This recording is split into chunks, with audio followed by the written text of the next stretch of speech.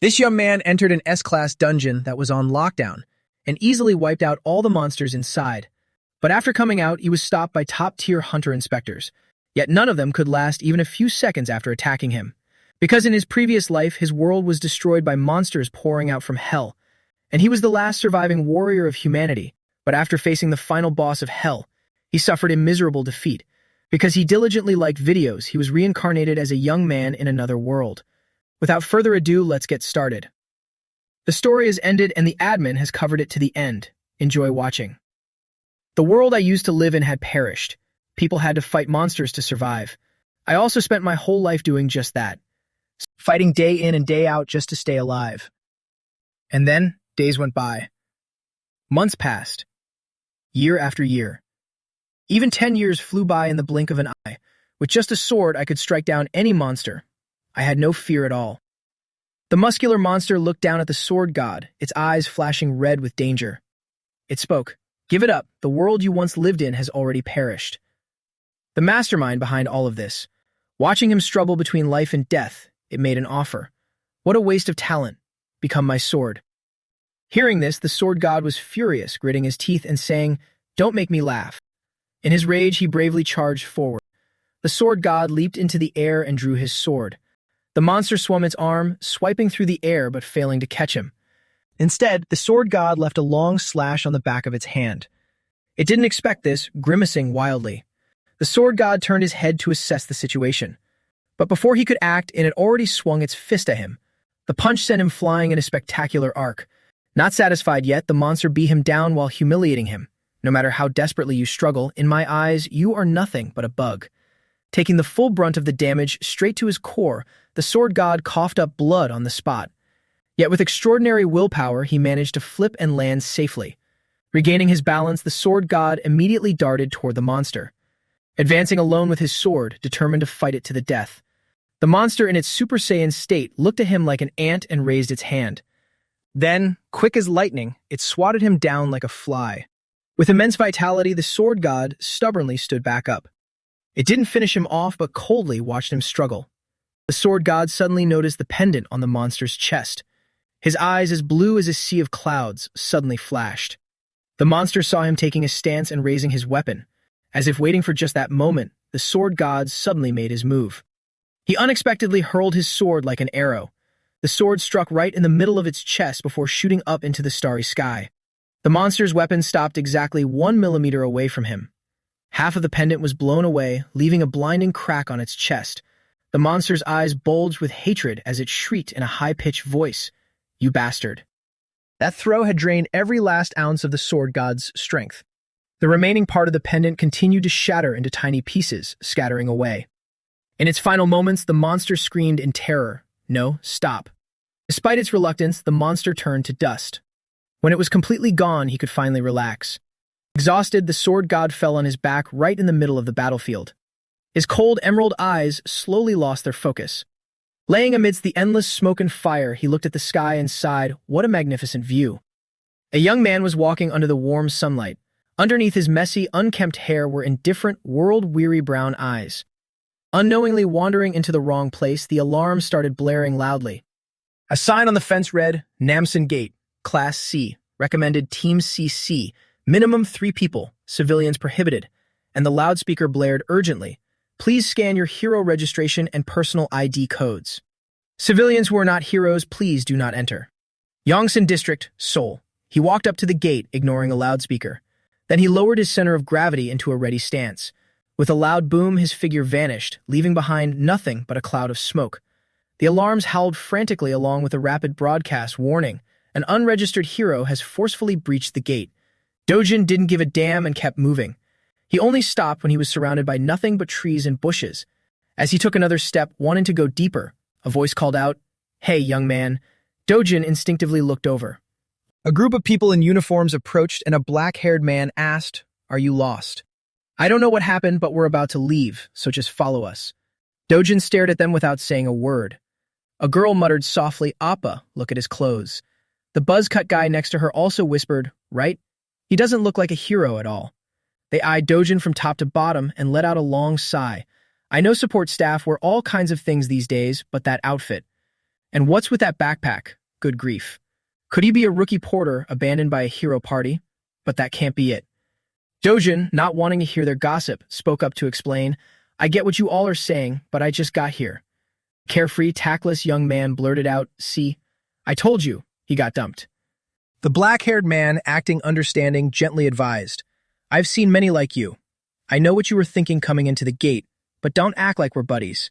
Thinking you can hunt in a gate just from watching TV or browsing the net is pure suicide. First, get a proper hero license and pass the training and exams.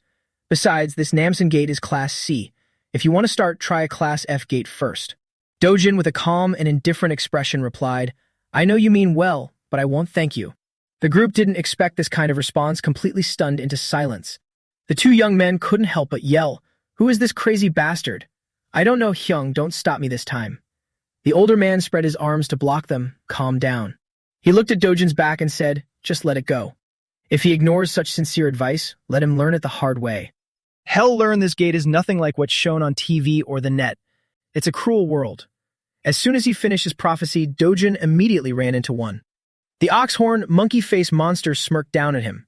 Standing in the beast's shadow, he calmly took off his luggage and closed his eyes. The monkey-faced monster swung its arm to attack.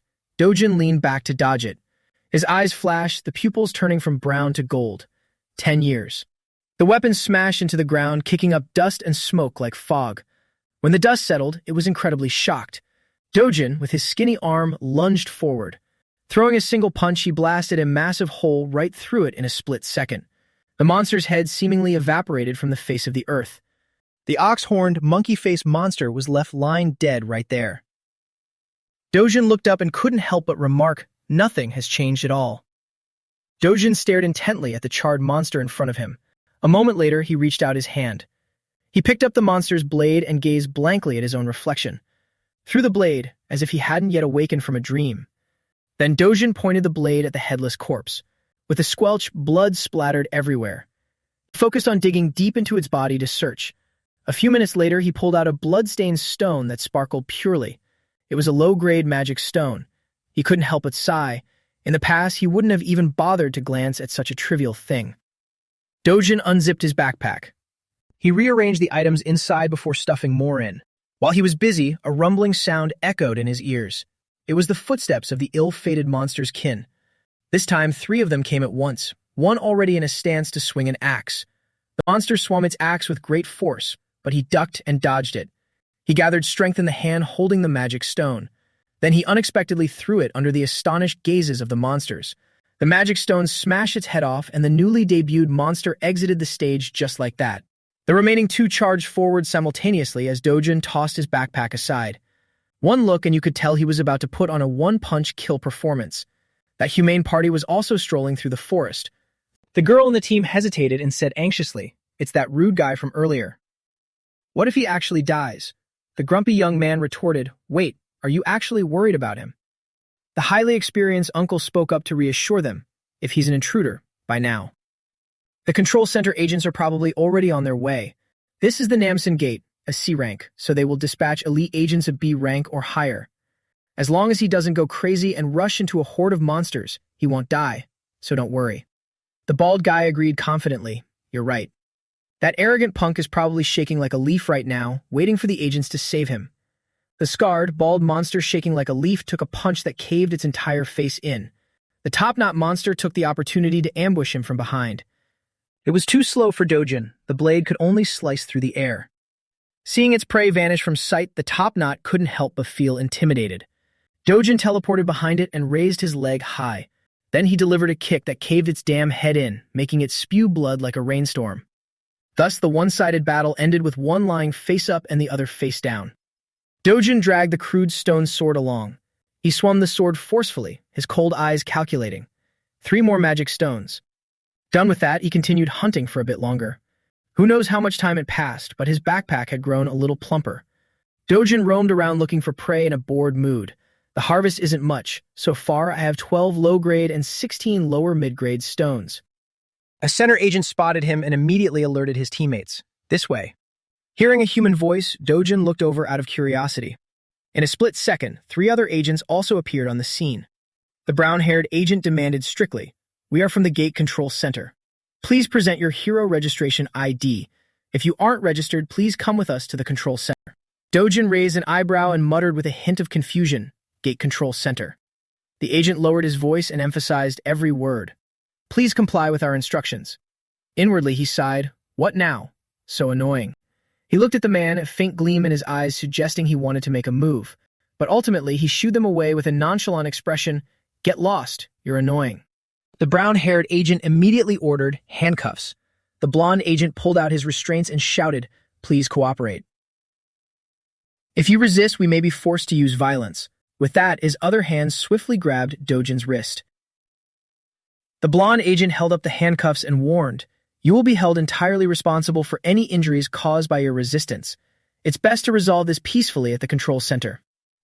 Without waiting for his wrist to get some new jewelry, he grabbed the man's hand in reverse. Feeling the crushing grip on his wrist, the blonde agent widened his eyes in shock. Dojin looked at him dead in the eye and said seriously, "Stop bothering me and get lost." Seeing this, the agents couldn't help but raise their guard and draw their weapons. In the blink of an eye, the weapons revealed their true forms. He glanced at the tools and thought dismissively, "A level 4 magic sealing device. That's barely useful against orcs." Dojin applied a little more force, twisting the blonde agent's joint. At the same time, he spoke up, particularly emphasizing, "Final warning. If you don't want to get hurt, go back." As soon as the words left his mouth, pressure approached from the front. Agents attacked, and Dojin casually blocked their strikes. The agent on the right threw a punch. He tilted his neck and smoothly dodged it. Simultaneously, as quick as the wind, he raised his knee, slammed it right into the agent's side. A flawless knee strike caused the right-wing agent to lose his balance. Then he conveniently followed up with a kick that sent the man flying. The left-wing agent was stunned by the sight, freezing in his tracks. He stared at him as if he were a terrorist. Dojin turned around, looked at the agent, and gave a single nod. Right after, his figure blurred as if fading away. Unable to see him anywhere, the terrified agent thought, he disappeared. He suddenly appeared right next to him and landed a heavy blow. Taking the full brunt of the damage, the agent clutched his stomach, coughing violently. He called out, "Hey." The agent hugged himself, awkwardly responding, What?" Dojin asked, "If I register as a hero, I won't run into any more trouble, right?" The agent replied hesitantly, "That's right. As long as you don't break the law inside the gate, there's no reason to dispatch agents at all." He asked again, "What about rifts?" Hearing this, a shiver ran down the agent's spine. Pathways to other worlds where bizarre monsters appear have opened up worldwide. The byproducts obtained from hunting monsters here are used as a new energy source. For that reason, places where the government completely controls the passage and contains the monsters are called gates. And the spaces that have not yet been converted into gates are called rifts. After listening to the explanation, he basically summarized. "So that means no matter which gate I go to, you guys will still come crawling after me, huh? Under the excuse of trespassing or whatever." Seeing Dojin's displeased face, the agent hurriedly explained, yes, exactly. If a hero who hasn't registered enters a gate without authorization, the control center will receive an alert and agents on standby nearby will be dispatched. Rifts aren't as easily accessible as gates, and the Hero Association won't just sit idly by either. He couldn't care less about those annoying details and said arrogantly, "So what?" The silence agent couldn't help but regret inwardly. He's a total lunatic. Damn it, I should have reported to headquarters from the very beginning. Just as he finished cursing in his head, Dojin grabbed the agent's face and swung his arm. He effortlessly tossed the agent away like throwing a dodgeball. Dojin looked at the agent and judged inwardly. Truly a worthless nobody. The agent, half-kneeling and clutching his injuries, screamed, "You bastard! Next time, I will definitely kill you." Dojin completely ignored him and continued his journey. At the moment, the ornament on the monster's chest shattered. The monster roared in despair. "No, stop right now." Hearing its voice, which was almost a scream, I also gradually lost consciousness, feeling as if I was being sucked into something. Death. I must be dying soon. With that mindset, the sword god closed his eyes and accepted it. Waiting for a while but seeing no one come to take him away, he doubtfully opened his eyes. Unexpectedly, he found himself hanging upside down above the blue clouds. In front of him was an unfamiliar young man. The sword god spoke up. "Who are you?" The timid-looking young Dojin introduced himself. "My name is Seo Dojin, and I am on the verge of death. If you accept my request, I will quietly disappear." As soon as he finished speaking, the sword god replied without hesitation, "I refuse. Hearing those words, Dojin became flustered, not knowing what to do. The sword god took the initiative to explain his reason. I have no lingering attachments to this life anymore. After 10 years of fighting to the death, I was betrayed by the comrades I trusted. The country I lived in is destroyed, my friends are dead, and so is my family. No matter how hard I try to live on, in the end, there's nothing left anyway, right? It's the same for you. These words made Dojin freeze completely. Dojin couldn't help but try to persuade him. Even though my life is like that, I don't want my grandmother and Yoon to live like this too. The sword god finally softened, cleared his throat, and asked, and then? Just tell me one thing briefly. What do you want? Not expecting him to change his mind so soon, Dojin's face lit up with joy. He hurriedly said, what I want is Gas and Digital Complex, Jumcheon District, Seoul. Now known as the Hero Complex, where trading gate-buy products is even more active than IT companies. After hunting enough magic stones, Dojin walked down the street carrying his backpack. Walking for a bit, he came across a purchasing shop and thought to himself, should I choose this place? The sleazy-looking receptionist saw a customer enter and said, welcome. Dojin entered and immediately said, I want to sell some magic stones. Hearing this, the cashier jumped up and boasted, you've come to the right place. We offer the best purchasing prices in Seoul, no, in all of Korea.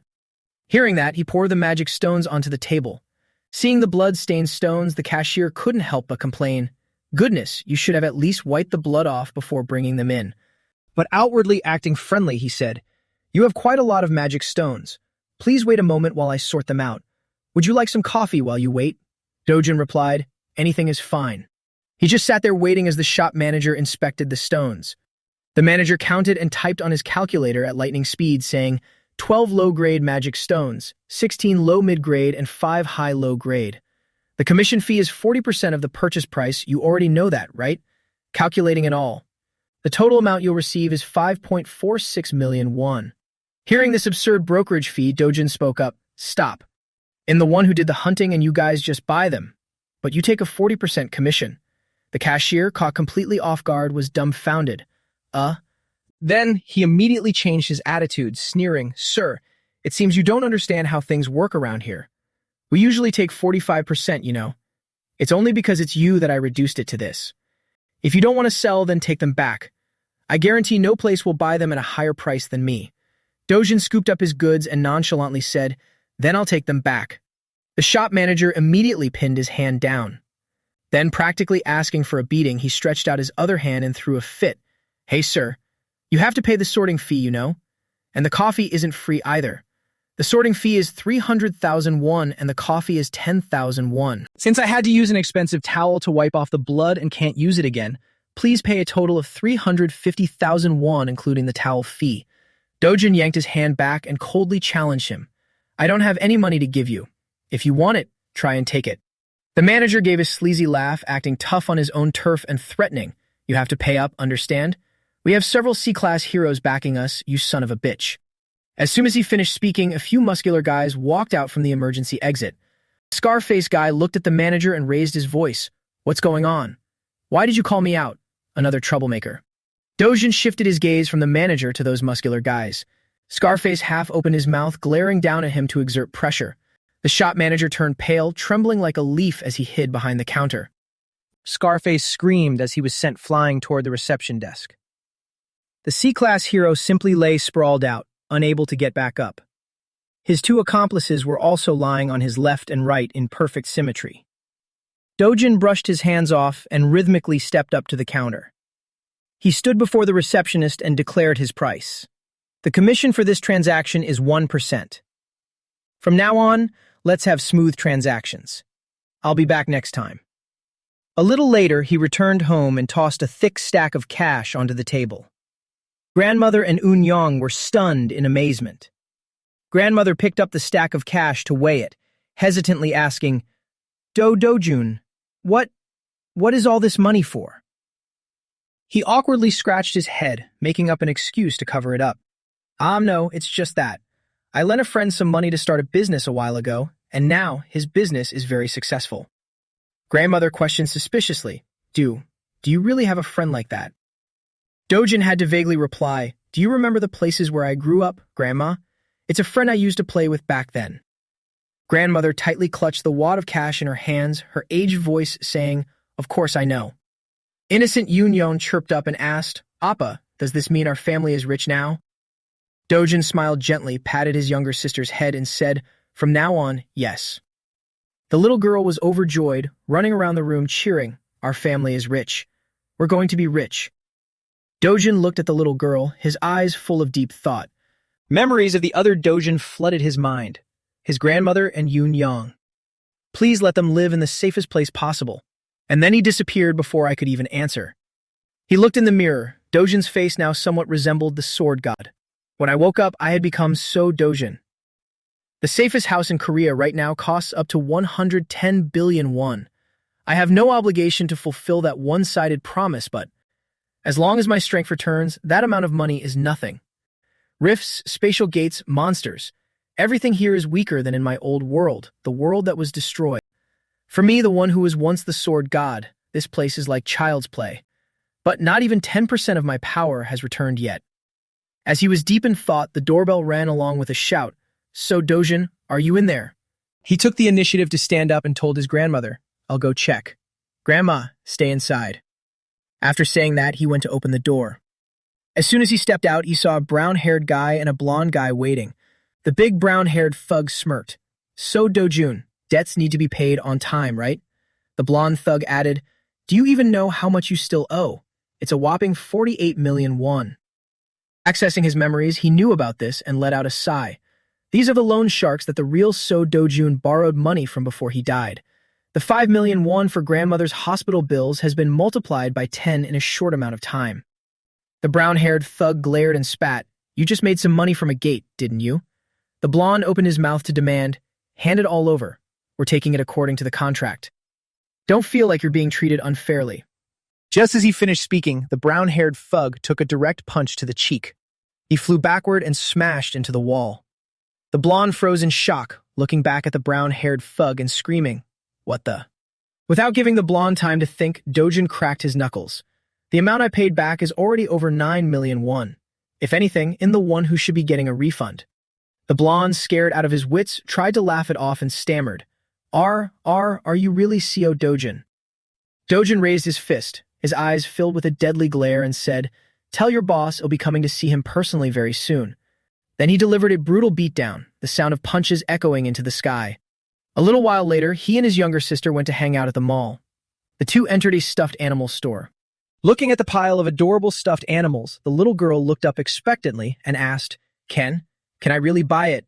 Am I allowed to buy this doll? Dojin smiled kindly and said, We already bought some things. Now just pick whatever you want. When I shared memories with CO Dojin, my barren emotions changed.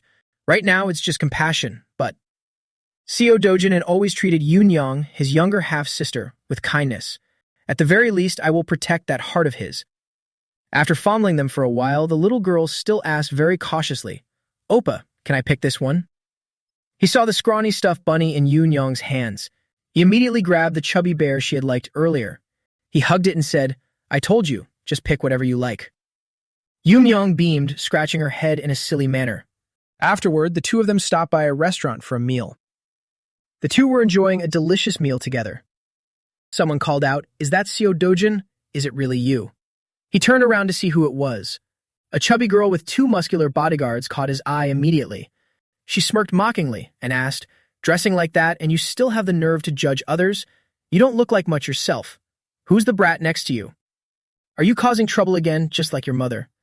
As soon as those words came out, the surrounding atmosphere instantly grew tense. Only Yoon Yang was completely clueless, wondering, who is this lady? Dojin remained silent, not even bothering to react to her. But even if you seek peace, the storm won't let up. Seeing that the older one wasn't an easy target, she set her sights on the little girl. She casually asked, What's your name again? And the little girl politely replied, Eun Young. With nothing better to do, she arrogantly mocked, You're from the Seo family?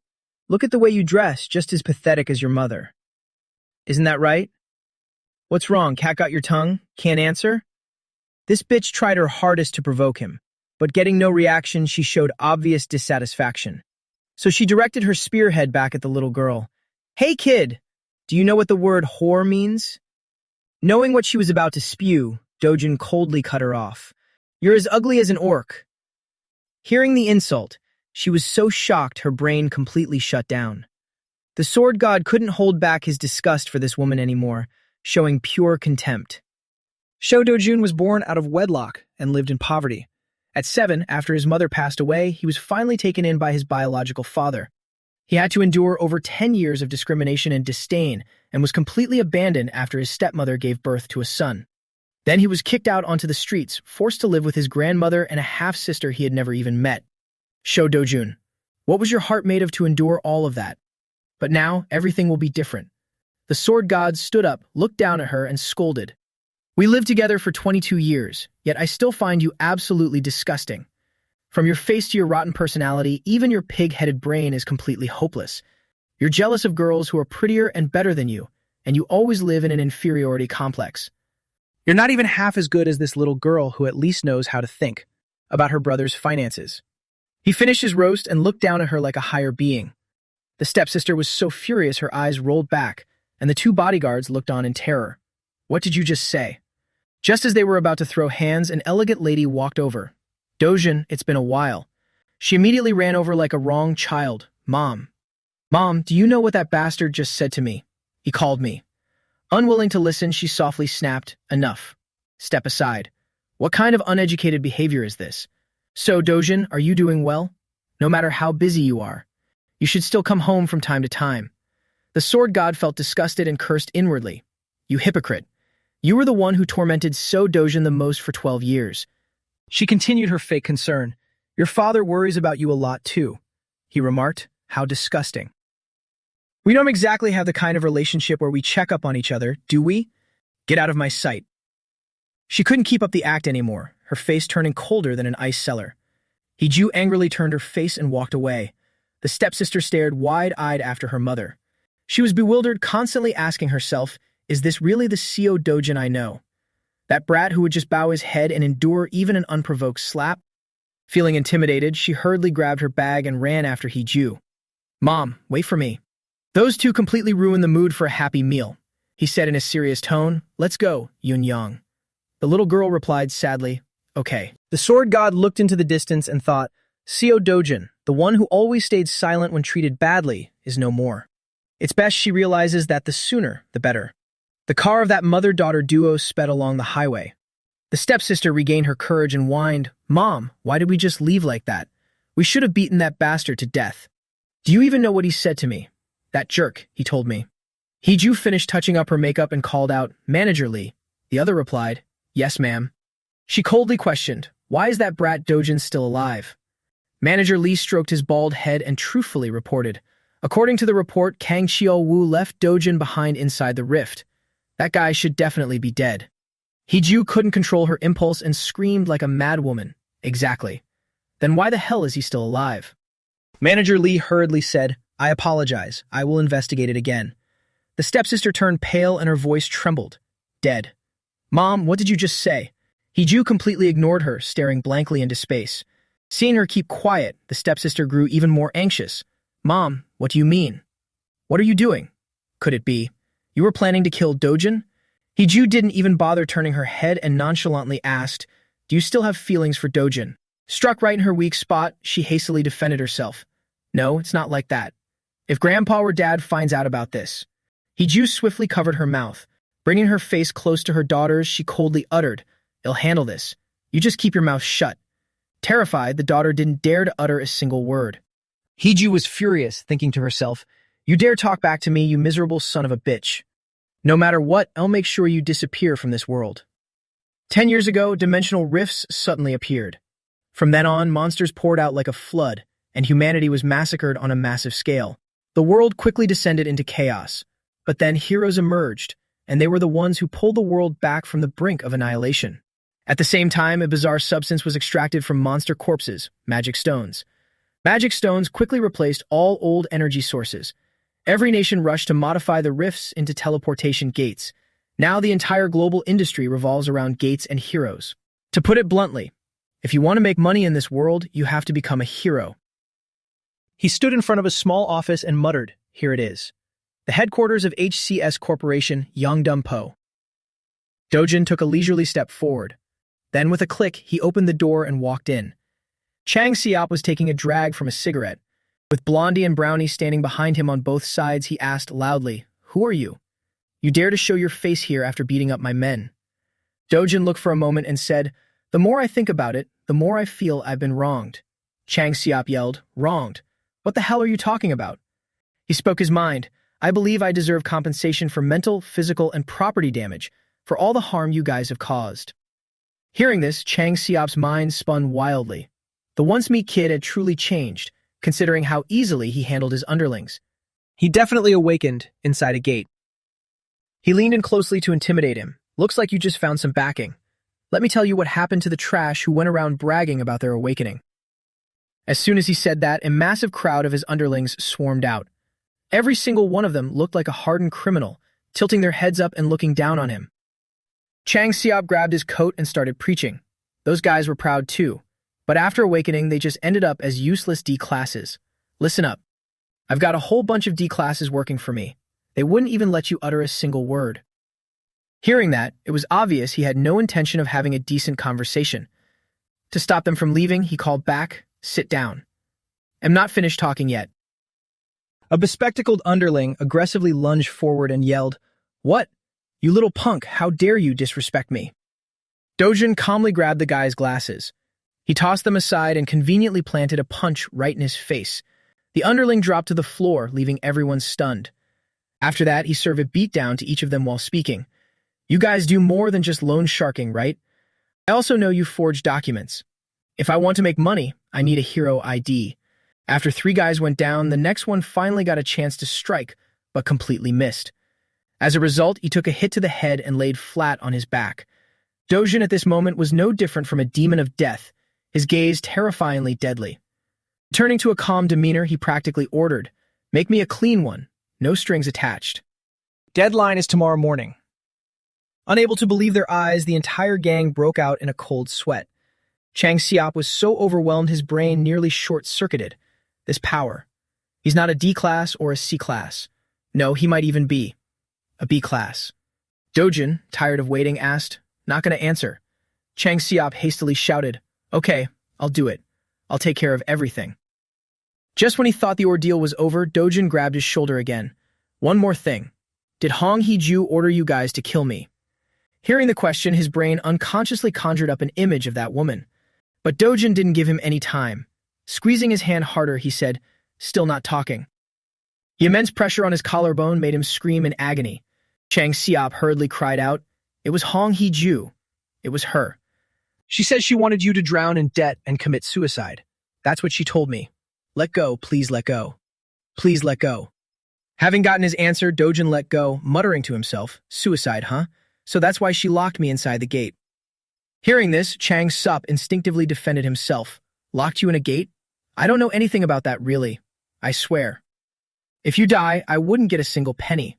Why would I throw you in there?" In telling the truth. Seeing him about to piss his pants, Dojin didn't doubt him.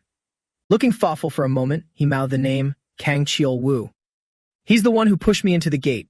Bring me all his information by tomorrow morning." Chang Siop replied with a trembling voice, "Yes." Dojin left the office, leaving the entire gang sighing in relief. The sword god looked up at the clear blue sky. He unconsciously thought of Dojin's wish. Please let Grandma and Yoon Young live in the safest place possible. He formally accepted it. "Is that all you want? All right, I'll help you." The next morning, holding his hot-off-the-press ID card, he went to the management center gate and scanned it. A cold mechanical voice announced, "Hero registration card verified. Your rank is lower than the recommended level. Please be cautious and think carefully before entering." Dojin looked at the card, pouting and muttering, "That bastard at the company should have just upgraded me to a rank." He just walked right in amid the scanner's blaring warnings. "Your rank is lower than the recommended level. Your rank is lower than the recommend. Bamsum Gate, rank B, scale D, tunnel terrain. Recommended rank A, entry forbidden unless in a party of 2 or more. It's a B rank gate but only D scale, making a solo run pretty tough. But because of its tunnel structure, it only allows solo entry, so unless you're at least a rank, clearing it is nearly impossible. If you're really unlucky, you have to single-handedly fight hundreds of monsters in a pitch-black tunnel. Right in front of him was a giant snake with gorgeous scales radiating a deadly aura. Dojin was absolutely loving it. Equipping his gauntlets, he said excitedly, "This is great." The snake shot out its stiff, venom-soaked tongue. Dojin ignored it all and just grabbed a magic stone. Seeing its kin slaughtered right in front of its nose, the golden snake hissed in a frenzy. Having dealt with one, Dojin turned his head and narrated to himself Black Fang Snake, a venomous breed. Just a graze is enough to paralyze your body. He leaped high into the air and landed with immense force. His toes spun like a pinwheel. Flickering in and out of sight, he carved several gashes from its head to its tail. At the very end, he even clawed right through its body. After finishing off this one, his gauntlet was entirely drenched in snake venom. Looking at the level of corrosion, he casually evaluated. Well, it's worth the 300,000 won. The hissing sounds approached again, and Dojin instinctively glanced over. This time, they brought their whole extended family for a gang fight. He engaged in some deep, up-close combat with these venomous snakes. The more he fought, the more fired up he got, with blood splattering everywhere. Those damn snakes were spitting venom like a torrential downpour. A moment later, Dojin was the only one left standing in the tunnel. He dug his hand in to search for loot and wondered, not a single magic stone? There really aren't any. He thought to himself, if it's like my previous world, the magic stone drop rate for Black Fang snakes is under 3%. Looks like I'll have to hunt a few hundred more. He followed the tunnel until he reached a lush, vibrant forest. He noticed a few dry skeletons reeking of death nearby. Then, following the gaze of the empty eye sockets, is that the boss? He saw a snake 3 to 4 times larger than any he had encountered so far.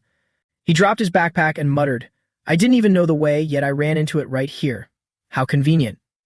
Then he lunged forward with a punch. Gotta finish this quick and head back. But this time he was repelled, a sharp pain shooting through his wrist.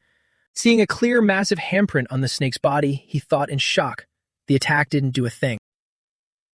Before Dojin could come up with a countermeasure, its tail slithered closer, and with a vicious whip, he was sent flying backward into the wall. That tail whip was incredibly agonizing. Dojin had to sit and rest for a moment. Only when the boss snake slithered closer with menacing intent did he force himself up. He then jumped to the side, narrowly escaping death. Right after dodging, he stomped his toes hard into the ground and sprinted at breakneck speed toward the boss snake.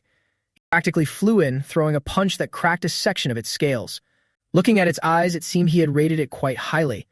Facing an enemy with such overwhelming capabilities, he couldn't help but wonder. Just as I thought, totally different from those other snakes. Its skin is so tough that punches do absolutely nothing. What do I do now?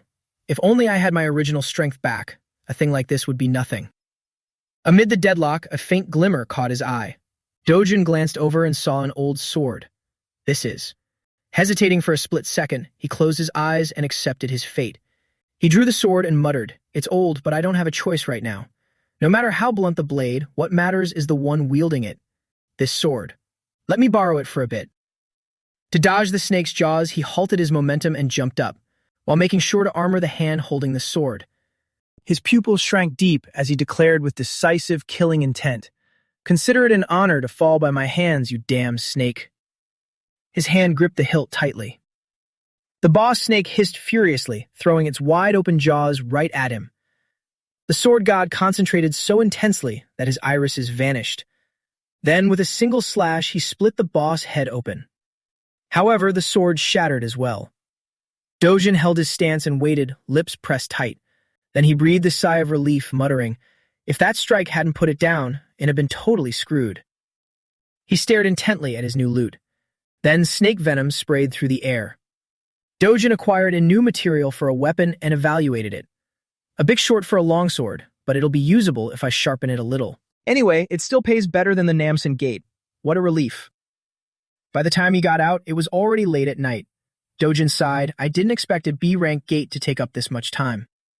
Restoring my strength is definitely the top priority right now. I just hope my old brothers don't see me looking this pathetic. The next morning, at the store he had visited before, a hunter brought his loot and placed it on the counter. The manager calculated for a moment and said, You've gathered quite a lot of magic stones. The commission is 40% as usual. Hearing this, the hunter was dissatisfied and tried to haggle. What? 40% is way too steep. I'm irregular. Can't you give me a little discount? The manager counted the money and babbled on. Hey, you know we have the lowest commission in the market. The Gate Center's basic processing fee alone is 5%. Plus, we don't leave any transaction records, so you don't even have to pay taxes. When you think about it, dealing like this benefits you way more. The hunter found it reasonable, pouting as he counted his money. Well, I guess you're right. By the way, what happened to your face? Hearing this, the manager felt helpless and shrugged. Don't even ask. Some lunatic barged in, beat our guards to a pulp, and I caught a brutal beating myself. The hunter put his money away and rambled on. That's why I'm telling you not to rely on those C-rank guards. You gotta look at their skills, not just their rank. Ranks are just something bureaucrats made up for easy management, but true power is completely different. How can a newbie who just got his license and stands guard at a door compare to a hero who risks their life hunting monsters every day? The shop manager thought to himself, all right, if you're done, just leave. You sure talk a lot. The hunter winked and chuckled. We go way back. If you meet anything, just give me a call. Saying that, he headed for the exit right as our main guy arrived. As soon as that terrifying face appeared, the shop manager reflexively recoiled in fear. He pointed right at his face and yelled, "It's him. The guy who did this to me." The hunter turned his head in disbelief and asked, "Huh? This guy? He's tall and handsome, yet he caused trouble here. Hey, are you the one who caused a ruckus here? Calling yourself a hero while beating up innocent people. Don't you know heroes aren't allowed to lay a hand on civilians?" The shop manager gloated inwardly. The guy you're dealing with is a veteran hero of 7 years. He's got connections with a bunch of high and low-rank heroes. You're dead meat for messing with him. Dojin turned his head and snapped, "Mind your own business before lecturing others." Those words added fuel to the fire, making the manager even more excited. Unfazed by anyone, Dojin continued, "Or are you planning to step up and avenge them?" Enraged in a split second, the hunter clenched his fists. Do you have a death wish? Crap. The leading cause of hero deaths isn't monsters, but conflicts with other heroes. His 7 years of intuition immediately activated flight mode. "See you later, I'm busy. Excuse me, I have to go." Seeing his backup walk away just like that, the manager froze completely. Dojin questioned, "You don't seem to like me, do you?" The manager turned pale with fear. Without waiting for an answer, he tossed over a backpack full of magic stones, and then casually said, "Ring it up." Looking at the sparkling stones inside, he felt an immediate pressure. What is this? High-grade magic stones? Who the hell is this guy? Unable to resist the temptation, the manager reached out and started typing on the calculator. Then he gasped in shock. A total of 150 million won. Hearing that, Dojin was secretly dissatisfied. "I grinded all day just for 150 million. Outwardly calm, he demanded, "Hand it over." 150 million. Manager quickly blurted out, "No, we have to deduct the commission first." Seeing that death glare, he thought to himself, "Did I say something wrong?" Luckily, he remembered the deal and sighed in relief. Right, a 1% commission. So that's 148.5 million. Bring it out. Now. The manager cursed in his head. What? The commission is 40%. Are you deaf? But outwardly, he only dared to say, well, transactions over 100 million require approval from higher-ups. Dojin glared at him and ordered, "Then go get that approval. Right? Now." The manager made a call and spoke softly. "Yes, boss. The thing is." Seeing that the other side picked up, Dojin snatched the phone right away. He spoke directly to the person on the line. "Did you hear that clearly? Tell him to transfer my money." The shop owner spoke politely. "I understand. Please hand the phone back to my employee." Without bothering to listen to the rest, Dojin smashed the phone into the wall. Feeling the blazing heat from the phone and hearing the order from this demon, he relented. The boss said he understands. "Bring out the money." Not daring to talk back, the manager immediately complied. "Why, yes, right away." He left the store carrying several full bags of cash. "Next time, let's keep our transactions civilized, all right?"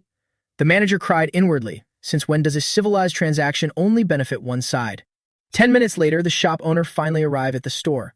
He asked anxiously, "Hello? Why didn't you pick up? What was that call earlier about?" Completely exhausted both mentally and physically, the manager said, "Boss, I quit. I can't do this anymore." Seeing the phone embedded in the wall, the shop owner's eyes darkened. The manager looked at his boss with a gloomy expression. The shop owner made a call for backup.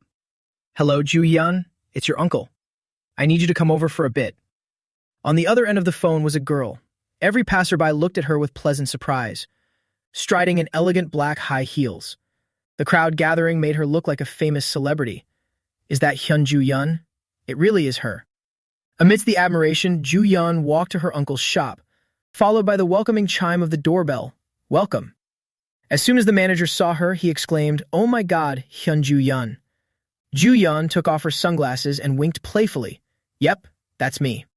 The manager was completely taken aback, thinking, Hyun Ju-yeon, Korea's fourth-ranked S-class hero. I heard she was the boss niece, but what is she doing here? As if reading his mind, Ju-yeon proactively explained, my uncle said he's having a headache because some hero came in forcing people to sell magic stones. Mind if I hear the details? Dojin and Yoon-young were hanging out in their front yard. One was playing with dolls while the other was training. Even if I hunt all day, it's hard to make 100 million. At this rate, it'll be too late. I need to be strong enough to hunt in an S-class gate, even if it's just one day earlier. To do that, the most important thing right now is to regain my former strength. But unlike in my old world, the mana in the air here is extremely scarce. Even if I gather mana like this every day, it'll take 3 years. No, maybe even longer. It would be better if I had decent gear, but there is barely any equipment here. Even the garbage ones are rare. While he was stressing over it, he sensed danger. The little girl was happily playing when she saw her brother running towards her. He scooped Yoon-young up and rushed inside. Yoon-young, you have to get inside the house. Dojin brought the girl in and slammed the door shut immediately. Seeing him in such a rush, the grandmother asked, What's going on, Dojin? Suddenly, the whole apartment shook. The grandmother was startled and screamed, Earthquake. It's an earthquake. Yoon-young also panicked and screamed at the top of her lungs. With his incredibly sharp senses, Dojin thought to himself, That's not an earthquake. This could be. The sky was pitch black, and what's worse, it was cracking apart. The cracks were spreading wider and wider like a spider's web. The center of the crack was right in his front yard. A rift. In a panic, his grandmother asked, Dude Dojin, what on earth is happening? He solemnly warned, It's dangerous. Don't step out of the room. And then he threw himself right into the rift, ignoring his grandmother and sister calling out to him, Dojin, Oppa. At that same moment, at the Seoul Hero Association, the crowd receiving the notification yelled, Captain, a rift has just been detected in Mappo. The association manager pondered for a moment before giving the order, a new rift after 63 days. The White Lion Guild is closest to the Mappo area. Contact them immediately and quickly deploy any other heroes nearby. Where exactly was the rift discovered? The subordinate replied, in the front yard of a civilian's house. Hearing that, the senior manager smiled bitterly. A civilian's house. That's a huge problem. If a normal person, not a hero, enters a new rift, they won't be able to make it back out. His head started buzzing. Worse yet, if they lose their lives. A monster wave that lasts for 10 days in the rift zone. If that happens, all of Seoul will. The manager asked again, Have we identified the person who entered the rift? The blonde agent said, His name is Seo Dojin, a resident of the house where the rift appeared. His grandmother said he went into the rift to save his sister. So he's not a hero. Up until now, when a normal person enters a new rift, what's the probability of a monster wave occurring? The blonde agent hesitated for a moment and answered, It's 99.9%. Hearing those hellish odds, the crowd's spirits completely plummeted. At the same time, Heeju was losing her temper at her subordinate. She angrily questioned in disbelief, Awakened? Dojin awakened? What the hell are you talking about? Manager Lee answered with absolute certainty. He hasn't registered with the Hero Association yet, but he definitely awakened in that gate last time. Hearing that, Heeju grew even more furious and cursed. What the hell is that bastard Kang Chol-woo doing? Things wouldn't have turned out like this if you had just killed that brat yourself. Why did you make things so complicated? You already took the money. Manager Lee, tell that bastard Kang Chol-woo that if he doesn't kill Dojin, he has to pay back 10 times the money he received. I don't need to contact Kang Chol-woo. What do you mean? Manager Lee, pale-faced, said, A new rift just appeared in Mappo, at Dojin's house. We've also just confirmed that Dojin entered the rift. This news will be released to the media soon. Hearing that, her mood improved slightly as she muttered, So that means we won't have to see that vulgar bastard ever again, right? Manager Lee hesitated. That's right. But it was only slightly better. She was still extremely bitter. Heeju ordered in a low voice, Keep an eye on it until it's absolutely certain. Manager Lee reluctantly replied, Yes, ma'am. Meanwhile, Dojin was inside the space of the rift. The place where he stood was a primeval forest filled with lush green trees. Dojin felt the vast and majestic nature, his heart fluttering. I can't believe it. This is the Padasua forest I used to visit when I was little. The shape of the forest, every branch and blade of grass, and of course, the wind. The abundant mana in the air. Even the shape of the sky and clouds is special. Maybe if I go this way. He laughed heartily, just as I thought. The world tree. an ancient soul tree holding the flow of pure mana. The reason the previous world was destroyed was because this tree was burned and the flow of mana was ruined. I can't believe the world tree is still safe. I don't know how, but now I can get back my old mana. Dojin, thrilled and overjoyed, sat down to cultivate. Dojin immersed himself in this peak cultivation space. Day by day, he stayed in the hollow of the world tree and meditated. 1 day, 2 days, 3 days. Forgetting to eat and sleep, completely focused on his breathing. He continued to train hard like that until a full moon night. Dojin woke up from his frantic cultivation mode because of the presence of a horde of monsters, Volcana. Dojin looked down at his old enemies and quietly tallied the debt, the ones who had burned the world tree in the past. They were rushing madly toward the world tree. Dojin habitually looked to his side and pondered, it would be better if I had a water elemental sword. But the Volcana monsters wouldn't give him the time. Dojin activated his mana and quickly decided, it doesn't matter, I'll crush every last one of them. With blue mana surrounding his body, he reached out his hand. Then he released pure mana to attack the intruders. The Volcana, hit by Dojin's mana, clutched their heads and shrieked piercingly. Dojin glared at them with cold, serious eyes. Seeing him easily destroy their comrades, the enemies grew much more cautious. The Volcana didn't dare to recklessly approach Dojin. Mana burst. The condensed mana was released as gas and detonated. This fighting style also causes quite an inconvenience. It's been a while since I released this much mana at once. They kept a safe distance, planning to launch long-range attacks. In a space filled with smoke and dust, mana bullets rained down. When the mana bullets were just a few centimeters away from him, they were completely nullified by the mana shield he had erected. Dojin used mana to levitate his body and muttered, I've confirmed the world tree is safe. Now in the mana in my body, let's test it out with these eyes. Saying that, he cracked his neck to loosen up and headed toward the Volcana. Seeing him getting closer, the Volcana continued to open their mouths and roar. Without waiting for them to shoot mana bullets, he smashed all their snouts. Less than greater than. His mana was blasted straight into the Volcana's mouths. Less than greater than. Causing internal damage that made them explode. 2 unfortunate Volcana died just like that in the explosion. Where their bodies disintegrated, a magic stone popped out. Dojin walked past the magic stones and indifferently mumbled, confirmation complete.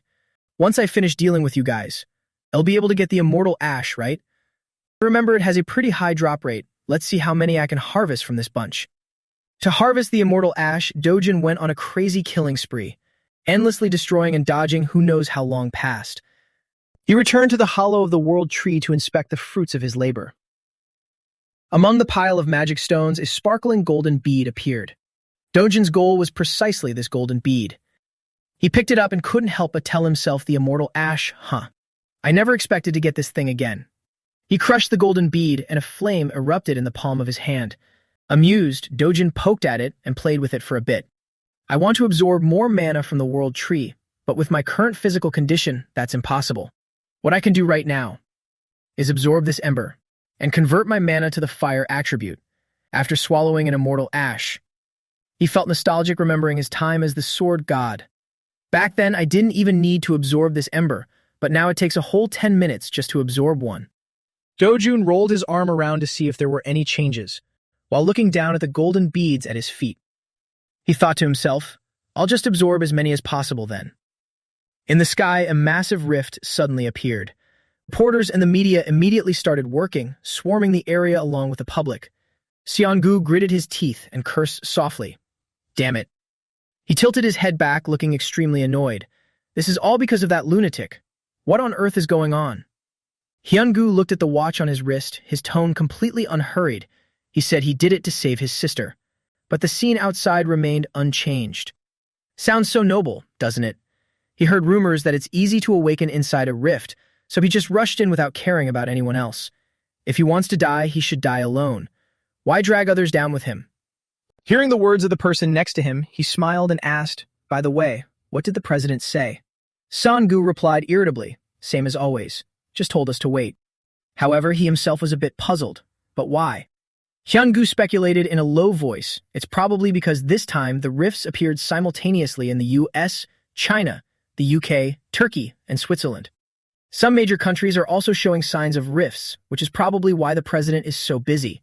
This is the first time something like this has happened, but I heard the other side had it under control from the start. Songu gritted his teeth, his brow heavily furrowed. We're the only ones in trouble. It's all because of that bastard. The first guy who went in there. Just wait until he comes out, he'll smash his face in. Outside, the rift was emitting a gloomy humming sound. Now came the voice of the daily news anchor. It has been 28 days since the new rift appeared. The Hero Association has issued a level 1 alert for a monster wave. On the screen was the blurred image of a young man. If the first civilian to enter Mr. S does not return within the next 2 days. Someone suddenly reached out, grabbed the remote, and turned off the TV. Chang Siop, with a cigarette in his mouth, mused deeply. Are you saying that Seo Dojin Punk is Mr. S? Manager Eon Gu bowed slightly, light reflecting off his glasses. That's right, I had someone verify it. It's definitely Seo Dojin. Manager Kim Yong-ju, Wan Chang Siop's right-hand man. Hearing the report, he paused for a moment before asking, what do you think are the chances of that guy making it back alive? He quickly speculated. If he's a civilian, it goes without saying. About 1%. No, less than 0.1%. A bizarre, smug smile appeared on Chang Siop's lips. A civilian? Ridiculous. Hearing his words, the underlings below nodded furiously like woodpeckers. Those people in the Hero Association are completely clueless. He rested his chin on his hand and nonchalantly brought up a possibility. What if that guy has awakened? Eon-gu thought quickly and immediately proposed a theory. If he has awakened, we'd still have to see what rank he is. Honestly, it's hard to judge. Chang Siop sighed and leaned back in his chair. True, being good at fighting doesn't mean you can survive in a rift. His next command caught him slightly off guard. That Seo Dojin guy seems to still have family, right? Keep them around. This order reminded him of Yoon Young and her grandmother. What are you planning to do, sir? Chang Siop simply stated his decision in a low voice. For now, just treat them well. Then he took off his glasses, a gloomy look crossing his face. If he dies, well, sell his family's organs. If he comes back alive, well, tell him we took care of them and make him owe us a debt. The scene shifted to a giant ancient tree enveloped in brilliant light. Dojin was currently focusing his mind to enhance his strength. How much time has passed? In his hand was a pale golden strand of aura befitting its name, Immortal Ash. I've already absorbed hundreds of them. Then the golden aura spun rapidly in his hand. Now, I can use fire attribute mana anytime I want. My fire resistance has also greatly increased. Dojin's eyes shifted slightly as he recalled his days as the Sword God. If we're only talking about the fire attribute, I'm even stronger now than during my prime when I was called the Sword God. His hand gently touched the trunk of the ancient tree. His voice echoed slowly in the air, back then, and now. Sparkling rays of light from the World Tree slowly fell down. Thank you, World Tree. Then Dojin bent down to pick up some red gemstones and put them into his basket. Slinging the basket over his shoulder, he softly said his goodbyes. I might not see you again. However, his eyes shone with resilience and determination. But if you're ever in danger. Finally, Dojin turned his back and walked away with a gentle smile. I will protect you at all costs. The scene quickly shifts to night as the moon rises high. From within the rift, he gradually emerges. His toes touch down lightly on the ground. Dojin tilts his head up to observe the desolate surroundings. There is no one within a 1-kilometer radius. Everyone must have evacuated to prepare for the monster outbreak. As he looks at the row of houses ahead, a flash of light suddenly appears. There's a rather strong aura coming from that direction. Without a second thought, his entire body dashes forward like the wind. Very quickly, Dojin appears behind Hyun-gu and his companion. While observing them, he silently makes an overall assessment. Looking at their uniforms, they seem to be the people from the previous gate. It'll be a huge hassle if I get caught. A golden flame from the Immortal Ash skill quickly ignites in his hand. In the blink of an eye, Dojin decisively throws it far away. The spark flies across the sky toward the rooftop of a nearby building. Finally, it vanishes, leaving only a flickering speck of light. Suddenly, a deafening explosion shakes the sky. He is stunned, unable to comprehend what is happening. What is that? What was that sound? Sum-gu turns his head toward the source of the noise and light, hurriedly asking, Fire? Is there a fire? Both of them quickly rush toward the fire in a state of urgency. By the time they arrive, the flames have already completely consumed the building. He widens his sharp eyes, unable to believe what is happening. What's going on? Why is there a fire here? Meanwhile, in the distance, Dojin carefully evaluates the effectiveness of his recent move. The targeting accuracy of the fire attribute seems pretty good. He looks down at his hand, a wave of nostalgia welling up in his heart. Kusek, Isn't this the fire you were always so proud of? The smug and confident demeanor of the sword god now resurfaces in his memories. You'd definitely be satisfied, seeing as you're the strongest fire mage on the continent. Hyungu's eyes suddenly widen, his pupils shrinking to their limits. He turns around in shock, his sharp eyebrows slightly furrowed. Wait a minute. He turns toward the fluctuating rift and murmurs, "There's something strange about the rift." Sunggu can't help but question his remark. "What do you mean?" In a fleeting moment, the rift gradually shrinks and then vanishes, and the two of them are now desperately rushing back to where the rift appeared. He quickly realizes the anomaly he hadn't noticed earlier. What? The rift. Sunggu's stern face cannot hide his astonishment. It's. Now only a few flickering rays of light remain of the rift before it entirely dissipates. It disappeared. Dojin slowly walks up the stairs amidst the silent night. Suddenly, he turns his head, his eyes glinting with terrifying power and seriousness. Early in the morning, the city broadcasts an urgent news bulletin. Breaking news. The new rift that appeared in Mappo vanished early this morning. On a company's LED screen, the anchor continues reporting. Today marks exactly 29 days since the civilian named S entered the rift. The Hero Association, which had braced itself for a monster wave, is completely caught off guard by this bizarre phenomenon and is currently investigating the cause. Pedestrians on the street all look up at the screen, deeply engrossed in discussion, completely unaware that the person they are talking about is right there. At the same time, a mysterious fire broke out at a junkyard near the rift area. They stop to chat among themselves. That guy named S disappeared completely after entering the rift, didn't he? Serves him right for dying. Who in their right mind jumps into a rift right after it appears? They throw out malicious words. Well, he's dead anyway. You're being a bit too harsh. That's so heartless. If the rift hadn't disappeared, all of Seoul would have become a battlefield by now. Dojin stops and thinks about the recent news bulletin. If it vanished, does that mean I won't be able to see the world tree again? What a shame, but maybe it's for the best. He looks up at the sunny sky. Besides, as the blinding sun shines down, Dojin tells himself, I have other things I need to protect now. Suddenly, he stops in front of an old office, which looks like it hasn't been used in a long time. Inside the hallway, two thugs are chatting, their cigarette smoke wafting through the old corridor. The scarred thug holding a cigarette smirks. Now that bastard is dead, the old hag and the little girl are doomed too. The other one replies, yeah, our boss isn't someone to mess with. Hell wring at least 10 times that amount out of them. The scarred thug puffs on his cigarette and continues. Never mind the old hag, that little girl will definitely grow up to be a real beauty. The boss is probably thinking of all sorts of ways to exploit her.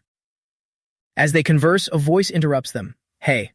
Dojin steps out of the shadows toward them and asks, where is your boss? A car pulls up right outside the old office. A man wearing black shoes steps out of the car.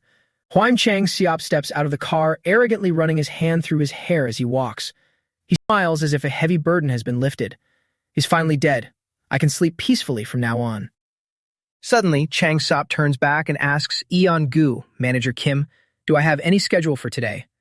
He hurriedly flips through his notepad and reports, you have a lunch meeting with CEO Beck, but nothing scheduled for tonight. Right after, he takes off his sunglasses, turns around, and instructs, is that so? Contact Madam Kang and tell her I'll be dropping by tonight. Tell them to properly prepare some new girls.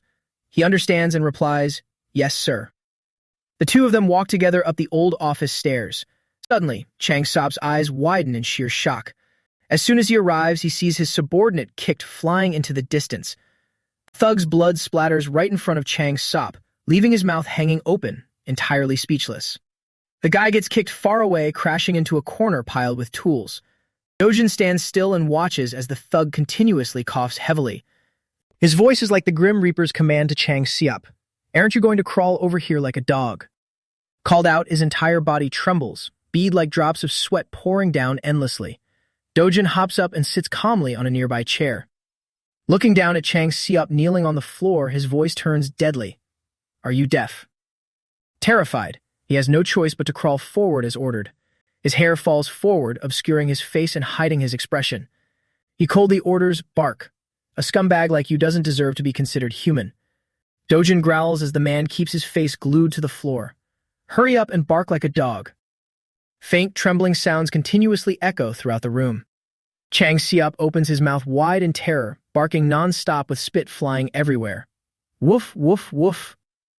His two subordinates pressed their faces against the wall, ignoring him and too afraid to step up and help. Chang Sop continues barking incessantly. Dissatisfied, Dojin looks down at him and issues another command. Bark louder. Sitting on the chair, he growls angrily. You cower in front of me, pretending to be so unconditionally loyal, yet the moment you see an opening, you stab me in the back. Dojin glares at him with murderous intent and asks, Huan Chang Siop, did you think I've never dealt with trash like you before? Terrified, Chang Siop slams his head against the floor, begging, Please, please spare my life. I will be fiercely loyal to you like a dog for the rest of my life. Dojin kicks him right in the jaw. Shut up. Chang Siop spews blood from his mouth, flying away in agony. He turns his gaze to Eon Gu. Hey, glasses. Dojin gives him a task. From now on, you're the boss. Stop bowing down and working for a beast like this. He continues telling him, overthrowing your superior isn't a big deal for you guys, right? I'm giving you permission, so just do it. Eon-gu nervously presses his lips tight. He bows deeply and tactfully declines. Our boss has a lot of vast connections. If I suddenly become the boss, they'll find it suspicious. He sweats profusely, his voice fearful as he pleads, Therefore, please don't do this. Please spare my boss this once. Dojin glares at him with a murderous look. Why are you being so annoying? Aren't you guys experts at putting people in barrels and tossing them into the sea or crushing them in junkyards? Losing his patience, he utters a sentence that terrifies them to the core. In that case, I'll just throw him into a gate as monster bait. Hearing this, Chang Sop frantically bangs his head on the floor, begging for mercy. Please, I'm begging you, please spare my life. Just let me live, and I will live like a dog for the rest of my days. His subordinates also bang their heads on the floor. We beg you. We beg you. Dojin ponders with a look of disgust. Getting rid of Huang Chang Sop now would be cleaner and save me trouble later, but... He sighs and mutters to himself, Have I gone soft too? He reaches out his hand like offering a lifeline. Here. Thinking Dojin has forgiven him, Chang Sop looks up with a joyful face. Trembling, he reaches to grab his hand, profusely apologizing. I'm sorry. I'm sorry for everything I've done. As he speaks, a sudden glow emanates from his hand. From now on, I will treat you as my master. Huh? The moment his hand touches Dojin's, Dojin engulfs it in flames. Instantly, Chang Sop screams in agonizing pain. In Dojin's eyes, he is screaming pitifully. He uses a threatening tone. This is your last chance. Dojin swiftly pulls his hand back. Chang Sop's charred black hand falls onto the cold floor. He turns his back and walks away while behind him, Chang Sop continues to wail tragically. Dojin turns his head back to glare at Chang Sop, warning him, From now on, if my family gets so much as a single scratch, all of you are dead. So protect them properly, 24 hours a day for the rest of your lives. There are so many rumors, and officially, Dojin is a person who vanished along with the rift. The sun shines down right on the entrance of the McDonald's store. Dojin and his younger sister are sitting inside the restaurant, with her eagerly eating a burger. The government, the Hero Association, and all sorts of media outlets have already deemed Dojin dead. Lines of information appear on the phone. He is looking at the phone screen, reporting news about himself deep in thought. Through the window, Dojin's face reflects a nonchalant expression. Even if I say I made it back alive, it'll just cause more trouble. He looks at Yoon-young, who is puffing her cheeks out as she bites into her bun and smiles. Huan Chang Siop will find us a new house soon, so it's better if we just take our time moving out. The little girl happily enjoyed the pastry in her hands. With a few crumbs still on her lips, she looked up and smiled at him. I'm so happy we're moving soon. Dojin told her, now you can go to kindergarten like the other kids. Plus, you'll even start elementary school next year. Hearing this, Yoon-young's mood immediately dropped and she looked dejected. Seeing this, Dojin panicked and asked why. What's wrong? Don't you want to go to kindergarten? The little girl replied sadly, no. Yoon-young's reason left him stunned. The other kids keep teasing me because I don't have parents. Dojin turned away, pressing his lips tightly together. He looked at the little girl and gently comforted her. It's okay, then you don't have to go anywhere. You don't need to see those kids either. You can just start school next year. Hearing his promise, Yoon-young cheered up again. Really? So I don't have to go to kindergarten anymore? Dojin replied softly, you don't have to go. He thought in frustration, should I send her to a prestigious private school so no one can look down on her? An angry voice echoed from inside the hotel. What? You left an old lady and a child in a hotel. Dojin was interrogating Eon-gu. Are you guys out of your minds? Sweating profusely, he explained. This hotel is managed by our company. in terms of safety. Dojin finally accepted the arrangement. All right, fine. He opened the door and walked in. Yoon cried out in joy, Appa. The little girl ran over happily and threw her arms around him. Dojin's beloved grandmother came over and held his hands overjoyed. Dojin, you're really back. Yoon hugged him tightly and burst into tears. Appa, Appa. Awkward and overwhelmed by the scene, Dojin froze. He smiled and answered his grandmother, Yes, I'm home. Yoon's question pulled him back to reality. Appa, are you a hero too? Hearing this, Dojin asked back with interest, Why do you want me to be a hero? Holding her bread, the little girl replied, No, I'd rather you weren't a hero. Dojin asked curiously, Why is that? She hesitated and explained, because heroes have to fight scary monsters, and sometimes they even die. Yoon's face was full of sadness. Our family, Grandma and I, we just want you to live with us for a very long time. He opened his mouth but couldn't say a word. Dojin pressed his lips tightly together and said nothing more. Yoon's earnest voice still rang in his ears. Appa, we just want you to live with us for a very long time. Dojin recalled the horrifying scenes of his past. Even in that harsh world, there were people who survived until the very end. Sitting on the corpses of the ferocious beasts he had slain, he thought, During my long time fighting monsters, I lost so many things. Remembering the time Yoon ran to hug him, but now a precious thing I had forgotten has returned to me. Thinking of the meals with the little girl and his grandmother, Dojun resolved to protect them. In this place, I will live to protect this simple happiness.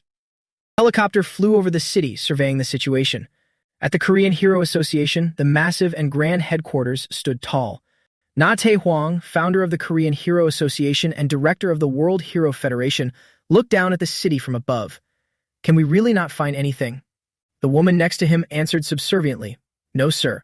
We haven't been able to determine anything yet. I sincerely apologize.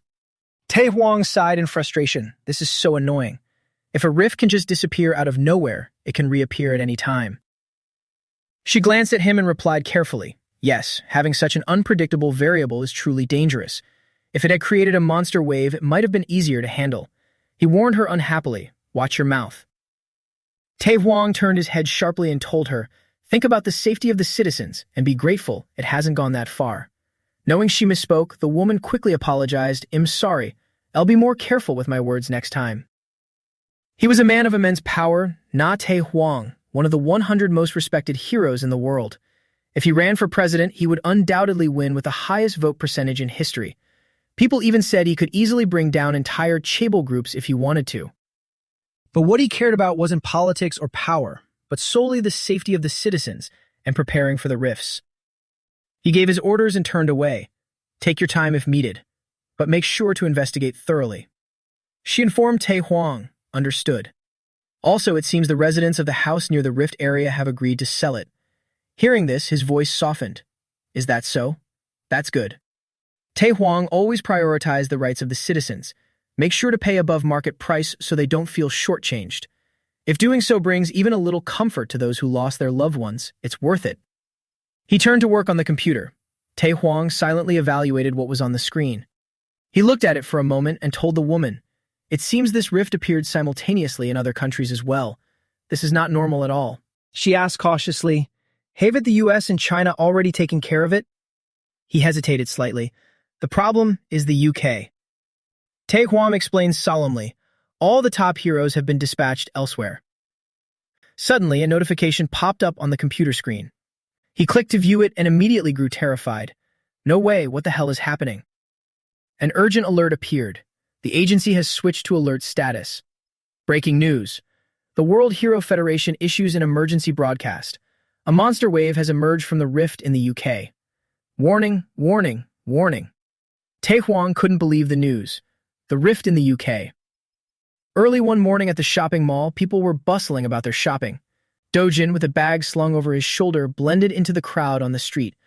A small shop appeared before him. He opened the door and walked inside. The employee who was greeting the customers suddenly froze welcome. Seeing Dojin walk in, he screamed in terror. Less than greater than. The employee hurriedly reported to the manager. Yes, sir, manager. That guy. He's the one. Less than greater than. Hearing this, the manager folded the newspaper he was reading. So it's this guy. He stood up from his chair and asked him, Is it you? The one enforced a magic stone sale while I was away. Dojin lowered the bag from his shoulder. Good. I have a lot of magic stones to sell today, and I need someone higher up to handle this quickly. He dropped the bag he was carrying onto the floor with a thud. He looked at the bag on the floor and judged. Looks like you brought another pile of unrefined, low-grade stones like last time. Thinking this, the manager flat out refused. I'm not doing business with you. Please leave. Dojin asked dubiously, not doing business? He waved his hand, gesturing for him to leave, then turned his back and walked away. It seems you don't understand. A 1% commission makes me suffer a huge loss. I won't trade with you again, so you better take your stuff and go. Dojin smiled and let out a sigh. You'll regret this. He stopped and told Dojin, talking to you really goes nowhere, but just so you know, there's a reason even the Gate Center charges a 5% fee. The distribution structure of magic stones isn't as simple as you think. His face darkened as he advised him, just give it up. Grab your bag and get out of my sight and don't ever come back. Dojin didn't leave. Instead, he nudged the bag with his foot. Dazzling magic stones inside immediately spilled out. Both the employee and the manager stared in utter shock. His glasses fell off his face, his eyes wide in disbelief. The manager's heart raced when he saw it. Wait, isn't that a hero magic stone? The hero magic stone, rumored to sell for any price. Why is it here? Dojin crossed his arms and looked at them. If you don't want it, it'll leave. That crystal with a hint of blue was none other than the hero magic stone. It was created by a drug lord, the notorious drug kingpin Kurjaman in Mexico, while analyzing magic stones to manufacture drugs. Its power caused everything around it to shatter. This incredibly potent crystal unlocked the hidden power within the stone, leading to a hero's awakening. Since then, this type of stone became famous as an essential material for awakening and enhancing mana. The hero magic stone became a highly sought-after item in the superhuman world, both a rare energy source and an astronomically expensive commodity. Seeing that it was a hero magic stone, the two of them were stunned, their jaws dropping. He stuffed his hands into his pockets and told them, put them back. They'll get out right now. Seeing him about to leave, the manager hurriedly switched to a respectful attitude. Sir, could you please take a seat and wait for a moment? The employee was at the counter, carefully wiping each magic stone with a cloth. As Dojin drank some water, the manager spoke up cautiously. Sir. Sitting across from him, he negotiated the price. I think a 0.5% commission is a bit too much. Dissatisfied, Dojin stood up. If you don't like it, forget it. Seeing this, the manager frantically explained, No, it's not that I don't like it. I was just curious. He asked carefully, why did you change it to 0.5%? Dojin replied coldly, because I'm annoyed. Knowing he had angered him, the manager quickly bowed his head and apologized. I am truly sorry. I was too insolent. He glared at him coldly with eyes as sharp as knives. I heard enough apologies. Just tell me if you're willing to adjust the fee or not. The employee glanced over at him, full of resentment. Stubborn jerk. He really has no manners at all. He had no choice but to accept. All right. Then he went on a long rant. Magic stones are rare goods, so if you're a major partner, you could totally sell them at cost price with no commission. But it's not like you're always going to sell hero magic stones, right? Right, when selling. If this time, for us, am willing to offer 10% for. After listening, Dojin simply cut him off with one sentence, you're talking too much. He stood up to leave. If you don't want it, forget it. The manager hurriedly shouted, 9%. We're honestly taking a loss to even offer this rate. Dojin shot back, then don't take a loss. Seeing him still walking away, he lowered it further, 8%. If the chairman finds out, hell kill me. Dojin replied nonchalantly, then don't let him find out. He continued to lower the percentage to make him stay, 7%. I can't go any lower. Dojin sighed, who asked you to compromise? 6%. I swear there is no profit left. What kind of business is this if I'm selling without profit? The employee, still wiping the magic stones, looked at the two of them in dismay.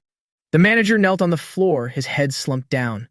Dojin looked down at him from above and said, for old time's sake, I'll accept 1% for you. He was internally screaming with resentment, but didn't dare say it out loud. This broad daylight robber. Dojin played his final card. Let me tell you first. He said a sentence that made both of them widen their eyes in shock. I have about 7 more bags like this. Manager hurriedly shouted, hey, what are you standing there for? Bring the contract out here now. The employee quickly replied, yes, sir. Dojin walked out of the store and stopped to look at the screen showing the amount he had just received. Stone Man had transferred 67 billion won. View account. He stared at the screen thinking, at this rate buying that 1,100 billion won villa isn't far off. He pursed his lips pondering something. The problem is, to get high-grade magic stones those gates aren't enough. An idea formed in Dojin's mind. If only I could freely go in and out of the rifts, that would be great. The manager stepped out and was startled to see him still outside. He looked at Dojin and asked, what's going on? Is there an energy wave? Ignoring him, Dojin kept his eyes fixed on his phone. The manager glanced at his screen and understood. Oh, it's the UK. Thought it was something huge. Emergency administrative message. Now, Ministry of Foreign Affairs. Energy wave just detected in the southern region, UK. We advise tourists and working staff to urgently adjust their schedules. The embassy is coordinating to ensure the safety of expats. Dojin fell silent upon seeing the message. Dojin calmly looked at the administrative warning message from the Ministry of Foreign Affairs. The message content now read, Emergency Administrative Message. Now, Ministry of Foreign Affairs. Energy wave just detected in the southern region, UK. We advise tourists and working staff to urgently adjust their schedules. The embassy is coordinating to ensure the safety of expats. Read more. Seeing this, Dojin's eyes flickered slightly. Then, pretending nothing happened, he put his phone away and turned around, leaving only an idle remark. Those incompetent fools, honestly. On the bustling street, Dojin walked alone, lost in thought. In the past, no matter where I was or which association asked, I would immediately rush into the danger zone. His back appeared resolute and firm. But I don't live like that anymore. Scene change, a Korean barbecue restaurant. Someone was flipping juicy cooked pieces of meat on the grill. Eun-young sat to the side, staring intently at the meat, swallowing hard, her eyes filled with craving. Under the girl's longing gaze, the waiter continued flipping the meat. Today, Dojin had brought his grandmother and her for a lavish meal. Dojin's grandmother awkwardly flipped through the menu to check the prices, feeling a pang of distress seeing a few pieces of meat costing hundreds of thousands of won. Dojin, it's 250,000 won for just 100 grams. Isn't that too expensive? Sitting opposite her, Dojin took a sip of water and replied with a hint of confidence. I made quite a bit this time, so please eat as much as you like. Don't worry. Eun-young didn't care much. Seeing someone place a piece of meat on her plate, she quickly opened her mouth to taste it. Immediately, with just one bite, her taste buds exploded, making Eun-young's eyes widen in amazement. Her face was filled with joy, as if she had just taken a bite of heaven. Eun-young happily exclaimed, so good. Dojin's grandmother, sitting next to her, looked at the meat, hesitating to pick up her chopsticks. Seeing her discomfort, Dojin silently stared at something. Without waiting, Dojin immediately ordered from the waitress nearby fresh short ribs, chup flap, oyster blade, and sirloin. 4 portions of each, please. Seeing him being so extravagant, Dojin's grandmother worriedly asked, how can we finish all that? Why did you order so much? Dojin picked up a piece of meat with a relaxed smile, comforting her. Eat to your heart's content today, Grandma. You have to eat a lot, too. Unable to stop him, Dojin's grandmother sighed helplessly. Eun-young, sitting beside her, quickly brought a piece of meat to her mouth. Oh, goodness. The little girl, looking cheerful, held the meat in front of her grandmother, urging her, Grandma, the meat is super delicious. Try it. Hurry up. Under the girl's pleading, sparkling eyes, the grandmother finally opened her mouth, scolding affectionately. This child, so sweet. As soon as the meat touched her tongue, Dojin's grandmother was so surprised her eyes widened. Trying to hide her delight, she just mumbled in agreement. Then all 3 harmoniously immersed themselves in this cozy meal. But right at that peaceful moment, Hyun-ju-yeon, striking with her long purple hair and long legs, slowly strutted over. Her slender figure walked into the restaurant gracefully and unhurriedly. Her beauty made everyone unconsciously turn their heads. Suddenly, Hyun-ju-yeon called out, Mr. Seo Dojin. Dojin, who was eating, immediately turned his head with a doubtful look. Seeing this, Hyun-ju-yeon approached, bowing slightly, and proposed, Could I have a private word with you? Seeing him continue eating calmly, she felt a bit suspicious. Are you a hero? Before she could finish, Dojin cut her off with a cold tone. Can't you see him eating with my family? His voice was ice cold, his sharp gaze staring at Hyun-ju-yeon without an ounce of politeness. Whatever it is, wait until I finish eating. Seeing someone reject her for the first time and with such a contemptuous look, Hyun-ju-yeon instantly froze. With an expression of disbelief, she looked down at Dojin and reminded him, I'm Hyun-ju-yeon. But even if she was a famous S-class hero, Dojin still didn't look at her. He continued to reply with an indifferent demeanor. Is that so? Feeling insulted, Hyun-ju-yeon stepped back, dissatisfied. What kind of weird guy is this? A long period of waiting passed. In the waiting area, Hyun-ju-yeon sat quietly and properly on a chair. People around her, acting as if they had met a celebrity, couldn't help but turn their heads to gaze at her. Hyun-ju-yeon's aura was so captivating that she drew the eyes of all the guys in the restaurant. A girl nearby, watching her from afar, also blushed in admiration without realizing it. Suddenly, whispering voices arose from somewhere. That really is Hyun-ju-yeon, the S-class female hero, the global star. Is that really her? Yes, she even made it to the top 10 most beautiful heroes in the world. Paying no attention to her surroundings, Hyun-ju-yeon sat with her arms crossed, waiting seriously with a bored expression. The guys nearby stared at her face for a long time, then wondered aloud, I wonder who she's waiting for. Making someone like her wait. Who's got that much nerve? The gossip around her made Hyun-ju-yeon's face turn even gloomier. She thought, feeling somewhat resentful, Seo Dojin. Hyun-ju-yeon, sitting off to the side, silently watched his back as he enjoyed time with his family. 2 months ago, he entered a spatial gate for the first time and returns safely. Maybe that's when he awakened his ability. I heard he died in the new spatial rift in Mappo. Her gaze fell again on Dojin's carefree expression as he ate like nothing had happened. Hyun-ju-yeon felt skeptical, yet here he is, sitting calmly. Her reminiscence continued. Recalling his sharp gaze, Hyun-ju-yeon trembled slightly inside. A single look, a single word from him is enough to make me tense up. But, becoming an S-class hero in less than 2 months. Capmore Oil Group invested a massive fortune in mining magic stones, and it still took them 5 years to produce an S-class. Her face was now filled with dread. She tried to console herself in her mind. He can't possibly be an S-class in just a few weeks. He must have some sort of unusual, special ability. Suddenly, the sound of a chair being pulled out interrupted Hyun-ju-yeon's thoughts. Yoon-young had finished eating. She walked out with her grandmother and Dojin. Beaming with excitement, Yoon-young exclaimed, so good. I'm so full. Hyun-ju-yeon, sitting farther away, also stood up waiting for Dojin to walk by. But suddenly, out of nowhere, the foot of some crude thug appeared, stomping hard on the floor in front of Dojin's family. Seeing this, Dojin frowned, his freezing sharp gaze sweeping over the man. The crude man was none other than Kang Cheol-woo. He looked at Dojin provocatively, his voice laced with mockery. What's this? Seo Dojin. Am not seeing things, am I? How did you manage to crawl out of the gate alive? These words made the other party think relentlessly. Kang Cheol-woo. Seeing that Dojin didn't reply and put on an arrogant face, he got angry. He stepped closer, his attitude somewhat threatening. I knew you were a bug, but I didn't expect you to be a cockroach. His appearance made Hyun-ju-yeon standing behind panic.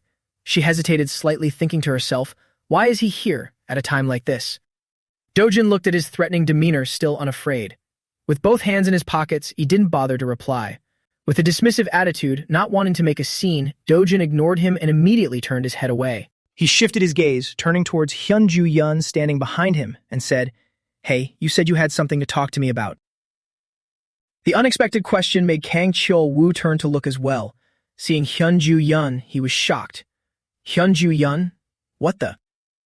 Still treating Kang Cheol-woo as if he were invisible, Dojin continued to look at Hyun-ju-yeon, his voice cold. Tell you what, I'll help you with your issue. In exchange, watch over my family for a bit. Hyun-ju-yeon hesitated. Specifically, what? Dojin immediately glanced behind him, signaling quickly to Hyun-ju-yeon. Just call a taxi and take them home. Without stopping, he explained further. I have to leave first. Hyun-ju-yeon silently observed the freezing atmosphere in front of her. At this moment, Dojin's eyes suddenly turned piercingly cold. Exuding intense killing intent, his voice held a chilling edge. I have a debt to collect. Seeing Dojin provoke him, Kang Cheol-woo didn't wait. He bared his teeth, his crazed eyes ready to start a fight.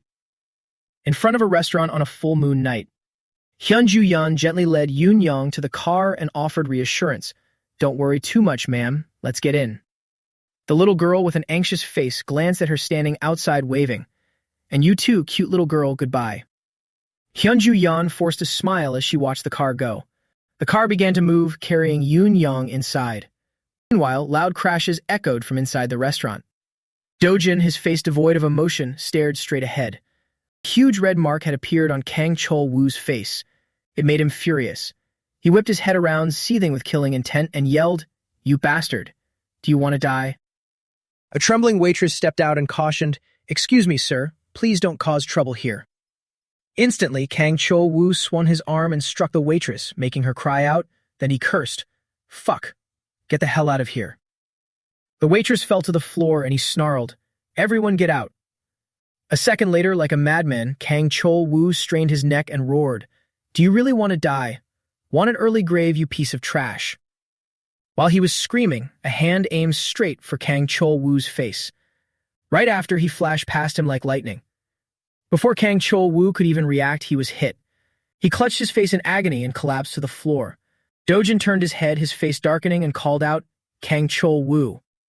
He continued questioning, ignoring Kang Chol-woo, whose face was bowed with blood spattering. "You locked me in that damn gate so I'd just die, didn't you?" Dojin's eyes, overflowing with murderous intent, looked down at him as he asked, "We haven't cleared things up yet, have we?" Kang Chol-woo slowly stood up and sneered. "What right does a bastard abandoned by his own father have to speak? Did that stepmother of yours put you up to killing me?" He calmly pulled his phone out of his pocket. Then Dojin pressed the record button on his phone. He smoothly did all this before speaking up. "Say that again." His sharp teeth clenched tight as a wisp of smoke rose, and he growled, "The fuck are you babbling about?" Kang Chol-woo's voice rang out, his clenched arm now wreathed in flames. "What did you say?" Immediately after, he charged forward with his flaming fist, cursing, "Your mother was a whore, wasn't she? Go to hell, Seo Dojin." Kang Chol-woo aimed straight for Dojin and lunged at him rapidly. His eyes flickered slightly. At the very last second, Dojin used his bare hand to block his flaming punch. A flash of light appeared, taking Kang Chol-woo by surprise. His pupils shrank in sheer disbelief as he thought to himself, "My punch." It got deflected. His figure appeared, a radiant blue light bursting from his outstretched hand. In the next instant, Chol-woo's entire body was blown far away. Dojin's eyes flashed like lightning as he charged forward. Surrounding air was thick with the smoke and dust of battle. Staff member huddled in a corner, trembling in fear as she muttered, "The police. What's the number again?" 1111. Suddenly, the phone was snatched right out of her hands. Ju-yeon flashed a dazzling smile, holding up the phone as she reassured her, "Don't worry, I'll take care of this." The clerk went limp, her teary eyes trembling as she stammered, "Ms. Hyun Ju-yeon, thank you." Meanwhile, he was mercilessly raining blows on the man until blood splattered. She approached the out-of-control Dojin, thinking to herself, "Even though Kang Chol-woo is a B-class hero, I didn't expect him to be beaten this overwhelmingly." Ju-yeon stepped forward, her thoughts racing. Could he be a B-class or higher? No, maybe even an A-class. But even an A-class wouldn't beat up a B-class this effortlessly, right? Her voice rang out, bringing his movements to a sudden halt. "Seo Dojin." Ju-yeon hesitated for a moment before warning, "Careful now. He could actually die." Hearing her words, Dojin furrowed his brow and looked down. He stood up, rolling his wrists, and walked over to Ju-yeon. She watched Dojin with a hint of concern and asked, "This guy, how much do you really know about Kang Chol-woo?" He stopped in his tracks, tilting his head with emotionless eyes as he replied to Ju-yeon, "I think I know enough." "Why is it that important?" She let out a heavy sigh and said hesitantly, "It's extremely important." Then Ju-yeon spoke up, revealing the truth, because Kang Chol-woo's older cousin is Kang Young-pyo, an S-class hero. Dojin tilted his head slightly, glancing at her as he said nonchalantly, "I know. Is there a problem?" Ju-yeon looked at his indifferent demeanor and thought, he knew it from the start, yet has completely unfazed like it's nothing to worry about. What a reckless man. As Chol-woo lay battered and unconscious on the ground, her voice echoed, "Kang Chol-woo has always been so arrogant because Kang Young-pyo has his back. So what you just did, Seo Dojin, is incredibly dangerous. I've heard about the grudge between you two, but if you think Kang Young-pyo will show you any mercy, you're dead wrong." The corner of Dojin's mouth twitched into a slight smirk. Ju-yeon's eyes filled with skepticism at his reaction as she asked, "Kang Young-pyo, aren't you scared?" Dojin spoke as he closed the distance between them. "No. Rather, I'm starting to get annoyed. You seem to know an awful lot about me." His face darkened, his piercing eyes glaring intensely at her. Standing across from him, Ju-yeon looked right back up, her lips pressed tightly together. The killing intent radiating from them both made the clerk hiding behind the counter burst into tears, thinking, "I thought you said you'd take care of this." Finally, she was the one to break the suffocating tension between them. "Sorry for showing up so suddenly. I'm here because my uncle asked for a favor. Ju Yun's voice rang out slowly and firmly. You sold magic stones to Gas and Stoneman, didn't you? Sell them to me instead. A flicker of confusion crossed his handsome face. Whatever amount you want. She decisively made an incredibly generous offer. I want to buy everything you have. A smirk suddenly crept onto Dojin's lips. That's not a small amount, you know. She mirrored him with a triumphant, slightly enigmatic smile of her own. The wealth of an S-class hero is nothing to scoff at. Ignoring Chol Wu groveling on the floor, he smoothly made a proposal.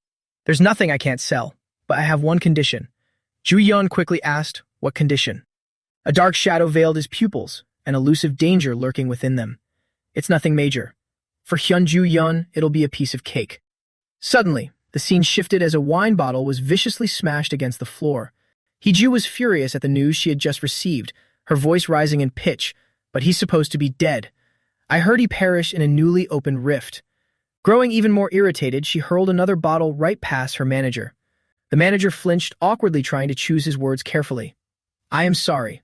The Hero Association definitely confirmed his death. But she completely dismissed his logic. Stop making excuses. How are you going to fix this now? He scratched his head, stammering, but first of all, I have something else to report. His voice was monotonous yet laced with a tremor as he reported. Kang Chiel-woo has already been dealt with by Seo Dajin.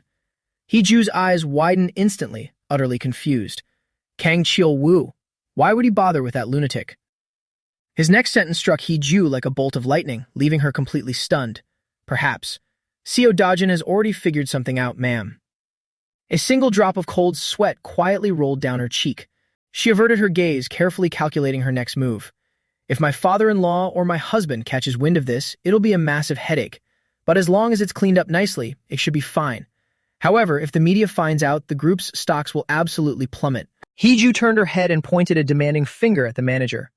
We have to stop this right now. Call the press. Tell them if they dare publish this story, not only T Group, but W Group as well will pull all their ads and blacklist them forever. And the police too. Shut them up. Immediately. He replied with utmost caution and respect, I have already taken care of both the police and the media, ma'am. After a tense moment, Ju let out an exhausted sigh. Well done, Manager Lee. He timidly bowed his head and whispered to her. But as you know, that doesn't solve the root of the problem. That's exactly why I wanted to make a further report. The manager's new information made her eyes go wide with shock. Kang Chol-woo's older cousin is Kang Young-pyo. The astonishment still lingered on Ju's beautiful face. Kang Young-pyo, the one I'm thinking of. She was now recalling the man he had just mentioned, that Kang Chol-woo was famously known as the scum of the hero community. Young-pyo would sit at the same table, warmly drinking with him, making everyone think he truly cared for his cousin. However, he was merely using his relative to commit atrocities in his stead. But in reality, he's just using Chol-woo to do his dirty work for him. He didn't forget to add a newly investigated detail. If Chol-woo gets cornered by the police and the press, Kang Young-pyo won't be able to sit back either. I believe their side has already made a move. She leaned her entire body forward slightly, her voice laced with caution. We need to meet him. Set up an appointment as soon as possible. The manager quickly accepted the order. Yes, I'll get right on it. Pausing for a moment, Ju issued yet another demand. And what about boss Huan Chang Siop of HCS Capital? He betrayed us, didn't he? The manager cooperatively and honestly reported the outcome. Yes, he's currently looking after Dojin's family. Her face instantly darkened as she commanded in a hoarse voice, contact Prosecutor Park right away. Daring to betray me and switch sides, they'll make him pay. The scene shifted to a party preparing to enter a dungeon. Currently, South Korea has a total of 37 rift zones. Security personnel strictly check the identities of the participating party. Among them, 5 are transforming into dimensional gates, while the rest are restricted. Only heroes affiliated with the Hero Association are permitted to hunt inside. A male staff member held out a gleaming gold card and announced coldly, Hero Ju Yun, identity verified, wishing you a safe expedition. Right after, the entire party advanced inside together. Dojin, trailing behind, silently scanned the area. There's only one entrance. They know perfectly well she's Ju Yun, yet the inspection is this strict. Ju, an A-class hero and guild master of the Carnation Guild, threw out a sarcastic remark. You were the one who suggested hunting in this zone first. How strange. Ju Yun slightly rolled her eyes, trying to hide her true intentions. I just had some free time, so I decided to come. She gently turned her head toward the back at the rear of her formation, which was exactly where he was, slowly following the rest of the group. Back then, Dojin had made a somewhat bizarre demand. There's only one condition. If you let me into the Rift Zone, I'll sell all the magic stones I have to you at market price. The reason? Because hunting here makes money faster. As she walked, Ju Young couldn't stop thinking about earlier. He dared to step into this highly dangerous zone just for that? He's completely insane. Less than greater than. Before her eyes was the exit, bathed in sunlight and a lush green meadow. Even without my uncle's request, I still need hero-grade magic stones, so I don't see any issue with it. She calmly strode forward in absolute silence, but Inju, visibly thrilled, started prying. Tell the truth, who is that guy? Ju Yan replied with a bored, sluggish tone. Just an acquaintance. Her tone was laced with teasing and eager curiosity. Just an acquaintance? You really expect me to believe that? He's a boyfriend candidate, isn't he? However, Ju Yan stubbornly denied her assumptions. On me, it's nothing like that. I just owed him a favor, so I brought him along to repay it. And Ju's voice pitched up slightly, dripping with intrigue. A favor. Hyun Ju Yan, an S-class hero, owes someone a favor. Dojin remained silent in the back while the party chatted. It's a long story. Suddenly, a fierce gust of wind blew past, causing everyone in the party to momentarily halt.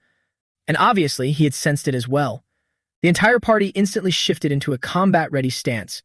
Colossal monster birds swooped in out of nowhere with sheer unbridled ferocity.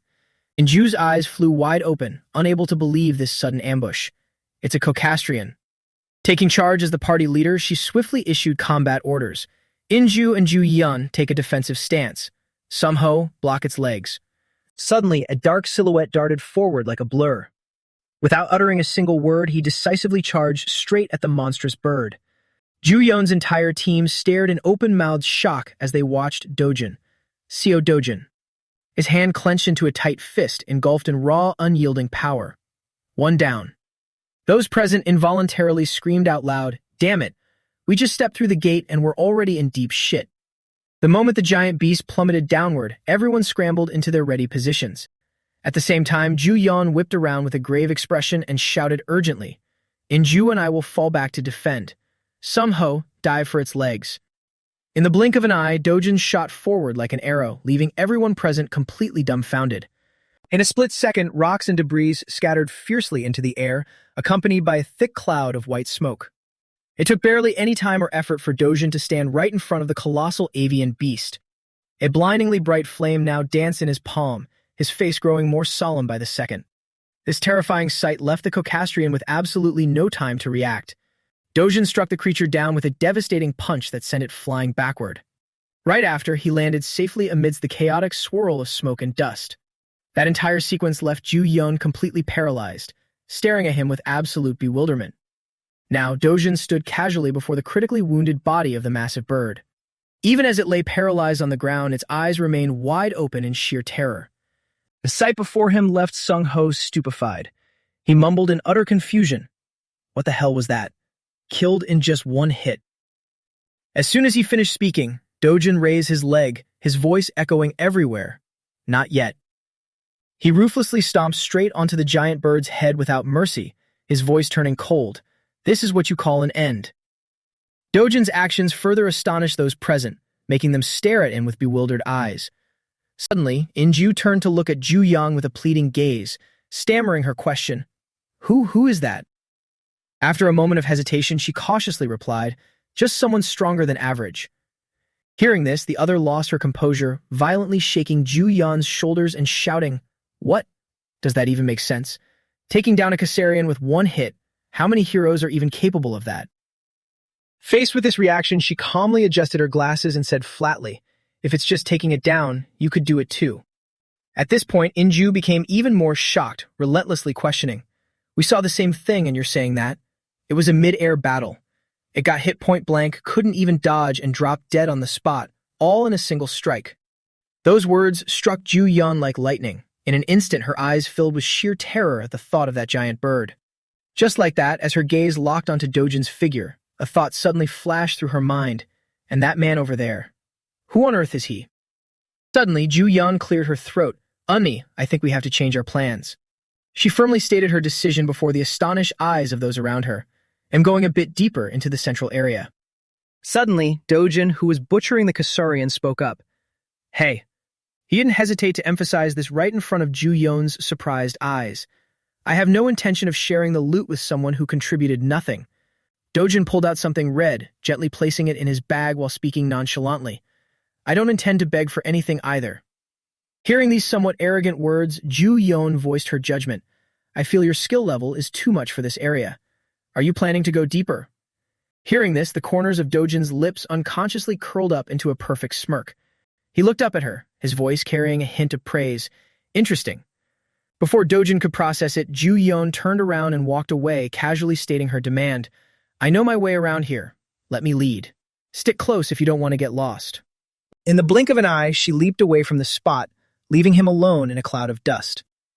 Ju Yon just kept gliding forward as if she were flying. Dojin stood there blankly, watching the girl's figure gradually fade away. Right after, he also got into a ready stance. Before long, only Inju's group remained in the area. Watching the fading silhouettes, Inju's voice began to ring out. If Ju Yan is a bullet, then that guy is a blinding, brilliant beam of light. Immediately after, the person next to her quickly replied, Guildmaster, are we going after them? Hearing that, she asked back, Can you guys even keep up? The other replied helplessly, Of course not. This is just hopeless. Just like that, their conversation echoed through the green forest.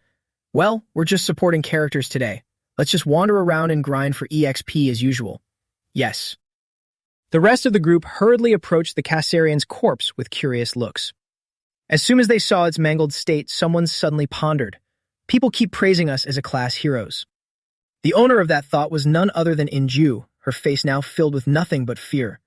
But in front of an S-class, we are truly small and insignificant. The same goes for Ju Yun. Those thoughts relentlessly clouded her mind, and that guy. Somewhere else, Ju Yun was using her maximum speed to dash forward. Suddenly, she turned her head to look back. Seeing the empty space behind her, she felt safe and wondered, should I slow down a bit? Suddenly, Dojin's familiar voice rang out, Can't you go any faster? Right then, Ju Yan lost her footing and fell, letting out a terrified scream. Her face was now filled with sheer terror as a thought suddenly engulfed her mind. What is this? He caught up to me? Speed is my specialty, in the top 2 in Korea. Suddenly, Dojin's footsteps halted. He calmly looked back just to mock her. You're much slower than I imagined. You were running like you really wanted to shake someone off. Hearing this, Ju Yun refused to back down, constantly retorting, Who said I was trying to shake anyone off? However, she kept panting heavily. I have never. Before the two of them, Mao stood a towering mountain. Suddenly, Dojin spoke up, calling out softly, Hey, what's that place over there? Hearing that, Ju Yun's gaze became more resolute than ever. She softly cleared her throat. Ah, that place. She kept emphasizing as she looked at the scenery ahead. It's where the Space Rift boss monster resides. The boss monster. Ju Yun didn't hesitate to warn him. Yeah, have you ever heard of Kasarian? That 20-meter-tall giant beast that looks like a flying lizard. Don't be foolish enough to charge in. You need at least 3 S-class heroes to even stand a chance of taking it down. Less than greater than. Hearing this information, Dojin looked thrilled and asked back, That thing holds a fantasy-grade magic stone, right? Immediately, she replied, That's right. It's just 1 tier below the ultimate magic stone. But are you even listening to me? Without letting Ju Yun say another word, his feet unconsciously stepped forward. Witnessing this action, she was horrified and blurted out instinctively, Don't tell me you're planning to catch it. However, Dojin didn't answer her. He dashed straight ahead like a fired arrow. This sight left Ju Yun stunned in place, endlessly wondering with a frightened face, I didn't bring you here to do anything reckless like that.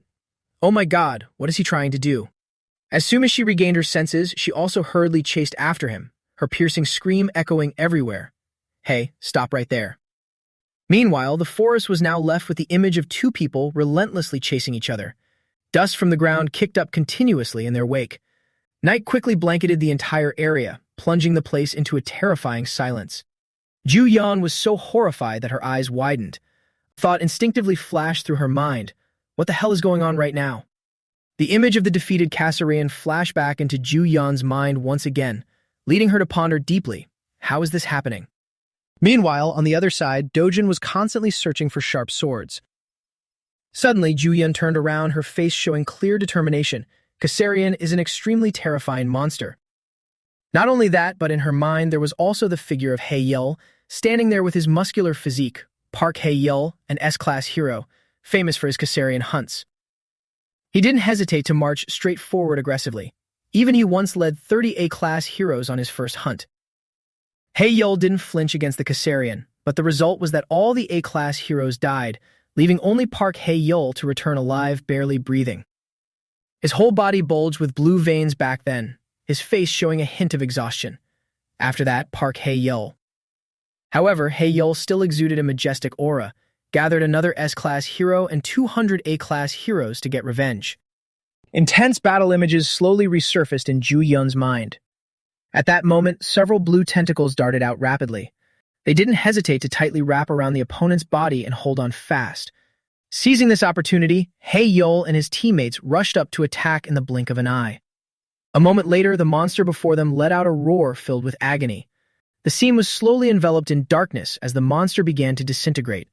This sight made Hae-yeol and the others present feel thrilled. They endlessly cheered in joy they had finally taken down Kassarian. The sky returned to its original clear blue, but almost the entire participating force had perished. Back to reality, Dojin slowly stood up. The powerful guild Sweet Life, founded by Park Hae-yeol, has yet to recover its strength 3 years after that battle. He suddenly looked towards Ju-yeon with a sharp gaze. However, his next question made her so baffled that she froze. "You know very well you contributed nothing, right?" Faced with this question, Ju-yeon felt endless doubt, thinking to herself, if I hadn't seen it with my own eyes, I would never have believed it. The image of Dojin defeating the giant monster flashed back into her mind. Kassarian, that infamous monster. Thinking of this, Ju-yeon's face became even more horrified, taken down by this man with a single blow. In Dojin's hand now was a red item. He casually looked at it with a contemplative gaze. Dojin quickly tucked it into his pocket and slowly spoke up. "I guess I don't need anyone to lead the way for me anymore." Right after, he walked away from the place to Ju-yeon's amazement. "From now on, I'll act on my own." Suddenly, she spoke up. "Aren't you going to take the side parts of the Kassarian? Besides the magic stone, the beak and claws are all precious materials for research." Hearing this, Dojin's footsteps abruptly stopped. He turned his head, his voice filled with indifference. "It doesn't make any profit." Hearing this, Ju-yeon didn't know how to respond. She just stood still on the spot. Before Ju-yeon could react in time, Dojin directly turned his back and walked away, leaving only one sentence. "Instead of wasting time on that, I'd rather hunt for another one's magic stone. Take it if you want, consider it a guide fee." At this moment, she was noticing something nearby. After a while, she finally replied, "I don't need it." The evening glow quickly covered the entire area. Dojin's backpack just lay silently on the ground. Surrounding it were Inju's group, gazing at it intently in silence. Suddenly, the pink-haired youth spoke up. He borrowed that humongous backpack and brought it back completely stuffed with magic stones. Can you believe it? As soon as he finished speaking, someone answered him. That amount of magic stones, our entire guild would probably have to hunt for 20 hours straight to get that much. Looking closely, we might even have to grind for 3 days without rest for that. Meanwhile, Ju-yeon was quietly sitting on the side listening to the whole conversation. Who on earth is this guy? At this moment, a thought suddenly engulfed her entire mind. Not only fast, but so much too. Inju's face momentarily turned to absolute terror. If what Ju-yeon said is true, then he alone, without special gear, without combat armor, could still take down a Kassarian. What she saw right then was the image of Dojin standing majestically on a high cliff. That alone is enough to call him the strongest hero in Korea, maybe even the strongest in the world. Suddenly, Inju turned around, her face now leaving nothing but sheer dumbfoundedness. Dojin had now returned, bringing 2 backpacks along with him. Before everyone's astonished eyes, he casually slammed the backpack onto the ground. Dojin slowly rummaged for something amidst the surrounding chatter. Goodness, he brought back another full backpack. No one would believe this if we told them today, right? They just think we're crazy. The owners of those voices were the black-haired girl and the pink-haired guy standing nearby. To be clear, you absolutely cannot breathe a word of this. Who would believe it anyway? True. Suddenly, they noticed someone walking over. Ju-yeon and Dojin stood there exchanging words under the suspicious gazes of the others. They began gossiping endlessly. Hey, are those 2 dating? Probably. I noticed something off when Hyun Ju-yeon brought him here. It takes a man like that to stand next to Hyun Ju-yeon without being overshadowed. Right after, the other replied, they really do look good together. You can tell at a glance they're a perfect match. Just like that, Inju fell into her own thoughts, her face now showing only deep contemplation. Wait, they don't exactly look like a couple in the honeymoon phase. Meanwhile, Ju Yun and Dojin were still talking briskly. That guy isn't being gentle with Ju Yun at all. Who would have thought someone would dare treat her like that? The moment he handed her the backpack, the bystanders let out a surprised gasp. The sight of Dojin turning his back and leaving left Inju stunned. She couldn't stop her curious remarks. What the? He's just leaving? Without even saying goodbye. Meanwhile, Ju Yun just mumbled in response to brush it off. Not stopping there, Inju sidled up to her and spoke. And what about those backpacks? If you just leave them all here? At that moment, Ju Yun softly cleared her throat. I told him that if word got out about him defeating Kassarian, he'd become famous instantly. Her words made the other even more astonished. Yet he just waved it off, saying it was a hassle, and left it all for me to handle. She couldn't help but judge, does someone like that really exist in this world? However, Ju Yun remained silent, her face gradually darkening. A thought quickly flashed through her mind, making her face flush slightly. Right, does someone like that really exist? The light of a new day shone down across the modern city. On the gleaming glass was the embossed text of a fitness training center. Punching bag was struck 3 times in rapid, relentless succession. Hae-yeol let out a low, guttural cry as he threw a powerful punch. Finally, the punching bag was torn to shreds by his blows. His eyes brimmed with a mix of fury and intense irritation. Hae-yeol blared ahead, his voice dripping with dissatisfaction. Damn it, look at me now, what a pathetic state. Park Hae-yeol, S-Class hero, Guildmaster of Sweet Life, affiliated with the Korean Hero Association. His bodyguard flashed a confident smile to reassure him. Please calm down, Guildmaster. They say the longer a frog crouches, the further it leaps. The man relentlessly praised Hae-yeol to the skies. The more you endure these arduous days, the more illustrious your fame will become. Grabbing a towel to wipe his sweat, he silently agreed, right, absolutely. They'll make those who look down on me swallow their pride. The bodyguard bowed low, continuing his flattery. Exactly. Little by little, everything you've accumulated will turn into power and explode fiercely. The bodyguard's final remark made him swallow hard. When that time comes, everyone will submit and grovel at your feet.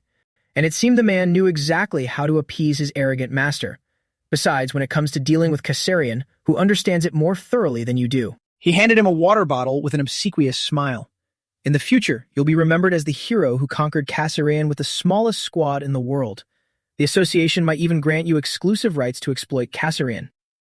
Hae-yeol took the water bottle, having no intention of rejecting the praise. That's true. He quickly regained his good mood and replied confidently, No one knows that monster better than I do. Glancing at his desk photo and awards, he fell momentarily silent. However, compared to 3 years ago, the guild has shrunk pathetically. Hae-yeol glanced at the bodyguard with a smiling face. Even so, the only one who can take down that monstrous bird is still me, right? Hearing this, the man leaned into the flattery even more. Exactly. Other than the guild master, who else could do it? Their laughter echoed throughout the training room. The scene shifted to Dojin's personal information file. Young Pyo raised an eyebrow, looking at the paper with a curious attitude. Seo Dojin, huh? Is it this punk? Kang Young Pyo, an S-Class hero of the Hero Association and Kang Cheol-woo's cousin. His subordinate bowed slightly, reporting in a respectful tone. Yes, a few months ago, hero Kang Cheol-woo tried to toss him into a dimensional gate to get rid of him. This surprised him a bit, so he asked back, and yet he didn't die and even awaken his abilities there. The subordinate answered carefully. Yes, that's correct. Young Pyo ordered his subordinate to continue. Go on. Leaning in, he presented the information he had investigated. The client this time is Hong Hee-ju, vice director of T Group and the second daughter of W Group. Young Pyo kept his face buried in the resume, asking nonchalantly, why would a filthy rich heiress like her get involved with a guy like that? Of course, there was a reason for everything, and the issue lay in his identity. Rumor has it that Seo Dojin is an illegitimate child of T Group. He was brought home at age 7, but was kicked out 6 years ago when Hong Hee-ju gave birth to a son. Young Pyo's lips curled into a disdainful smile, tinged with a bit of smugness. Is their flesh and blood after all? Chaebol families are really that ruthless, huh? He leisurely stood up from his chair and probed softly. So how much did Cheol-woo get for that job? The subordinate's soft, slow voice chimed in, 30 billion. Young Pyo's tone showed a hint of contempt for his cousin. Is that all? Young Pyo reached for his golf club and said, but he got completely wrecked anyway. In response, the subordinate answered obediently, yes. They said he was just beaten up, but in reality, his whole body suffered severe burns and his eyes were ruined. He's practically a living corpse. He nonchalantly placed his club behind the golf ball and casually remarked, "Pretty vicious, isn't it?" With just a light swing, young Pio perfectly putted the ball into the hole. His face suddenly took on a dangerous, malicious expression. If it were me, I would have severed his limbs and crushed his head. Meanwhile, his subordinate continued reporting, and I heard. His next words made young Pio flinch and miss his shot. Hyunju Yun helped Seo Dojin back then. The ball rolled away, completely missing the hole. He aggressively stomped over to his subordinate, his tone filled with shock. Hyunju Yun? Why would she help that punk? What's her relationship with him? Terrified, the man's voice trembled with extreme timidity. That is completely unclear. All we know is that the incident blew over thanks to Hyunju Yun's testimony. Without another word, young Pio grabbed him by the collar and roared, "Investigate this instantly. Find out what their real relationship is. If they are related by blood, there is definitely some sort of deal going on. Uncover it at all costs." In a panic, the subordinate bolted for the door. Yes, I'll investigate right away. Now his brows were tightly furrowed, radiating irritation. The golf club in his hand was crushed out of shape. Young Pio clicked his tongue and forcefully hurled the club onto the floor. He pursed his lips, a sense of unease welling up inside. Hong Hee-ju's side is definitely going to seek me out soon. They'll want me to finish the job that idiot Chol Woo failed to do. After calming down for a moment, he finally exhaled. Fine by me. Young Pio's face now wore an expression of greed and calculation. For a chaebol heiress, money surely isn't an issue. The sky quickly turned to night and the moonlight rose high. Dojin strolled leisurely down the deserted street. He seemed deeply lost and thought about something. As I expected, hunting in the rifts is far more efficient than in the gates. His footsteps echoed along the quiet street, amplifying the sense of solitude. Looks like I'll have to rely on Hyunju Yun to lead the way many more times. Dojin recalled what Ju-yun had told him earlier. If we sell the Kassarian magic stones openly, people will ask who hunted it and what their abilities are. Then the press will hound you day and night. It's noisy and troublesome. It's best to just hold on to them for now. She had softly closed her eyes, genuinely curious about his intentions. If your goal is to get famous, I won't stop you. But what do you plan to do? Only to see him unexpectedly place the backpack into her hands. Now a confident smile slowly crept onto Dojin's lips. He'll find another way to enter and exit the rift zones. Finally, his footsteps stopped before a long, dark hallway. He'll just rest for now. The new house Hwang Chang-seop prepared is pretty decent. He gently pushed the door open and stepped inside. But a cold gleam flickered in Dojin's eyes. Glancing at the neatly arranged shoes at the entrance, he couldn't help but wonder, whose shoes are these? Right then, a sweet voice rang out from inside the house. Oppa. Right before his eyes was a group of menacing-looking people dressed in black. Chol Yang glanced at Dojin, staying completely silent. Meanwhile, Yoon Young rushed over in a panic, hugging him tightly. Oppa. Oppa. Dojin didn't drop his guard for a second and immediately demanded, "Who are you?" Only for the man to abruptly interrupt him. "You're Seo Dojin, right?" The man posed a dry question with a cold face. "I am Prosecutor Park Chol Yang of the Seoul District Prosecutor's Office. You know Mr. Hwang Chang-seop, don't you?" He remained silent, carefully shielding the little girl behind his back. Then the man flatly delivered a firm declaration. "You are under emergency arrest on suspicion of participating in illegal loan sharking operations for HCS Capital, the company headed by Mr. Hwang." He turned to look at her, radiating bloodlust, and said menacingly, "What would happen if I killed Hong Hee-ju?" The towering high-rise building stood majestically under the soft golden sunlight. In front of the building stood a stone stele, engraved with prosecution service, brimming with justice and the imposing weight of the law. Dojin sat with his hands handcuffed to the sides of a chair in the interrogation room. He glanced to one side as if something had caught his attention.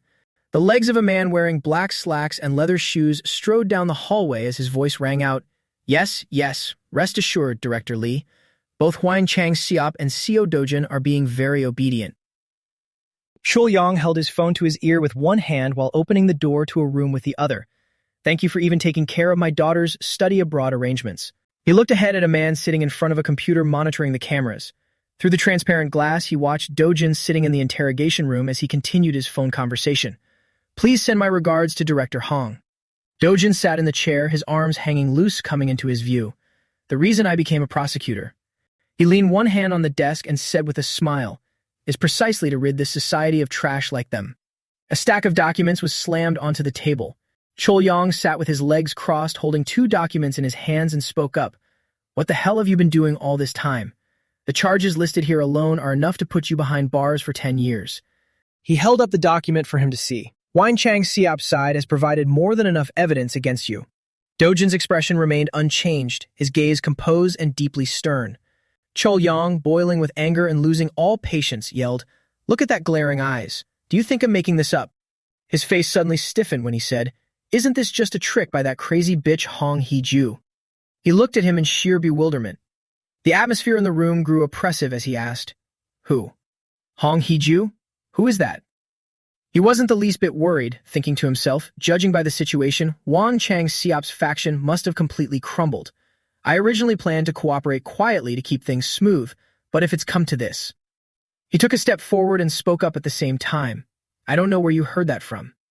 Park Chul-young's face widened, darkening with a murderous aura as he glared threateningly at Dojin and spat, "Do you think South Korean prosecutors are a joke? Your life is over, you bastard." His face darkened, his pupils radiating a golden light as he glared back at him with pure menace. Park Chul-young's face suddenly filled with terror, completely losing all of his previous arrogance. He stood frozen, staring down at him in sheer disbelief, his voice trembling. He gritted his teeth. Raising a hand, completely losing his mind, he barked fiercely, You son of a bitch." Suddenly, a voice rang out, making him halt his movements. His raised hand froze before he could bring it down. A man holding documents in one hand and opening the door with the other called out, "Prosecutor Park, please step outside for a moment." A piercing scream suddenly echoed through the quiet hallway. "What did you say?" Park Chul-yong stared at the document and said, "Could the machine be broken?" The other man immediately refuted, "No, sir. I've already checked. There is absolutely nothing wrong with the machine." His hand gripped the document, crinkling it slightly, as he spoke with a voice full of suspicion. The hero scanner reported him as a normal person. How is that possible? This is absurd. That's so Dojin. The man's face was anxious as he spoke softly. I don't know why either. Perhaps the information about his awakening was wrong? Park Chul-yong's face sank in thought. But that information is from T Group. They can't be wrong. Besides, he even knows Hong Hee-ju's name. Who on earth is he? Dojin remained seated in the interrogation room, looking down at the document as the harsh light beat down on him. His face showed a hint of anger as he thought to himself, "Now I understand why people call Korean prosecutors scum. Maybe I should just crush them all." The door suddenly opened while he was still thinking. And then take Grandma and Yoon-young far away to hide. Hyun-ju-yeon walked in and asked, "What are you doing here?" He let out a heavy sigh of frustration and replied, "I don't even know myself." She put her hands on her hips, tilted her head, and advised him, "Don't act impulsively. I know you're shocked, but using power will only make things worse." He looked at her and asked, "So you're going to help me?" She crossed her arms and reluctantly replied, "Not exactly helping, but rather." She spoke up, full of righteousness. "Now that I'm certain you're innocent, I can't just ignore it. If I didn't know, it'd be one thing, but when an innocent person is clearly being framed, I can't stay silent." He smiled. "I see." She stepped closer to him and said, "The Hero Association will step in to investigate. They are paying close attention to the illegal use of a Hero ID and the Mappo spatial rift at your house." He asked, "What about my family?" Resting one hand on her hip, she said with full dissatisfaction, "Am I your secretary? Why do I have to worry about your family matters too?" He glared at her. She didn't dare to look into his eyes and glanced away. She turned away and replied, "Your family is safe, don't worry." His face softened with relief and he smiled, saying, "Thank you. I will definitely repay this debt." Her cheeks flushed pink as she glanced back at him and instructed, "Anyway, try to endure it a little longer. I'll try to resolve this as quickly as possible." Outside the building, the gentle sunlight still shined down. Hyun-ju-yeon didn't choose to directly clear Dojin's name. She publicly exposed Prosecutor Park Chul-yong's bribery and illegal lobbying, getting him fired. As a car sped down the highway, a fair investigation later confirmed that Dojin was completely uninvolved in the incident. Hyun-ju-yeon focused on driving while Dojin crossed his arms, gazing out the window. I couldn't avoid the penalty for illegally using a hero ID, but thanks to Hyunju Yun's fierce defense, the punishment was merely a suspended sentence. A voice spoke from the car's built-in tablet. A never-before-seen monster has just attacked citizens in the UK. It resembles a mantis, stands about 1.5 meters tall, has 4 eyes, and possesses incredible jumping ability. He said casually, "That's a Macassian." Startled, she turned to look at him in surprise. "Wait, how do you know that name?" Currently, only the association knows the name of this new monster. He didn't answer, instead looking out the car window, reminiscing. Monster names aren't just made up randomly. A massive red magic stone is placed on a pedestal surrounded by numerous energy chains. Magic stones don't just contain energy, they also store inherent information about the species. Analyzing a magic stone will reveal the monster's name and data. The image of a beautiful Earth appeared. On modern Earth, they use science. The image of a destroyed planet reduced to debris followed. While in that fallen world, it was done through magic. The glowing red magic stone appeared alongside a terrifying mantis-like monster. Therefore, if a monster appeared in both worlds, it is highly likely that Dojin already knew its name. He crossed his arms and said calmly, "Handling a Macassian is simple. You just need red fire ant extract." She asked in bewilderment, "Red fire ants?" He looked at her and resolved her doubt. They are harmless to humans, but act as an extremely potent paralyzing toxin against Macassians. One spray and they won't be able to resist anymore. She grew quiet and said nothing. A moment later, she asked him with deep suspicion, "Seo Dojun, who exactly are you?" He didn't answer. The car continued speeding down the highway. She glanced at him. He acted as if he didn't hear her and remained silent. Unhappy and irritated, she asked, "Are you even listening to me?" His face darkened as he suddenly spoke up. "If I kill Hong Hee-ju, what would happen?" The woman bit her nails in sheer fury. Hee-ju sat in her office, her face fraught with anxiety and a hint of fear as she gnawed on her nails incessantly. A bodyguard stood up straight, looking at her with deep concern. The bodyguard, holding a document with both hands behind his back, spoke softly. "That's how it is, ma'am." Anxious and slightly enraged, she bit her nails and snapped, "Hyunju Yun. Why does it have to be her?" The bodyguard held the document in one hand and gestured with the other, trying to explain. It's still unclear. No one knows what their relationship with Dojin is or why they even know each other. Her face contorted with malice, radiating a murderous aura. Even her long fingernail broke from her relentless biting as she hissed, "That bitch Hyunju Yun. What the hell is going on?" Hee-ju stood up, slamming both hands on the desk and demanded, "And what about Dojin not being a hero? You told me he had awakened." Less than greater than. Surrounded by her killing intent, the bodyguard's voice trembled. "We are not entirely sure about this either, but it seems he really has awakened. Perhaps he possesses some kind of ability strong enough to bypass the hero detection device. That's just my speculation, though." Her eyes widened, filled with sheer wickedness. She pointed a finger and screamed, "Contact Kang Young Pyo immediately. 20 billion. No, tell him he'll pay 30 billion. Get it done right now." Kang Young Pyo's voice dripped with sarcasm as he said, "I'm not doing it. 30 billion is peanuts. It'd take double that to be worth my time." The man standing perfectly straight with his hands behind his back spoke up, "Double? Isn't that a bit too much?" Kang Young Pyo raised a finger and said, "You don't understand anything." Propping his feet up on the desk, he continued, "For Hom Hee-ju, I'm the only option. Besides, once the job is done, 60 billion means nothing to her." His face darkened, his crimson eyes gleaming with malice as he smirked. "Now that Hyunju Yun is involved too, if I have to face an S-class, that price is more than reasonable." The man, looking wary and slightly anxious, spoke, "Hyunju Yun. She truly is a dangerous opponent." He suddenly slammed his foot down on the desk. This action startled the other man, filling him with fear and caution. Radiating a threatening, murderous aura, Kang Young Pyo spoke to the man with a hint of anger. "Humph, you idiot. Do you think all S-classes are the same? I can finish off someone like Hyunju Yun in 20 minutes tops." The man's face turned pale with fear as he replied, "Yes, boss." His expression suddenly shifted. Gone was the angry menace, replaced by a gentle smile as he asked, "Has the association responded yet?" As an image of expensive liquor bottles chilling in an ice bucket to enhance their flavor appeared, the man answered, "The thing is, they said they can't increase the pay due to the financial conditions in the UK."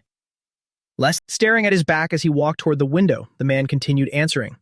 "The association also publicly announced that they will carefully select the nominated heroes. He angrily swore and said, "Damn it, they're making it so tense that no one even dares to say, 'The money's too low,' in not going." He turned his head back and spoke, "Those association bastards are the real thugs here. When do we leave?" The man quickly replied, "Our flight is in 3 days, sir." A voice carried beneath the clear blue sky, "They arranged for us to fly with the Japanese hero group." He looked out the window at a plane soaring over the high-rise cityscape. "Ah, Japan? I was planning to meet Takashi anyway." With both hands tucked in his pockets, he said softly, "Macassian. It's a new monster. No one has found its weakness yet." Against the backdrop of the beautiful modern city, he added, "If I discover its vulnerability, my value will skyrocket." Blinding purple lightning flashed amidst ceaseless thunder. Cambridge, UK. Citizens fled in panic below as a monster flew through the air, looking down and chasing after them. The monster had a long neck with scythe-like appendages on both sides, its eyes glowing yellow as it looked down at the armed figures standing tall to block its path. They gazed up at the monster, their faces filled with anxiety and fear. The monster suddenly let out an ear-piercing screech and charged forward. Its scythes swung down swiftly and fiercely toward them. They quickly scattered to dodge the monster's attack. The scythe crashed down heavily, causing the stone beneath it to crack wide open. Several people wielding swords leapt up to attack the beast. Someone on the ground fired magic toward the monster. The monster's head was swiftly severed from its body by the relentless strikes. Its head flew up, detaching entirely from its colossal frame. The headless corpse quickly collapsed lifelessly onto the stone ground. The people stare at the monster's carcass lying on the stone floor. They wearily wiped the sweat from their brows. A platinum blonde woman turned her head, looking back in confusion. Two monsters, identical to the previous one, also let out deafening screeches, radiating a terrifying, bone-chilling, murderous intent. The woman's eyes widened in horror, unable to defend herself as she watched it lunge toward her. The purple lightning never ceased. It grew even more violent within the pitch-black clouds, as blood splattered onto a bell tower. 3 massive monsters ravaged the city, causing buildings to crumble and fires to erupt everywhere. The British heroes were pouring all their strength into stopping the monsters' southward advance, but lacking clear intelligence on the enemy, they were completely powerless. Less than greater than. The monsters continued marching toward the cities ahead, where the buildings' lights still shone. And now, with the Cambridge defense line having just collapsed, the capital city of London was less than 60 kilometers away. Thick smoke and dust obscured normal vision, but the monster's glowing yellow eyes pierced clearly through the hazy smog. Its bright yellow eyes stared straight ahead.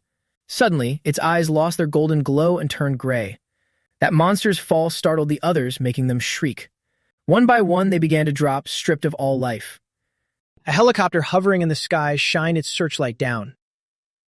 Ju Yun, Young Pyo, and 2 others looked down with faces full of shock and astonishment as someone spoke up. "Oh my God, it's actually real." Her face remained frozen in shock while the others began to praise her. Hyun Ju Yun was right. The red flower ant extract really works.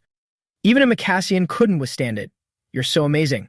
Young Pyo's face darkened with envy as he thought to himself, "No way does she really have this level of skill. What the hell is going on?" She smiled, looking back and saying, "All right, move out, let's finish this." The 2 behind her immediately replied, "Understood." Ju Yun smiled, grasping her sword as she and her 2 companions jumped out of the helicopter. A few hours later, a plane landed. Inside the building, reporters stood by the doors, cameras in hand, waiting.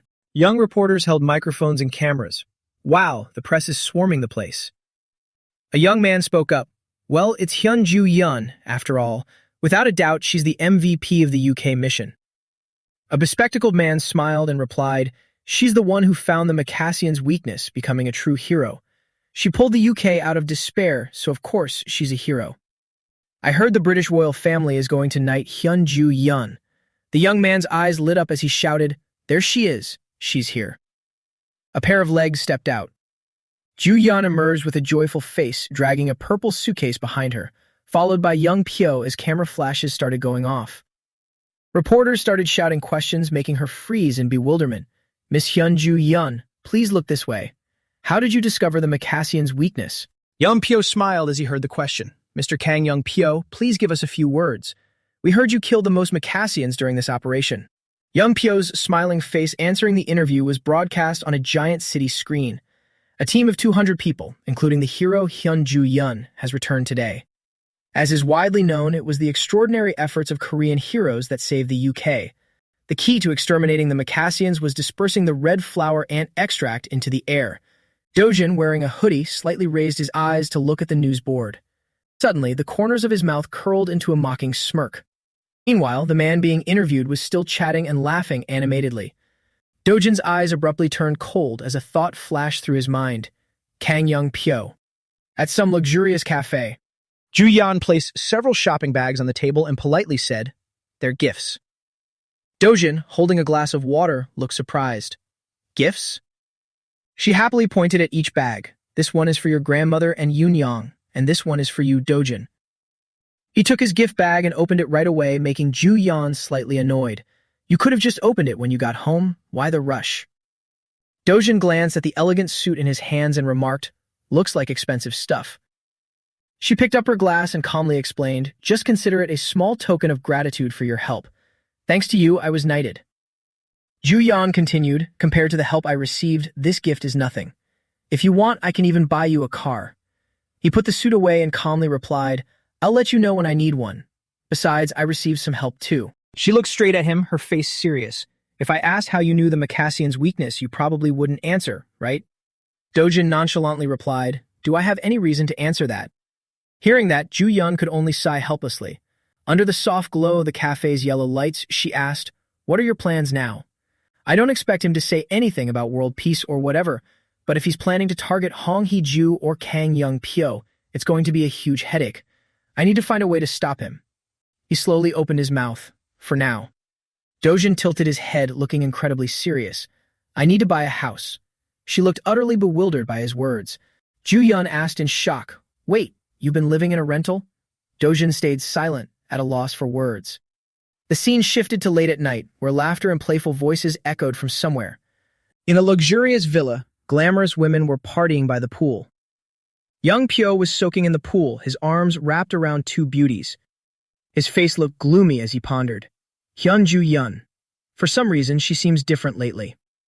Knowing the Macassian's weakness is one thing, but she's intentionally hiding how she found out about it and... Forget about the Macassian. What's the deal with Dojin? Ju-yeon was relaxing comfortably. She crossed her arms and shot back. "What do you mean by that?" Young Pyo listed off everything. "You even helped pull him out of trouble, going as far as to smash a prosecutor. You also said you witnessed him turning Chol-woo into a literal target practice dummy." Ju-yeon took off her sleep mask and explained in annoyance Kang Chol-woo was the one who started it, and the assassination attempt through the teleportation gate failed anyway. Even on the day they fought, Kang Chol-woo was the one picking a fight. He let out a scornful laugh. "Hey, that greedy bastard Chol-woo did something stupid for money, so he deserved to die. But he was my cousin. Long story short, I have a legitimate reason to take revenge on Dojin." Her cold eyes glared at him in warning. Young Pyo felt a pang of fear from Ju-yeon's piercing gaze. She laid back down, turning the other way, and nonchalantly said, "Do whatever you want. I'm not planning to get involved." He was surprised by her reaction, thinking to himself, "I thought there was something serious going on between those two." Ju-yeon put her sleep mask back on, hiding any trace of emotion, "And I have no reason to get involved anyway." Back to the present, young Pyo poured a drink while thinking. "No reason, huh? Even after I laid it out so clearly." He sipped his wine with a serious expression. "There's definitely something abnormal about Dojin." Long Sutton, Shrewsbury, UK. This area had become a desolate ruin after the monster attack. The British Hero Association was trying to send as many heroes into the rift as possible to harvest magic stones before the second wave began. A bearded man standing guard grumbled, "What a shame. If we had that red flower ant extract, even D-class hunters like us could take down a Macassian." The man next to him agreed, "Yeah, exactly. If we had stopped the wave right from the start, this area would have become a goldmine for magic stones." "Once the wave breaks out, the rift can't be successfully converted anymore," the man continued. "I heard the second wave won't be Macassians, but something else." The bearded man replied, "Yeah, the terrifying part is not knowing what the hell is going to pop out. Countries have been wiped out because of this." Saying that, the man turned his head to look at the rift. His teammate asked, "What is it? Is something wrong?" The man replied, "No, I just have a feeling someone is coming out." The other reassured him, "The squad that just went in is already coming out? It's only been 5 hours." The gatekeeper reminded him, Come on, snap out of it. Just focus on keeping watch. There are bound to be greedy civilians sneaking in for magic stones. Suddenly, flashes of lightning appeared from within the rift. The guard turned around, a look of pure astonishment on his face. His teammate looked equally stunned. From inside the rift, a heavily muscled man emerged, looking incredibly dark and terrifying. He looked down from above, his pupils emitting a frightening purple glow. The two guards were terrified by the man's appearance. He's not a hero. His outfit and scars don't match any of them. Quick, protect the headquarters. Before they could report in, he extended his metallic arm, conjuring a green magic circle. The two stared in bewilderment as the green circles levitated them into the air. The guard pulled into the air, cried out in panic. What the hell is this? The man didn't care in the slightest, swaggering right past them. Damn it. In a fit of rage, the guard twisted around and threw a dagger at him. The man didn't even flinch, letting his magic circle block the flurry of daggers and instantly deflect them. He muttered a single phrase, so weak. With that said, the man suddenly clenched his fist. The two guards screamed in agony as if they were being crushed by an invisible grip. He gently reached out his hand. With a flick of his fingers, purple lightning crackled into existence. From the lightning, a phone gradually materialized, its screen still displaying a number, 19.26%. On the crimson screen, 19.26 glowed clearly. The man pondered, 10 years have passed according to this world's time, right? And it still hasn't even reached 20%. He walked past the two guards, muttering to himself, Did it fail? I went through all the trouble of creating a spatial rift. First, I need to raise the mana density. One of the guards weakly rasped, What are you? The man turned around and spoke, First things first. As he spoke, he brutally struck down the guard who had just spoken. The man, wearing a terrifyingly demonic expression, coldly continued, I need to purge weak bugs like these first. In the opening scene, an area haunted by the emergence of monsters, Paju, South Korea. Beneath the blue sky, Dojin appeared calm, yet every step he took sent a tremor through the soul. Sunlight draped over his shoulders as the wind blew past. No one knew where he came from or where he was going, only that his presence commanded absolute silence. Suddenly, a series of strange noises around him caught his attention. Something was charging straight toward Dojin at terrifying speed. From the cracking earth, a colossal monster surged up, its roaring shriek tearing through the space. It opened its horrifying maw wide, ready to crush anyone foolish enough to block its path, but this time, the prey before it wouldn't be so easily swallowed. A whole swarm of monsters emerged at once, but amidst the chaos, only one man stood firm. Dojin didn't back down, nor did he need to hide, because from this moment on, the ones being hunted would no longer be human. He bent down, his eyes piercing into the bottomless abyss below. What was waiting for him down there? With just a light tap, the ground trembled as supreme divine power distorted the very tremors. After a moment, he softly deduced, 26 of them within a 100-meter radius. Dojin smirked as if fireball erupted from his palm, its billowing heat feeling like it could incinerate the sky itself. Let's see how many of you survive this. A fiery red light pierced through the rift, pouring countless bursts of fiery energy into the deep abyss. Dojin calmly shoved his hands into his pockets, his face entirely unreadable and unshaken. Instantly, the ground trembled. A deafening explosion echoed, and blinding light swallowed the entire space. Explosive power erupted, roaring flames surged toward the heavens, a crimson pillar piercing the clouds, tearing the air apart as if to incinerate the sky itself. Less than greater than. Witnessing this spectacle, a flicker of doubt crossed Dojin's eyes. What in the world was that thing? In a fleeting moment, a confident, triumphant smirk touched his lips. Shifting the scene amidst the bustling metropolis, a towering skyscraper loomed, standing as a symbol of power and the secrets hidden within. The older man, his demeanor calm and composed, took a sip of his coffee. All right, what kind of person is he? His subordinate's sunglasses glinted as he spoke in a gravely serious tone. He is indeed an incredibly unapproachable young man. A few people nearby nodded slightly in agreement. He confirmed to me that he is indeed a hero, said Min Hong Ki, vice president of the Korean Hero Association. Not stopping there, Na Tae-wong dug deeper. He looked at his assistant with curiosity. I heard the hero stat measuring device couldn't measure him. Is that right? Yeonju casually reorganized the stack of documents on the table and gave a slight nod. Yes, I didn't get any response from it at all. The middle-aged man in the black suit, his face contorted in a scowl, roared furiously. What an arrogant brat. If he's a member of the association, he must answer clearly. It was Park Sung-chul, vice president of the Korean Hero Association. The atmosphere was taut as a bowstring. The smiling man next to him subtly gestured with his hand. What else? Na-Tae Wong pressed the assistant once more. What else did you find? Eong-ju held up 2 sheets of paper crammed with text. Shaking his head, he said, Not much, but there is some information. And then he slowly unveiled a terrifying secret behind the scenes. So Dojin stated that everything started from the dark conspiracy of the hero Kang Cheol-woo. Spiritual energy flared at his hand as Dojin tilted his head in defiance, fully ready to intercept the giant monster's descending blow. His eyes gleamed with bloodlust, his hands ignited in blazing flames. Dojin clenched his fist tightly, his surging spiritual power seemingly wanting to incinerate all enemies before him. Eong-ju continued. So Dojin almost died during a battle in his spatial gate, and he awakened his powers. The monster's entire body was crushed, its flesh and blood exploding into pieces. An earth-shattering explosion echoed, the aftershock blasting dust and bone fragments across the sky. After that, he took revenge on Kang Cheol-woo, and then single-handedly cleared the new rift in Mappo. The battlefield trembled, red flames rising high. Dojin's figure dashed forward like a tempest, sweeping away all obstacles in his path. Eong-ju, his face solemn, read to the very end. Seo Dojin possesses overwhelming strength. Na-Tae Huang crossed his arms in deep thought. He truly is a wild, untamable horse, but a prize one at that. The monster's body blew apart, flesh and blood scattering across the sky. Na-Tae Huang still had a lingering concern. He requested a hero certification and claimed to have a guarantor. Who in the association is it? Eong-ju's face darkened. He answered amidst the heavy atmosphere. It's Hyunju Yun, the S-class hero, sir. Na-Tae Huang and Park Sung-chol were stunned into silence, their eyes filled with utter disbelief. The flames flared up violently as Dojin stepped out, a provocative smirk curling at the corner of his lips. In the light reflecting off the shining gold card, his cold, detached face was clearly revealed. Dojin froze slightly, gazing at the golden card, the 8th person on the list of Korea's S-class heroes. The giant monster's corpse lay shattered on the ground, toxic blood staining the earth in streaks.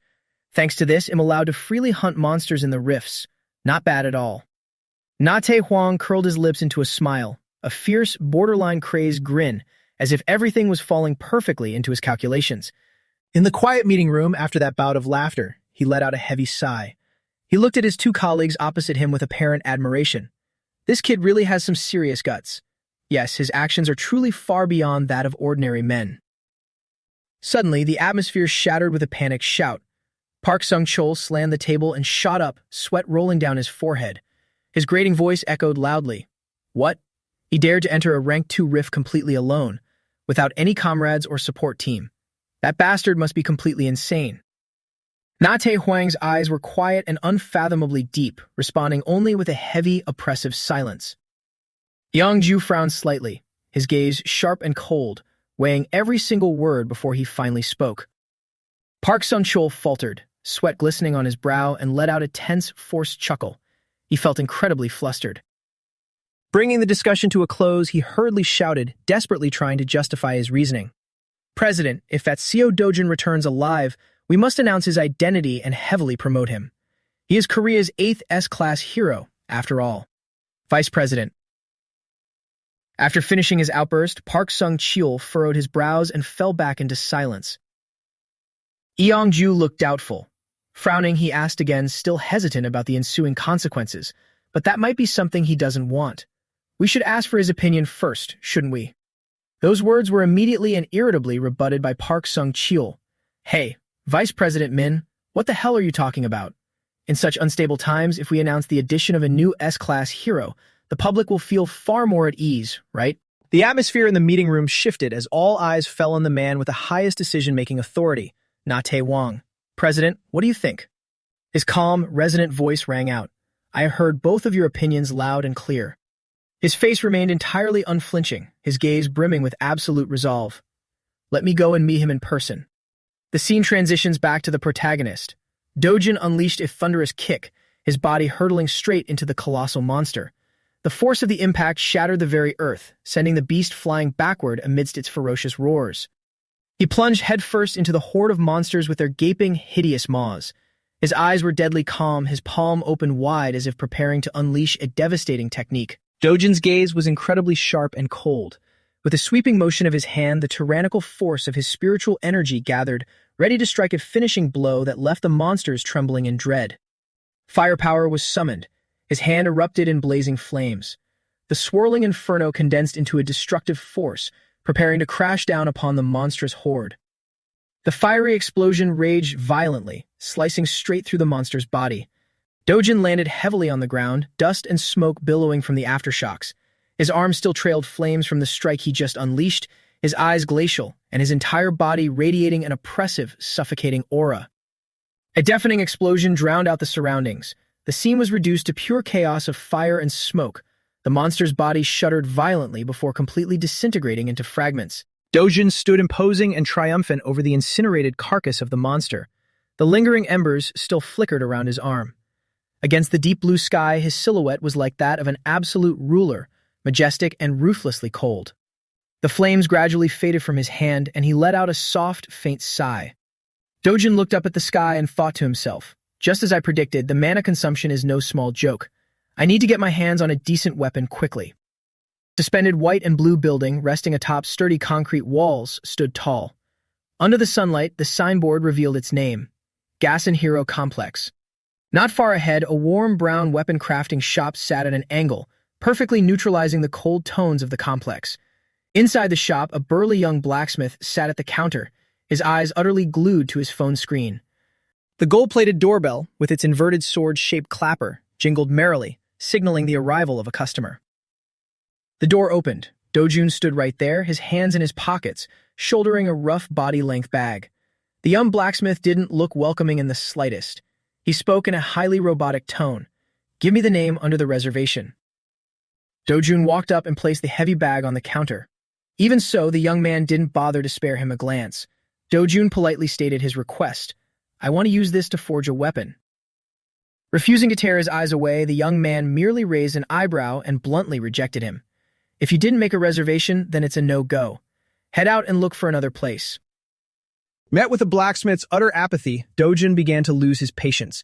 His face darkened, his eyes sharp as daggers, and he growled, "I heard many places are too packed and aren't accepting requests anymore. You were the one who answered the phone, weren't you?" Engrossed in his game, the young man finally shot Dojin a glare, inevitably irritated by the nuisance. "Damn it, I already told you we're fully booked. We don't have any slots left. Go somewhere else. Every craftsman in this complex is highly skilled." Dojin grabbed the young blacksmith by the collar and hoisted him out of his chair, veins bulging on his arm. The young man let out a sudden yelp. "Are you crazy? What the hell are you doing?" Dojin stared dead into his eyes. "Are you the owner?" The young man frantically corrected him. "I am the owner's son." Dojin leaned in closer, radiating a chillingly murderous aura. Glaring at him, he ordered, "Call your father out here, right now. I dragged myself all the way here because I heard this place was good." The young blacksmith reluctantly turned away, shooting a weird, wary look back at him. He called out loudly, "Father, there's a customer here who wants to see you." An old man clattered out wearing flip-flops. Age hadn't eroded his muscular build. Drenched in sweat, he adjusted his hat strap and asked, "Who referred you here?"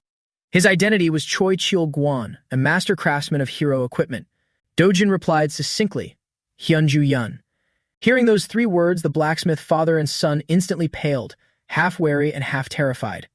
Choi Chil-guan asked again, "Did Hyunju Yun really send you here?" Dojin didn't answer. He simply unzipped his tool bag with utter nonchalance. He pulled out two long, raw material rods glinting with a yellowish-brown hue, their ends pointed and sharp.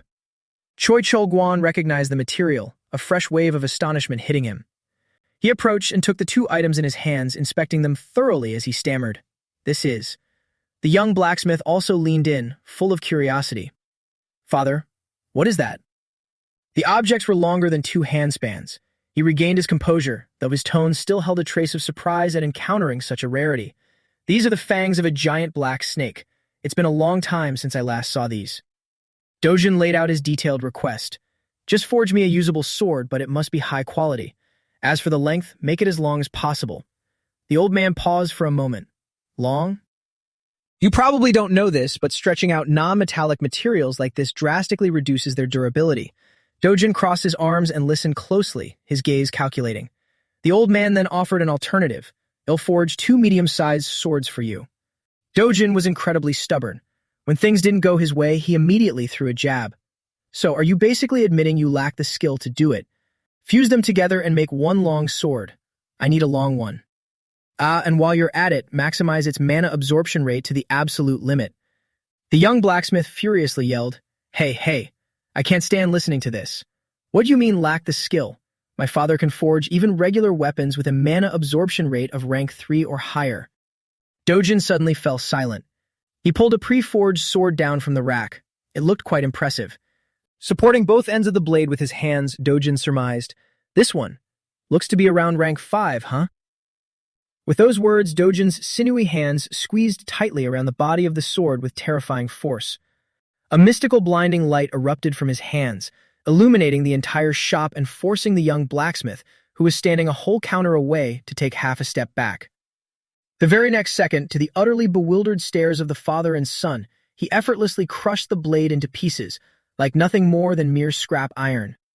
The sword in his hands shattered in the blink of an eye, large and small shards bursting outward in every direction. Fractured metal cascaded to the ground. The father and son stared in dumbfounded silence at the scattered remnants. Dojin casually dropped the remaining fragment. Fists still clenched, his cold, menacing voice cut through the air. If you plan on forging absolute garbage like this, you're better off quitting your trade right now. The surrounding air inexplicably flared up like an inferno. The young blacksmith was frozen stiff with fear.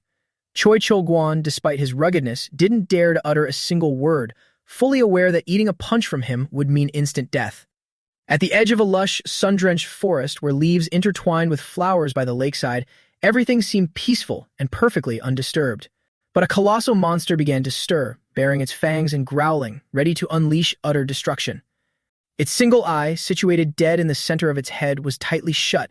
It suddenly snapped open, its blood-red pupil flashing with a chilling, hair-raising glint.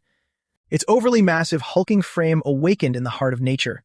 Hunched over, it stomped forward, every footfall threatening to fracture the very earth. It threw its head back and roared, the deafening sound echoing all the way to the clouds. Right at that moment, Dojin approached with absolute calmness, stepping foot into the shallow water. He found that roar to be incredibly obnoxious. Still as noisy as ever, aren't you? With a single wave of his hand, a roaring flame flared up to his chest level, his gaze already locked dead onto his target. Dojin moved like the wind, effortlessly dodging the monster's earth-shattering stomp. The beast was dumbstruck, watching this strange entity hurl toward it, completely unsure if it was a demon or a man. From high above, he leaned his body, gathering momentum into his fiercely blazing hand. A highly decisive strike tore through the wind and plunged deep into its shoulder. The monster opened its jaws and screamed in agony. It frantically grabbed a tree trunk that fit its hand as a weapon, its veins bulging profusely. Before the tree could be used, Dojin flew in and swiftly chopped it in half, leaving the top and bottom uprooted on the ground. Having dealt with the monster's weapon, his sharp, fiery eyes locked onto his main target. It barely had any advantage. His agile movements only gave it enough time to react with stunned terror. Without wasting a second, Dojin swung his arm to slash its other shoulder, circling behind it with blazing mana. Yet the battle wasn't over. The monster had healing abilities, and a green healing light gradually reconnected its torn flesh and skin. Its muscular body fully recovered, it stubbornly bared its fangs and glared. Pitifully, Dojin didn't hesitate and leapt at it from behind. With just a light touch, a scorching stream of fire transferred from his hand to the monster's flesh. The immense power charred it black as if it were roasted. Taking the full brunt of the flaming sword attack, the monster screamed with all its might. That decisive strike completely severed its head from its neck. Borrowing the power of the wind, he unleashed a powerful slash, successfully bringing a dramatic end to the battle. The defeated monster crashed down, echoing with an earth-shattering thud. Dojin stood up, looked at the still smoldering fire, and sighed as he sweated, realizing that maintaining the magic sword for so long was truly exhausting. He bent down, took off his shoulder bag, and pulled out a glass pitcher with a handle.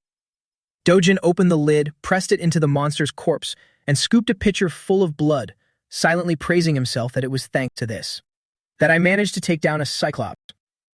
Dojin returned late in the evening, but the lights inside the weapon shop were still on. He slid the pitcher of blood toward the blacksmith's son. The boy was bewildered. What is this? He replied flatly, Give it to your father. This will make it easier to fuse the two black snake fangs together. The blacksmith's son couldn't help but feel uneasy looking at the blood-red liquid, constantly calling out to his back, What is that? Hey, you have to tell me. The high-rises glowed brightly under the streetlights at night. Dojin finally left the shop and stopped on the sidewalk. Unconsciously stretching his bag strap, he pondered. I prepared enough basic materials, but to increase mana absorption, I'll need that. To find it, there is only one place on Earth. It's Brazil, a 12-hour flight away. In a resort area cooled by surrounding swimming pools, the early morning atmosphere was quite relaxing and bustling. A phone on the edge of the pool vibrated with an incoming call. The screen showed the caller was CO Dojin. Ju Yun, who was soaking in the pool, came over and gently picked up the phone. Whatever was said on the other end must have been quite a shock, catching her off guard. Ju Yun had to push her sunglasses up to her forehead, asking again, Brazil? In the pool, people were playing together in the water. On the shore, Ju Yun and Inju were lounging on chairs, enjoying their day off. Her cold eyes observing from behind her sunglasses, Ju Yun spoke up. The association decided to send heroes to Brazil. Inju, sipping her drink, replied, Yeah, I heard the Brazilian government and the association have both thrown in the towel, and now they're planning to completely lock down the rift area. Inju, wearing a deep-cut black bikini that revealed her voluptuous and hot chest, gently took off her glasses, tilted her head and smiled. Even though the monsters there are way more aggressive, we can mine quite a few magic stones in return. The association's pay is decent too, so our guild decided to join. You should go too and bring him along. Ju Yun spoke up, probing about his identity. He's the 8th S class who's been making waves lately, right? She replied, I'm not so sure. Unsatisfied, Inju raised her voice. What do you mean, not sure? Rumor has it you two are getting real close. Ju Yun quickly denied. What? Nothing like that. Oh my, how cute. I saw with my own eyes the two of you hunting Cocastrian together. Ju Yun's face flushed with embarrassment as she awkwardly replied, Well, that was. I know, stop teasing me, I'll go. Inju excitedly stretched her arms out, acting sweet and whiny. Yay, thanks a lot. Suddenly, Ju Yun stuttered and interrupted, but I'm not even sure myself if he'll come along. Elsewhere, layers of sweat dripped down Chul Guan's cheeks in utter tension. His voice turned fearful. Wait, how did he even find this? Such a perfect fusion. It doesn't even look like metal, but rather cast as a single solid block. Who would have thought Cyclops' blood could be used this way? Dojin stood watching with his arms crossed, looking truly arrogant as the corner of his mouth slightly curled up. Chul Guan held the wooden stick in his hand and reluctantly accepted. All right, I'll make it according to your order. It'll be as long as possible, maybe up to 180 centimeters. He reminded, crafted as a two-handed sword, but design the hilt so it can be swung with one hand. Around 5 kilograms will do. Less than greater than. His face under the hat looked completely twisted. What's this? Suddenly speaking so respectfully. I thought he was the overbearing type, but it turns out he has some manners too. Or else, maybe this weapon is just that important to him. The shop owner observed the rough and heavy wooden block in his hands and spoke up. But 5 kilograms is a bit heavy for a one-handed swing. It's not like you're just going to swing it a few times and call it a day. He replied, It's fine, just make it like that. How long will it take? Chul Guan answered, At least a month. The mana absorption rate could reach level 7. He thought to himself, level 7? Will it be able to withstand my full power? As expected, I'll have to use that. For now, forge the shape first. Chul Guan looked at Dojin, who softly added, As for upgrading the mana absorption rate, wait until I bring the materials to do it. His pupils shrank amidst the whites of his eyes as he felt anxious. Don't tell me. Is he planning to go get that material? A few days later, in front of the parking area sign, a luxury car was parked in the area. He stood next to the car with a face full of gratitude. Thank you. I'll put it to good use. Ju Yun smiled and replied, It's nothing, but do I look that broke to you? Are you only asking for a 1 billion won item? Dojin smiled back, This much is reasonable enough. That left her somewhat speechless. Ju Yun stood there blankly. Ju Yun stared blankly as he looked around to inspect the car. She was a bit curious. What's going on with the Hero Association? Dojin replied, They're planning to reveal my identity, so I demanded a fair price. She was stunned. A price? President Na Taewong is someone who always puts the bigger picture first. Seems so, but the negotiations failed. She shouted angrily, Can you please be decent for once? I'm your guarantor, so please think about me. His response to her words was the ruthless sound of the car door shutting. Ju Yun stepped up, opened the door, and got right into the passenger seat. Fastening her seatbelt, she tilted her head and softly said, "The association is swamped with deploying forces to the rift in Brazil. Once things settle down, I'll arrange for the president to talk to you again." Dojin's voice was full of confusion. "Brazil?" Ju Yun's arm lightly brushed against his. "Yeah, that's right. They said they're going to completely lock down part of the area." The distance between them grew closer, a scene full of ambiguous romance. Dojin looked into Ju Yun's eyes and asked, "Are you going too?" Her face flushed red with shyness, beads of sweat trailing down her cheeks, making Ju Yun feel both tense and flustered inside. She turned to reply, "Of course I'm going. Why do you ask?" Dojin's handsome face and charming voice arose. "Because I want to go with you." Those words made Ju Yun's heart flutter, her cheeks turning rosy with embarrassment. In another place, Heeju's face was trembling with fear. She asked young Pyo, "What? You're asking for more money?" The corner of his mouth smirked. "This isn't the time to pinch pennies, Director Hong." She shouted angrily, "I already paid a 30 billion advance and you're demanding more? When are you going to start working on it? I should have handed this over to someone else." Young Pyo simply replied, "Who else would take this hit?" She mocked, "There are plenty of cold-blooded killers in the world as long as there's money." He smirked and sighed, a mocking look in his eyes towards Heeju. "You really are lacking in information, Director. How about I throw in some free info?" Sho Do-jun, he's an S-class, the 8th S-class hero of South Korea. Heeju's face contorted, sweat forming on her cheeks as she screamed, "That bastard is an S-class. Are you messing with me?" He sneered, "Oh, don't you believe me? I had to spend my own money to dig up that info. If you don't believe me, you can just sit there and wait to die by his hands." He slowly strode toward the door when her voice echoed, "Wait. What? Is Sho Do-jun really an S-class? If that's true, I can't control him anymore. He'll pay more money, so you must eliminate him."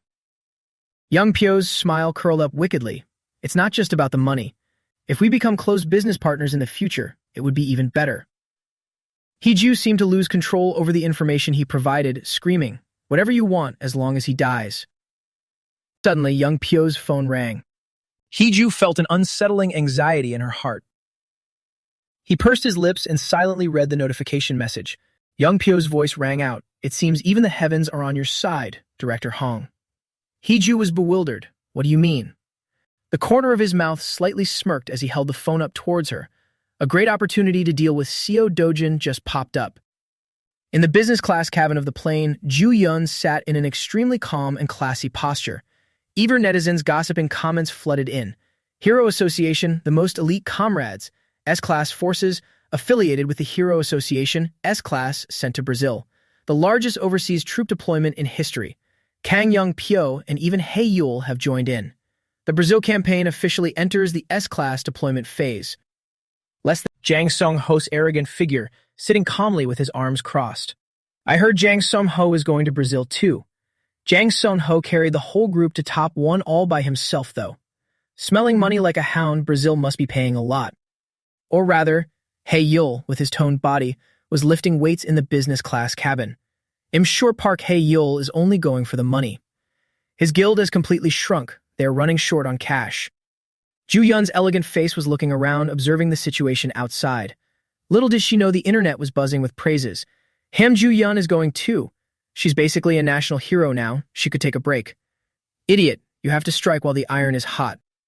Oh my god, Ju Yun is the sexiest woman alive. Young Pyo crossed his arms over his chest, nonchalantly looking around. Even Kang Young Pyo is going. Brazil must be throwing cash around like crazy. I heard whatever magic stones you get are tax-free. They entirely belong to the heroes. Is that rumor real? Just a mid-grade stone is enough to change your life. Young Pyo looked over in bewilderment at Dojin, who was loudly slurping instant noodles. The comment sections were still lively. But who is Seo Dojin? The storm on social media grew more and more curious. He's a rookie. The Brazil battle must be his debut. He's still very young, probably forced to go to build up experience. I'm really curious about his actual skills. If he's an S-Class, he must be something special. The plane took off into the sky. Everyone's eyes carried their own distinct thoughts. Jang Sung-ho's face was calm. Hae Yul's sharp eyes slightly lifted. Ju Yun still kept a serious expression. Duong Pyo is staring blankly at Dojin, his eyes wide in bewilderment. He's puffing out his cheeks, chewing his food under his black hood. The airplane is gradually landing in Brazil.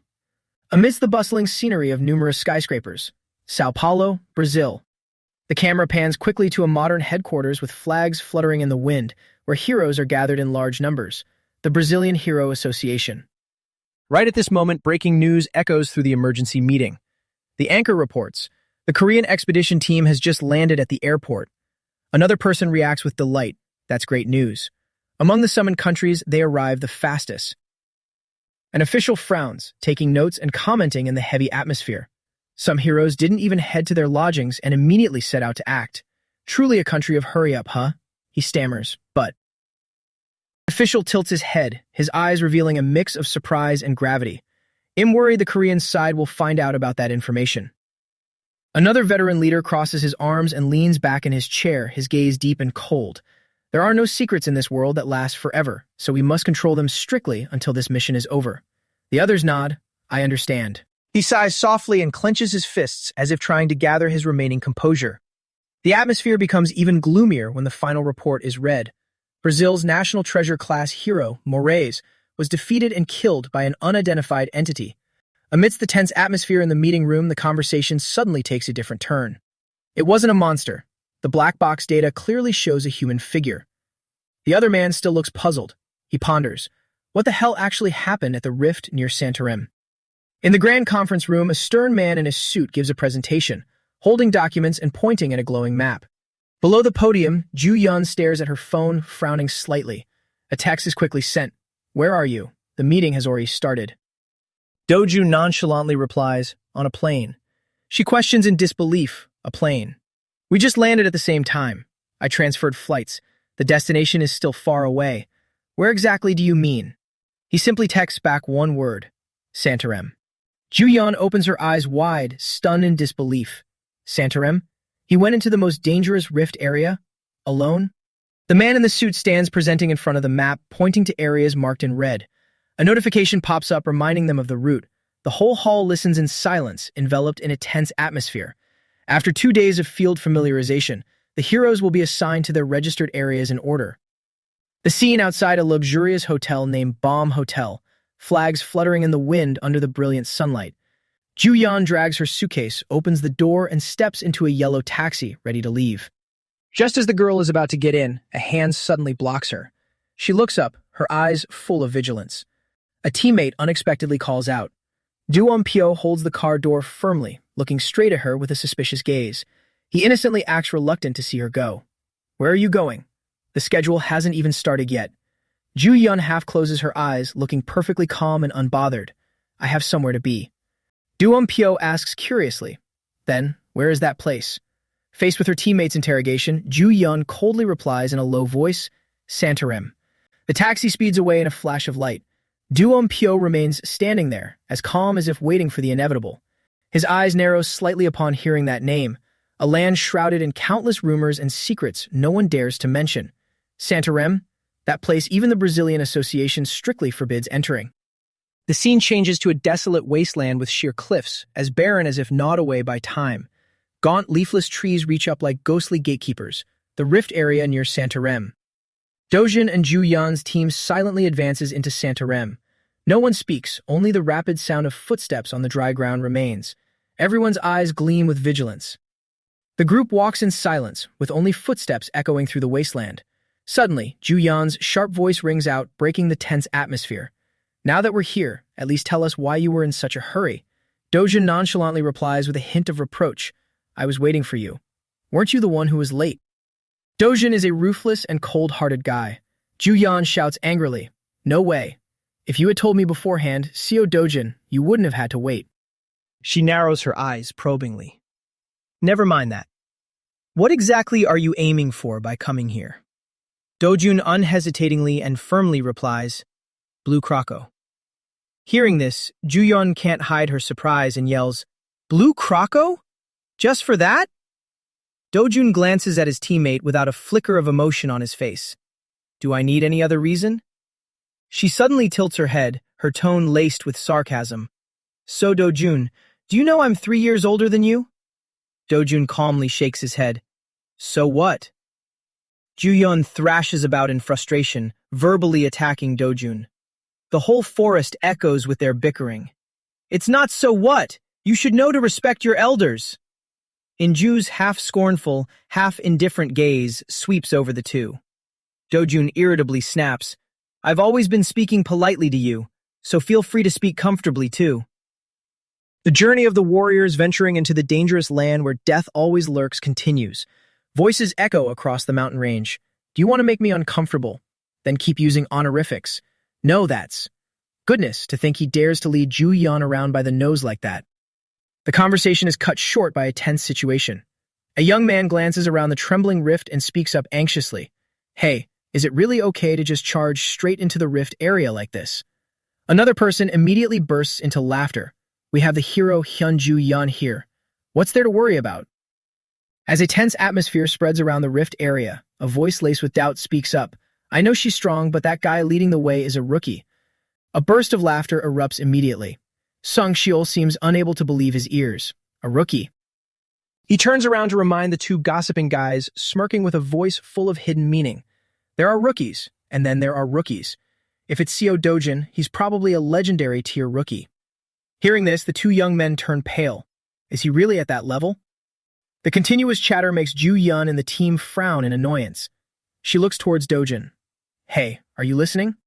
Dojin immediately spins his sword defensively and looks forward. He barks irritably, so noisy. Ju Yun's stern gaze falls on Dojin. Seo Dojin, don't tell me you came here with the intention of sealing off this entire rift area. However, Dojin calmly replies with an unexpected reason. I came here to gather materials. Why would I seal it off? Ju Yun stares blankly for a long while. Materials. Suddenly, the whole mountain shakes violently. From the blinding dust and smoke, a monster's arm with long, razor-sharp claws swings down, tearing through the wind and creating a chilling, murderous aura. A resounding explosion shakes the entire space. Intense light flashes as the strike collides with the barrier.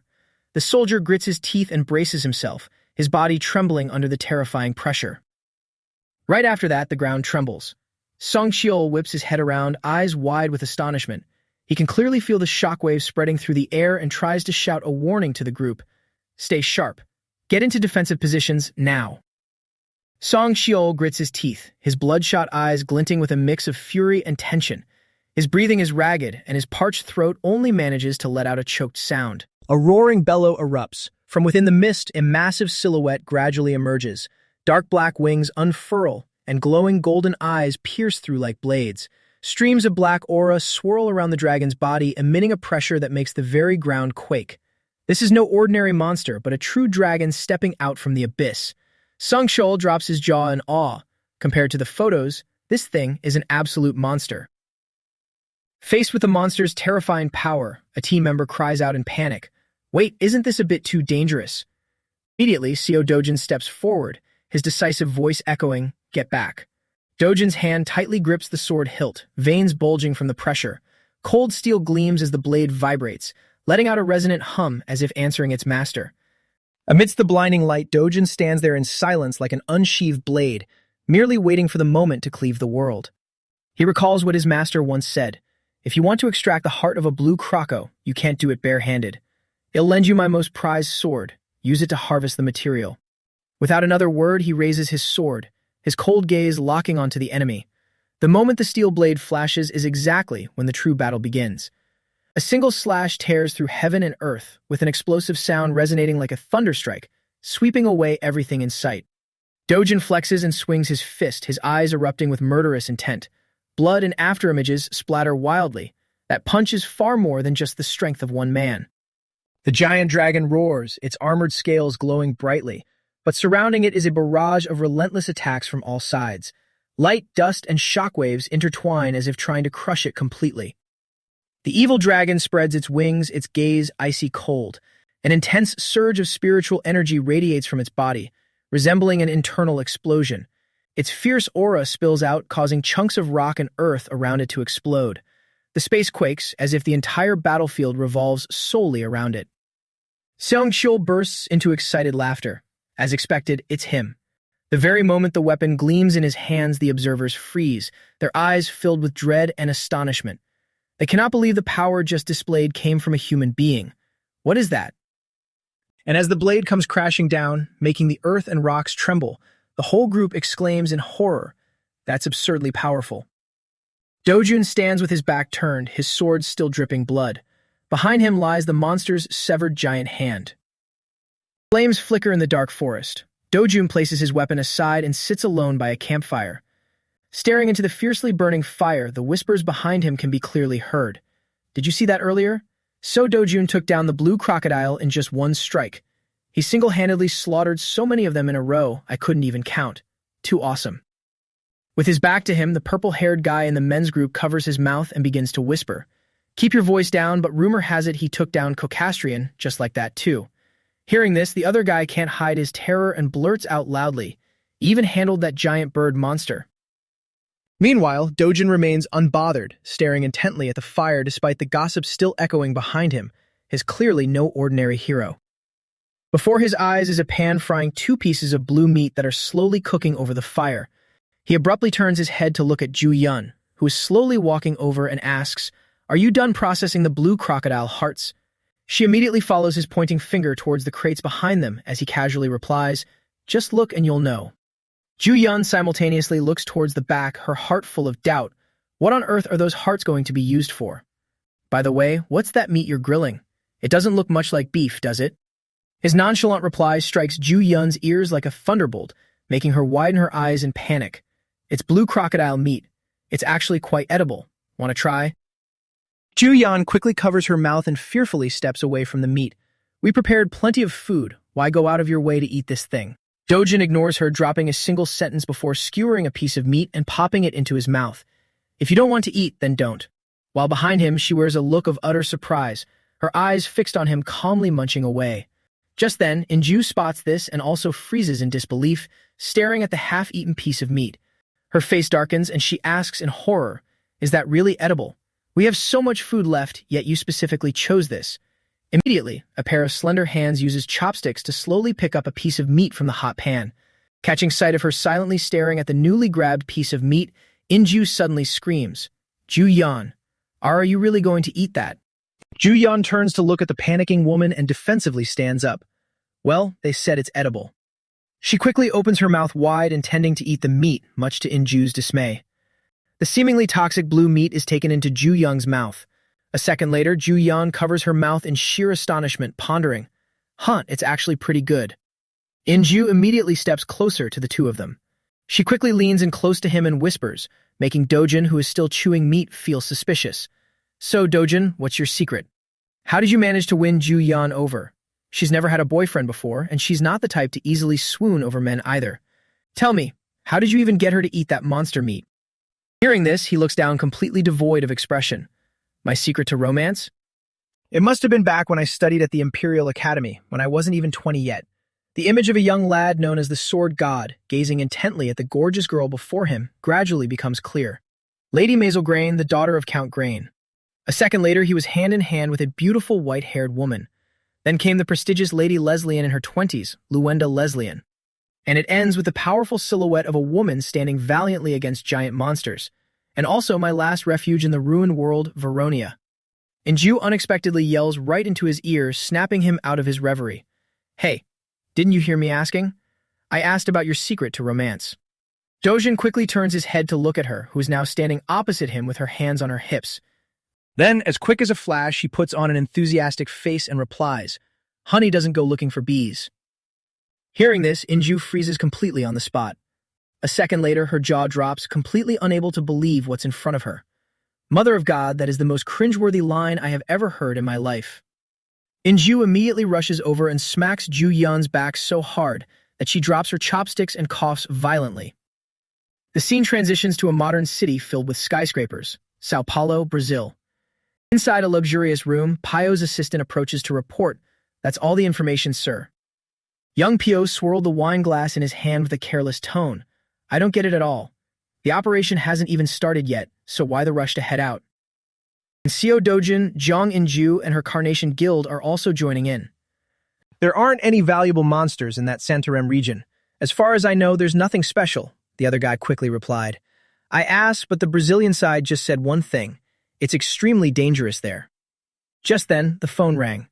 Anything involving that bastard Seo Dojin is completely unpredictable. Seriously. Director Hong, what's the occasion calling me today? The other end immediately shot back. Is that bastard Seo Dojin still alive? When are you going to do your job? He asked back with a smirk. Are you upset about something again? Did something happen? The other end immediately replied, my father. He probably saw the news about Dojin ranking 5th and told me to bring him back home. Young Pyo jumped up, speaking in a teasing tone. Even the chairman of T Group is stepping in personally.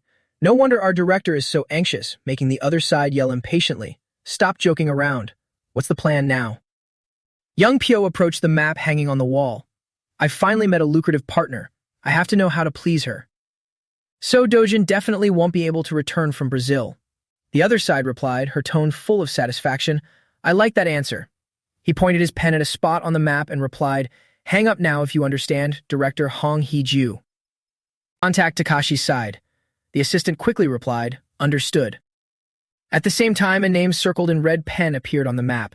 Now that So Dojin has wandered into the wilderness himself, it'll be much easier to make a move. Back inside the forest, Dojin was leading the group straight ahead. Juyeon stared intently at the map. Are we heading into the dense jungle? I heard there are very dangerous monsters there. He asked back, what monsters? She quickly thought of a terrifying creature, the lynx. Dojin calmly looked up at the sky. A lynx? Is that thing even here too? Juyeon asked back, you know about the lynx? He replied, of course I do.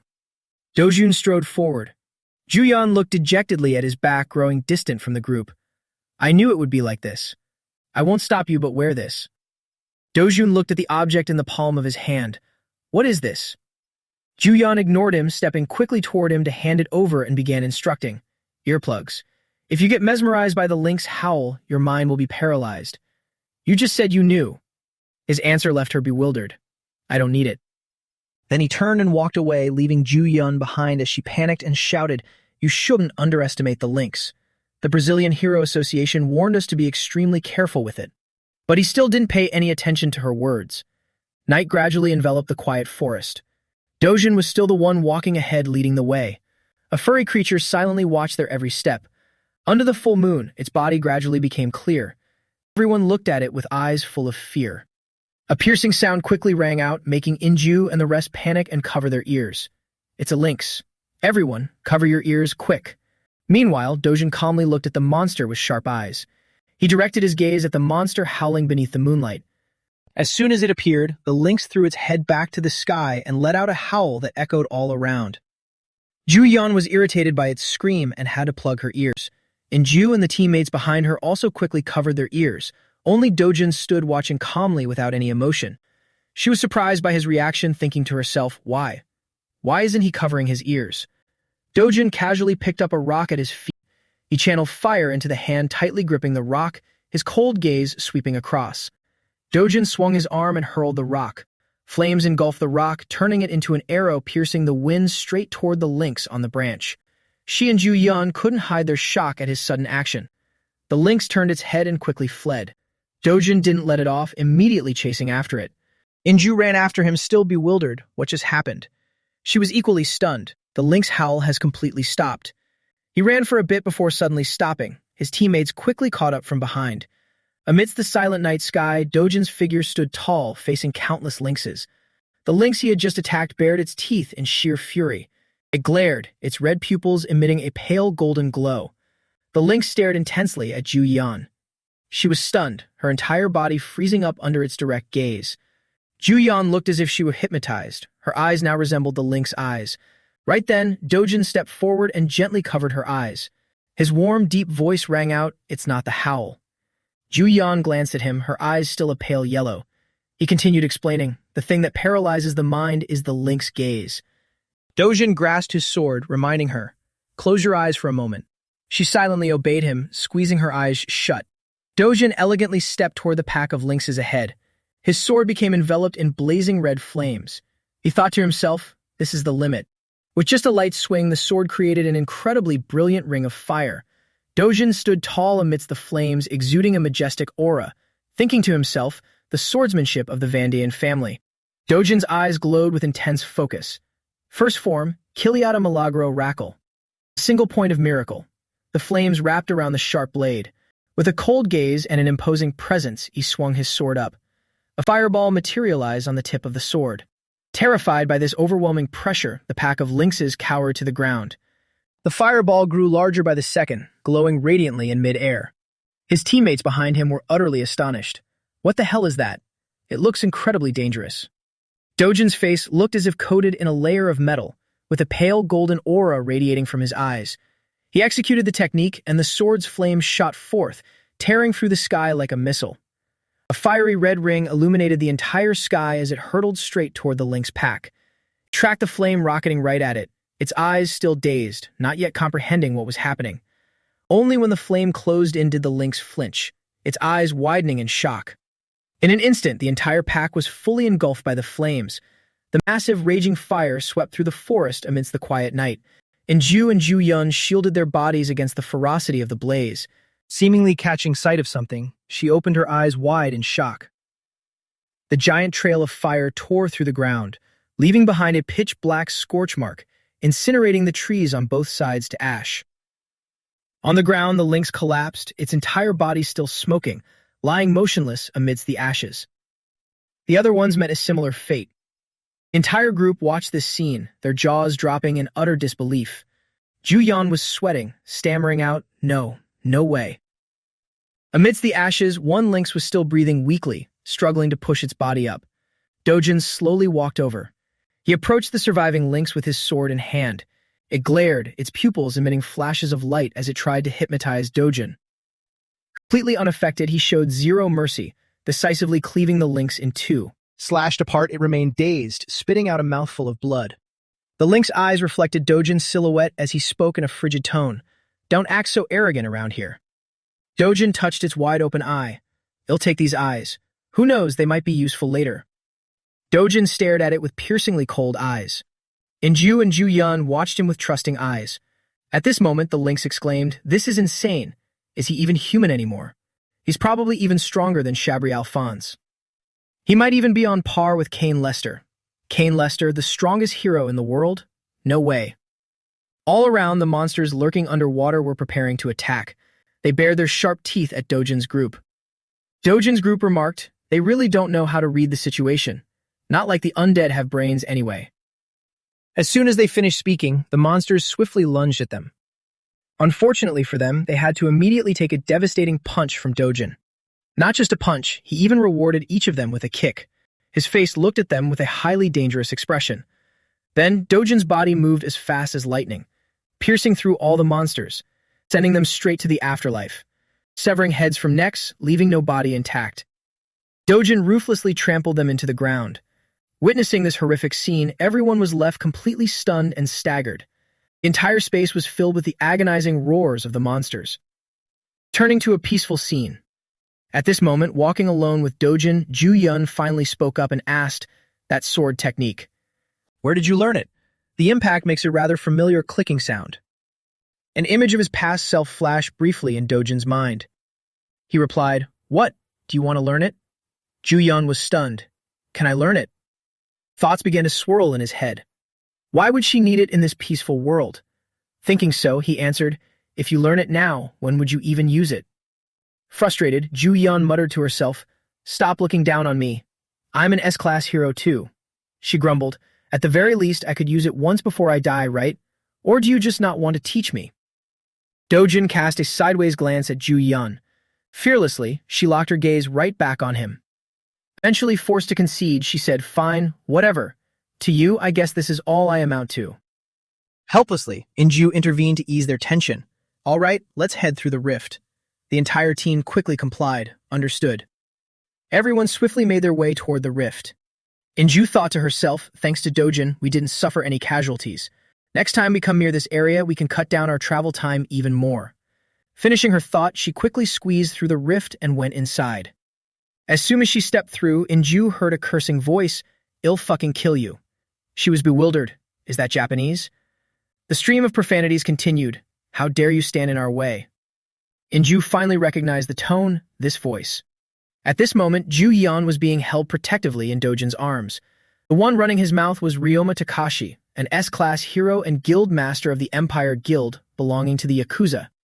Ryoma stepped right up to Dojin and sneered, "I was finally having some fun with the King of Fists today, and you dared to ruin it." Since the bastard started it, he was ready to finish it. He whispered coldly, "Get lost before I smash your face in, do you understand?" "This party is a real eyesore, isn't it?" Hearing him fluently converse with Ryoma, Ju-Yun asked in surprise, "You can speak Japanese?" Dojin felt a sudden twinge of panic and replied, "Just a little." He thought to himself, actually, it was the original Dojin who learned it. Seething with murderous intent, Ryoma warned, "What are you spacing out for, you damn dogs?" His guild members quickly joined in. "How dare you act so cocky with our guild master? Kneel and apologize right now. Do you even know who this is? This is. If you dare." Dojin's icy glare cut them off. "I don't care what you do. Get lost." The air seemed to freeze, thick with overwhelming tension between the two sides. Inju began to worry inwardly. The Empire is the fifth-ranked guild in Japan. They are notorious for being undisciplined thugs with a Yakuza background. No matter how strong Dojin is, we should avoid them. Thinking so, she quickly stepped forward to mediate. "Let's all just calm down." He shooed her away. This isn't a place for a little girl to interfere. Hearing that, Inju's face stiffened. A little girl? The group behind Dojin suddenly erupted in anger. "What the hell are you idiots doing? How dare you insult our guild master, you fucking morons."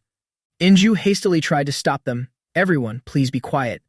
Then she calmly introduced herself. "I'm Jeong Inju from the Carnation Guild. It would be best to resolve this peacefully here." Ryoma couldn't care less and continued, "So what? Never heard of your guild. If you're begging for a beating, don't worry, your turn will come." With a swift motion, he yanked Ju-Yun away from Dojin. He immediately lunged forward to stop his actions. Seeing Dojin approach, he threw a punch. "Get the hell out of here. I've got something to show you. I was planning to kill you anyway, so just sit still and accept your death." Dojin thought to himself, "Something to show me. Are you trying to piss me off? Since you want to fight so badly, let's play." A devastating punch landed directly on Ryoma's cheek. Just one little tap of affection, and it sent the bastard flying 100 meters away. Seeing their guild master sent flying like that, Ryoma's underlings were suddenly paralyzed with fear. Dojin reminded his group, "Everyone step back. He struck first, so this is just self-defense. It's just a one-on-one duel. Let's clear out these minions to lighten the load." Ryoma recovered from the daze and barked in order. "Everyone fall back." The muscles in his arms began to bulge. His face grew increasingly ferocious. Ju-Yun, standing by, started to worry for Dojin. She thought to herself, "Dojin, please just kill half of them." Takashi's men stared ahead in sudden shock. Ju-Yun, Inju, and Sung Cheol looked ahead with horrified expressions. Dojin leaped into the air and stomped directly onto Takashi's head, making him smash his face into the dirt, groaning in sheer agony.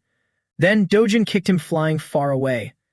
Takashi painfully clutched his bleeding nose and thought, "Damn it, how is this bastard so strong? Who the hell is this guy? This is nothing like what I heard about him, son of a bitch." Dojin cast a sharp glance at him. Seeing that look in Dojin's eyes, he trembled inwardly. "I'm going to die." Right after that, he immediately turned around and fled. Dojin swiftly appeared right in front of him. Dojin growled, "Who sent you bastards to mess with me?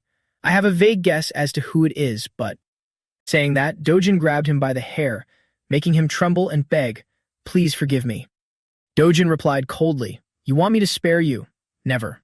Then he clenched his fist tightly and punched him straight in the face, sending blood splattering everywhere. Seeing this, Ju-Yun's group widened their eyes in absolute shock. Dojin rubbed his arm after knocking Takashi down to the ground. Inju looked astonished. "I had a feeling, but I didn't expect it to be this completely one-sided." Dojin placed his foot squarely on Takashi's head. Seeing this, Inju tugged on Ju-Yun's sleeve and said, "At this rate, he's actually going to kill that guy. Ju-Yun, say something." Seeing Dojin violently stomping on Takashi's head, Ju-Yun finally spoke up to stop him. "Dojin, stop it. If you keep going, he's really going to die." He replied without hesitation, "He'll take responsibility for it." But Ju-Yun pulled him away directly and confronted him. "Take responsibility. How exactly are you going to do that? It's better if you just don't do things you'll have to take responsibility for later." Dojin explained, "I've seen plenty of scumbags like him. It's best to just kill them right away." Inju also approached, grabbing his hand to dissuade him. "Dojin, you shouldn't let this kind of trash affect you. Just stop." Ju-Yun added, "They've already learned a very expensive lesson."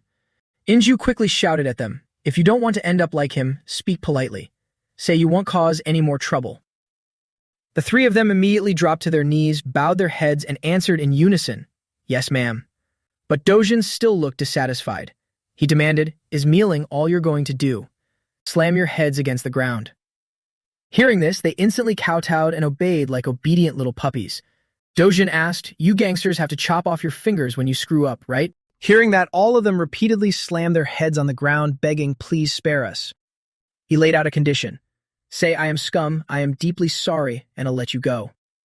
The black-haired guy gritted his teeth and said, "I am scum, I am deeply sorry." Hearing him say that, Inju looked completely speechless, while everyone else laughed mockingly. Even the huge guy lying on the ground stammered along, "Scum." Dojin looked at him with a satisfied expression. In Sao Paulo, Brazil, the man frowned as he read the file in his hand. He furrowed his brows. Then he looked at Inju and Ju-yun standing in front of him. Then he rearranged the stack of documents, thinking to himself, "Do I really have to believe this?" An S-class hero like Takashi was beaten to a pulp, and the opponent was just one person. Takashi is the only one injured, so I can't say it's completely fake, but it's still too hard to accept. "We are hoping South Korea can cooperate to close the Santorum rift." Then he spoke up, "If this report is accurate, our Brazilian association cannot intervene. We will send him back to the Korean and Japanese hero associations. You will receive their decision." Inju replied, "Understood." He continued, "And you guys have already approached the Santorum rift, right? Was there anything unusual?"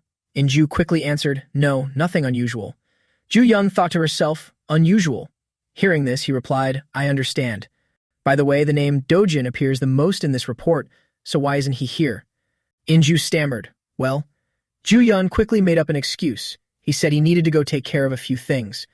Wondered, take care of a few things. In the hospital corridor, groans echoed everywhere. Takashi groaned, his eyes gleaming with fear. It turned out he was looking at Dojin, who was standing in front of him, holding flowers. Dojin spoke up to calm him down. "Stay still. I'm really just here to visit." Dojin took out a sphere and placed it on Takashi's forehead. Then he said, "Now tell me exactly what happened." The room suddenly became unusually quiet. Takashi, seemingly hypnotized, spoke, "Because of low-life trash like me, I caused trouble with the Korean guild." Dojin frowned at him. Then he turned and walked away, leaving Takashi mumbling, "Yakuza are scumbags. Yakuza are scumbags." Dojin stepped out of the room, his fists clenched tight. Rumors of the clash between the Korean and Japanese heroes spread rapidly. Articles reporting the brawl between Dojin and Takashi appeared one after another, with headlines like, "Took down Takashi with just one blow." Violence more terrifying than violence itself, that is hatred. Public support for Dojin was spreading everywhere. The mysterious hero, Dojin, finally speaks out. Na-tae Wong spoke up while reading the news. He really swept through all the domestic news. It's truly explosive. News about hero Seo Dojin is being published day by day. The bespectacled man spoke.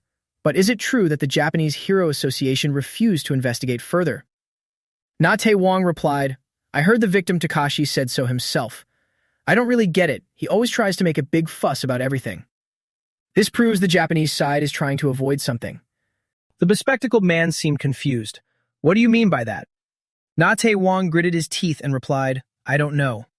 Soon enough, everything will revolve around Hero Dojin. I feel like the balance of the world's heroes is about to be shaken." Day 1. Only one day left before the operation to close the rift in Brazil begins. The Korean heroes arrive early to adapt to the area, coordinating with heroes around the world who gathered in the later wave, sharing joint operations as well as individual plans. A pre-deployment party was held to ensure their success. The star of the party was, of course, Seo Dojin. At the party, Dojin was standing and talking with a crowd. Inju looked at him and thought in admiration. Rumors of him crushing Takashi seem to have spread globally. Everyone here is just talking about it, yet he doesn't brag at all. It's truly admirable. Compared to him, don't you think we are quite ordinary? Seeing Ju-yun remain silent for a long time without answering her, Inju looked at her and thought, she isn't even listening to me. What did she see to make her look so tense? Thinking that, she looked ahead. Up ahead was Dojin standing near a glamorous woman. She was looking at Dojin with eyes full of admiration. That woman was Gloria Tyler, an American S-class hero, ranked #1 globally in the most beautiful hero poll. Inju smacked Ju-yun's arm hard, making her jump. Inju said loudly, "Being moody like that is enough. Why are you just sitting there? go on. Hearing this, she stammered, W what? What am I supposed to do? Dojin glanced over at Ju Yan. She shyly walked towards him. Ju Yan blushed, not daring to look at Dojin. Seeing her adorable expression, he smiled happily. As soon as Ju Yan arrived, Tyler also turned and walked away. That was interesting. See you later, Castle. Hearing that, she wondered, who is Castle? Dojin took a sip of his wine and replied, that's me. Ju Yan was surprised, you have an English name. Dojin explained, it's the name I use before the name Dojin. She looked at Dojin and thought to herself, did he live abroad when he was young? When I checked his background earlier, there wasn't any information like this. Why has he never mentioned this name to me? In the distance, someone was silently observing Ju Yan and Dojin. He thought to himself, that bastard Takashi. He couldn't even deal with a piece of trash like him. I guess I'll have to take care of him myself in the end. He overheard Ju Yan warning Dojin, but you have to be really careful, Dojin. He walked past the two of them and eavesdropped. I know you're very strong, but enemies don't always play fair. Takashi has some close allies, the most famous being, before she could finish, Dojin cut in, forget it. After hearing that, Ju Yan froze for 5 seconds. What do you mean, forget it? You should know who, Dojin said sarcastically. They're just the same kind as Takashi. Cowardly, weak, but like to act tough, right? That kind isn't worth worrying about. Not worth it at all. A man standing in the corner of the wine party trembled with anger upon hearing his words. His eyes were brimming with murderous intent. In contrast to him, Dojin wore a sarcastic smile. He clenched his fists, staring at Dojin and cursing inwardly, that bastard. I will kill him with my own hands. At night, the moon and stars had appeared in the sky. Inju spoke with a thoughtful face. This is the first time I've seen something like this. At the rift area near Santarum, Inju continued. The entrance to the rift looks very gloomy and dark. Sung Chul smiled and said, what's there to worry about? We have 2 S-class heroes here. Let's just go in quickly and close it. Inju agreed. That's right. What could possibly happen? Everyone, let's go in. Everyone replied in unison. Understood. Everyone was now standing in front of the rift. Seeing Dojin seemingly hesitant, Ju Yan looked at him in confusion. Then she asked, what's wrong? He replied, don't you feel it? Ju Yan answered, feel what? Then she turned to ask Inju, Unmi, do you feel anything? Inju was also puzzled, not at all. You mean you're sensing something? Dojun looked ahead worriedly. He sensed that the mana concentration had increased. The surrounding atmosphere suddenly became eerily quiet. At this moment, someone high above was measuring the mana concentration at 23.61%. He spoke, it'll reach 30% in no time. Filthy bugs, it'll be easier if they all die right here. Everyone was now feeling the pain. My body is so heavy. It hurts. It's suffocating. I can't breathe. Derjun thought to himself, this mana level is completely different. The concentration is even denser than in the Fatasua forest. Ju Yan glanced at him. This is the first time I've seen Dojun so tense. There must definitely be something here. Dojin was now also staring intently ahead. Inju spoke up to reassure everyone, stay calm. This might be a characteristic of this rift zone. Since our bodies feel heavier than usual, do not let your guard down. Ju Yan, please protect the formation, and Dojin, you too. Ju Yan immediately replied, understood. Inju added, just until we find out why the mana density has changed. Dojin also replied, got it. Inju ordered, our priority is closing the rift. Everyone stay on high alert. Move out. Everyone received the order and shouted in unison, understood. Everyone heightened their vigilance and observed their surroundings. As Dojin advanced into the Santarum Rift, northern Brazil, Manaus, the largest city in the rift zone, where the French, Korean, and Brazilian teams were dispatched. Suddenly, everyone was attacked, poisoned, and bleeding from their mouths. Buzzing sounds echoed everywhere. Poisonous bees appeared in the sky, relentlessly attacking Inju's group. They were killer bees, a type of flying hornet monster. Seeing his teammates poisoned and slowly collapsing, one of Dojin's group members thought to himself, this can't be happening. Killer bees are supposed to be monsters that even C-class heroes can hunt, aren't they? Everyone seemed helpless against the swarm's attacks. One by one, they were poisoned and fell to the ground. Seeing this, one of the group members thought even A-class heroes are being completely overwhelmed. A hornet raised its sharp stinger and dove toward him like a bullet. He threw a punch at it, but it dodged. He cursed inwardly, damn it, its body is too tough. Normally, it would have been smashed to pieces. Watching the hornets frantically attacking his comrades, he thought, in this place, how many of us will even survive? A blade slashed violently toward Inju. Black orcs suddenly appeared with sharp weapons in their hands. Sungshil wondered, this is weird. Why are the black orcs this strong? The members of the group stepped forward one after another to attack the black orcs. Another member of the group also advanced to engage them. A black orc glared at him with furious eyes. Then it raised the sharp axe in its hand high. It ruthlessly swung the axe down, but thankfully, Ju-Yan rushed in and saved him from the black orc's blade. He said, "Thank you," before she warned. Don't approach so carelessly. The noises of the black orcs drew closer and closer. Ju-Yan immediately dashed toward a black orc. Seeing this, it swung its axe.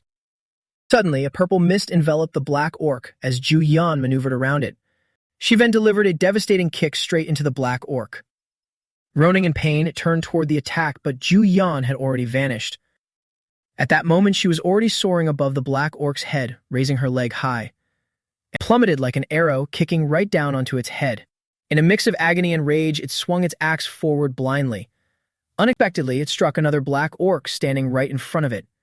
That only fueled its fury even more. Seizing the moment, Ju-Yan continued her assault. She landed a powerful kick, sending the black orc flying away. It cried out in agony, spitting out a mouthful of blood. Seeing this, everyone thought, Seo Dojin is so terrifyingly strong that I almost forgot this is the true power of an S-class. She's incredibly strong. The black orc screamed in pain, but immediately after it took a crushing punch from Dojin. Dojin had instantly taken down a black orc in the blink of an eye. Inju thought to herself, with this level of difficulty right at the entrance of the rift, even with the two of them here, closing this place won't be easy. The black orc lay unconscious on the ground. Seeing Dojin examining the unconscious black orc, Ju-Yan walked over and asked, "What are you looking at?" He replied, "There, do you see something like a black ripple?" She asked back, "A ripple?" He confirmed, "You have to focus to see it." "What is this?" This is the reason they suddenly grew so strong. Dojin thought to himself, why is there dark mana here? Hearing this, everyone was astonished. Both Inju and Ju-Yan furrowed their brows in confusion. The surrounding atmosphere gradually fell silent after Dojin finished speaking. On a dark moonlit night in a desolate, isolated place, a monster was struggling desperately against something. Naturally, there would be those who put all their effort into suppressing its power. But it seemed the monster still refused to submit. Everyone felt that these matters were only getting more complicated. They truly wanted to annihilate it as quickly as possible. This chaotic battle really needed to end right here. Everyone sensed that the current situation was more unstable than ever. Some had also started to question this bizarre anomaly. Even the swamp monsters had grown unusually strong. Even human strength was struggling to hold up against it. If things continued like this, humanity wouldn't be able to withstand it.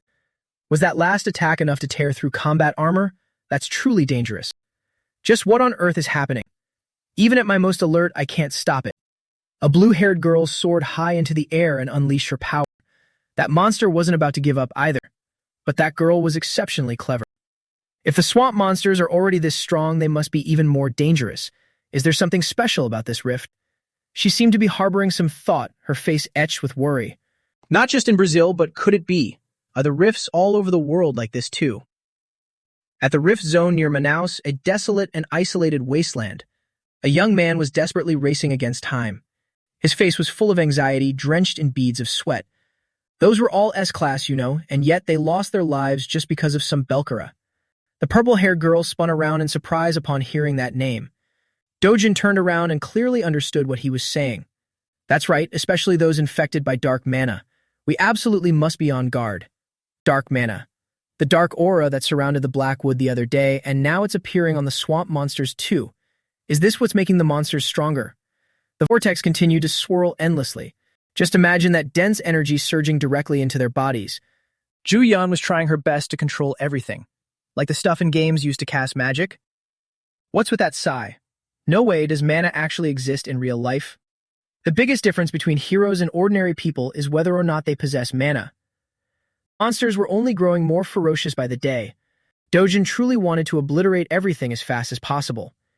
Everything was just spiraling into a chaotic mess. Did the concept of mana originally not even exist in this world? Then it must have been a peaceful world once. It was just a pity that such peace wouldn't last much longer. Honestly, he didn't want this to happen one bit. Dojin wanted everything to return to the way it was before. But regardless, he had already tried his absolute best. Dojin wanted to kick down and crush everything in his path. He would prove that this world deserved to be at peace. He was truly the bravest man of all time. His teammates stopped eating, watching with admiring eyes. Ju Yun still had doubts in her mind. So, among all the types of mana, it's that dark energy that makes the monsters stronger, right? If you had to compare it, it's just like pumping an athlete full of steroids. She had a question, so she asked him, "But how do you know all that, Dojin?" To him, this was all too simple. In fact, he found it weird that they didn't know. Leaving the swamp, the Carnation Guild still heeded the warning. Since this was an extremely dangerous area, they intentionally slowed their march and moved cautiously.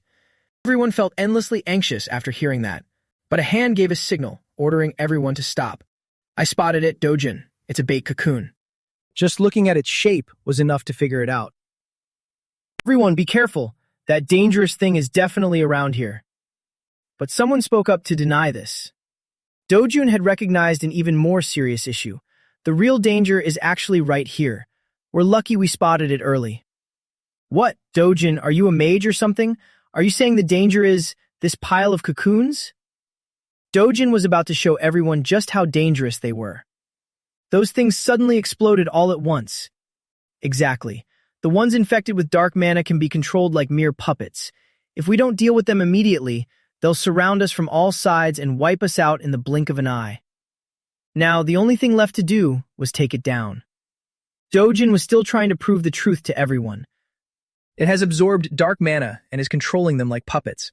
If we don't deal with it right now, we'll be completely surrounded and wiped out in a flash. Now we just need to take down that dangerous thing and we're done. Everyone was listening intently to his words. They were all amazed by Dojin's attitude. It was his first time facing this situation, yet nothing seemed to faze him. The more they looked at this man, the stranger he seemed. "I thought he was just incredibly strong, but this level of power has completely surpassed human limits." Ju Yun gently placed her hand on his shoulder. "Tell me the truth. Have you been reincarnated? Are you living your second life?"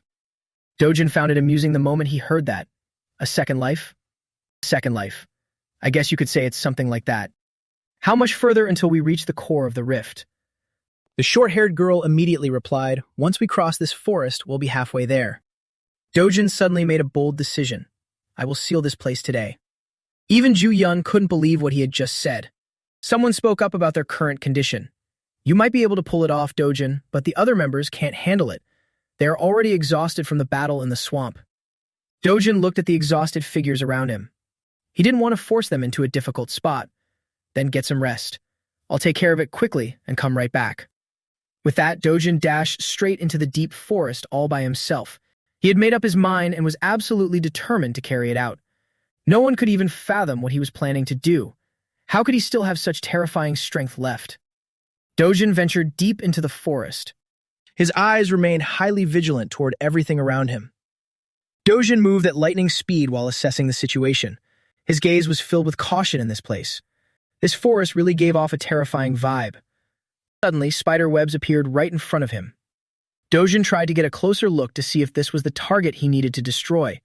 He was thrilled that, after so long, he had finally found it. Dojin immediately readied his sword. That spider also harbored a terrifying power. In the blink of an eye, it appeared right above Dojin's head. More and more spider webs began to appear. It was trying to break his natural focus. Dojin needed to lock in his concentration as quickly as possible. The power of the two was evenly matched, but he absolutely wouldn't let himself lose to it so easily. Dojin fought against it with only a single sword in hand. He was feeling fatigued but still had to give it his all. Dojin breathed a sigh of relief as he looked at his hand. "Thanks to circulating my mana arts and absorbing the dark mana, I'm still not feeling tired at all."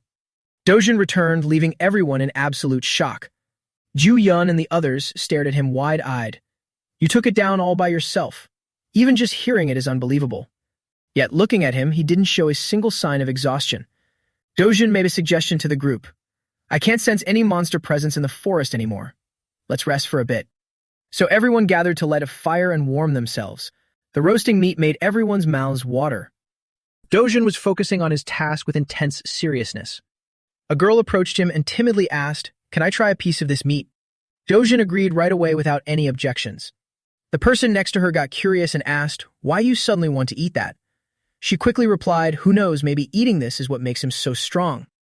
As soon as the other person heard that, they excitedly rushed over. "Let me try some too. I wonder if it actually works." "Sit down, there's no harm in trying." The other two, who were bandaging their wounds, watched her eat with immense craving. Of course, he had already guessed their intentions. That piece of meat won't do anything other than fill your stomach. But I don't dislike people who have such a strong desire to get stronger. He decided to be kind and give them a small gift. While eating, the two of them felt this strange sensation in their bodies. The girl thought it was actually working and beamed with joy. "Just eating this meat makes me feel totally re-energized." Seeing that reaction, Dojin couldn't help but chuckle. It was time to discuss their next objective. "We just need to go a bit further to reach the rift's core, but everyone is exhausted. Let's head back to rest and launch our attack tomorrow." Dojin said he wanted to seal it today, but our backpacks are already completely full anyway. Dojin found it a bit strange and turned to ask Ju Yun, "Are you agreeing with this too?" "What else can I do? It'd be a lie to say I'm not tired. Plus, the monsters are getting stronger because of that dark mana." Dojin looked at the map, lost in thought. "Our initial plan was to delay sealing the rift for as long as possible, because we needed to gather as many rare materials as possible, like blue crocodile hearts or foreign exclusive resources. The more the better. But the appearance of dark mana has changed everything. Variables are never a good omen. There's something about the dark mana this time that makes me feel uneasy." He dumped out all the diamonds from his bag. "Take these and head back to the hotel first." Dojin abruptly turned away right after he finished speaking, leaving the two of them completely baffled. He didn't forget to turn back and reassure them. "I'll finish sealing it and come right back." The monster still possessed devastating destructive power. Dojin was putting all of his effort into holding it back. He absolutely wouldn't let it invade so easily ever again. Dojin's eyes widened as if he had discovered something horrifying. He immediately gripped his sword, readying his stance. Without waiting a second longer, Dojin thrust his sword straight into its body. He instantly obtained a brilliantly shining diamond. All this time, everyone had been admiring his spectacular skills. The short-haired girl felt worried about his condition. "Dojin, he's going to be okay, right?" Ju Yun felt this was entirely normal. "You saw it yourself. He just said goodbye and shot off like a bullet. He has plenty of strength left. He's still full of energy." The short-haired girl looked at her expression and teased, "But why do you look so gloomy? Are you worried about him?" Ju Yun tried to dodge the question. "Worried about what?" "It's just that calling him an S-class like the rest of us feels a bit embarrassing. In this world, is there anyone who could even compare to him anymore?" Dojin was still fighting with everything he had, without resting for a single second. He was just about to finally take down that monster. Dojin just hoped he could finish this as quickly as possible. He swiftly gripped his sword and thrust it straight into its head. The monster felt enraged by his presence. Dojin could only let out a heavy sigh. That monster grew even more furious at his calm demeanor. Dojin continued to unleash his immense power. He would burn it to ashes with his fierce energy. Before the monster could even fight back, it met a painfully brutal end. Dojin was their ultimate sworn enemy. Both of those giant monsters were taken down by him so effortlessly. Dojin also retrieved the diamond he needed. Both girls had their bags packed and were ready to set off. Everyone was carrying heavy backpacks on their shoulders. They all continued on their journey. Dojin continued to plunge his sword straight into the monster's body. He wanted to annihilate it in the most painful way possible. When Dojin made a move, his ruthlessness was truly unmatched. He would make them experience the absolute peak of agony. Dojin even ripped out their internal organs. He ruthlessly tossed them into a jar. He quickly sealed the lid tight to keep everything contained. The monsters' bodies were oozing with blood. Diamonds he was collecting piled up more and more. In just a moment, he was about to become the biggest owner of them all. Getting this much from just one monster is pretty good.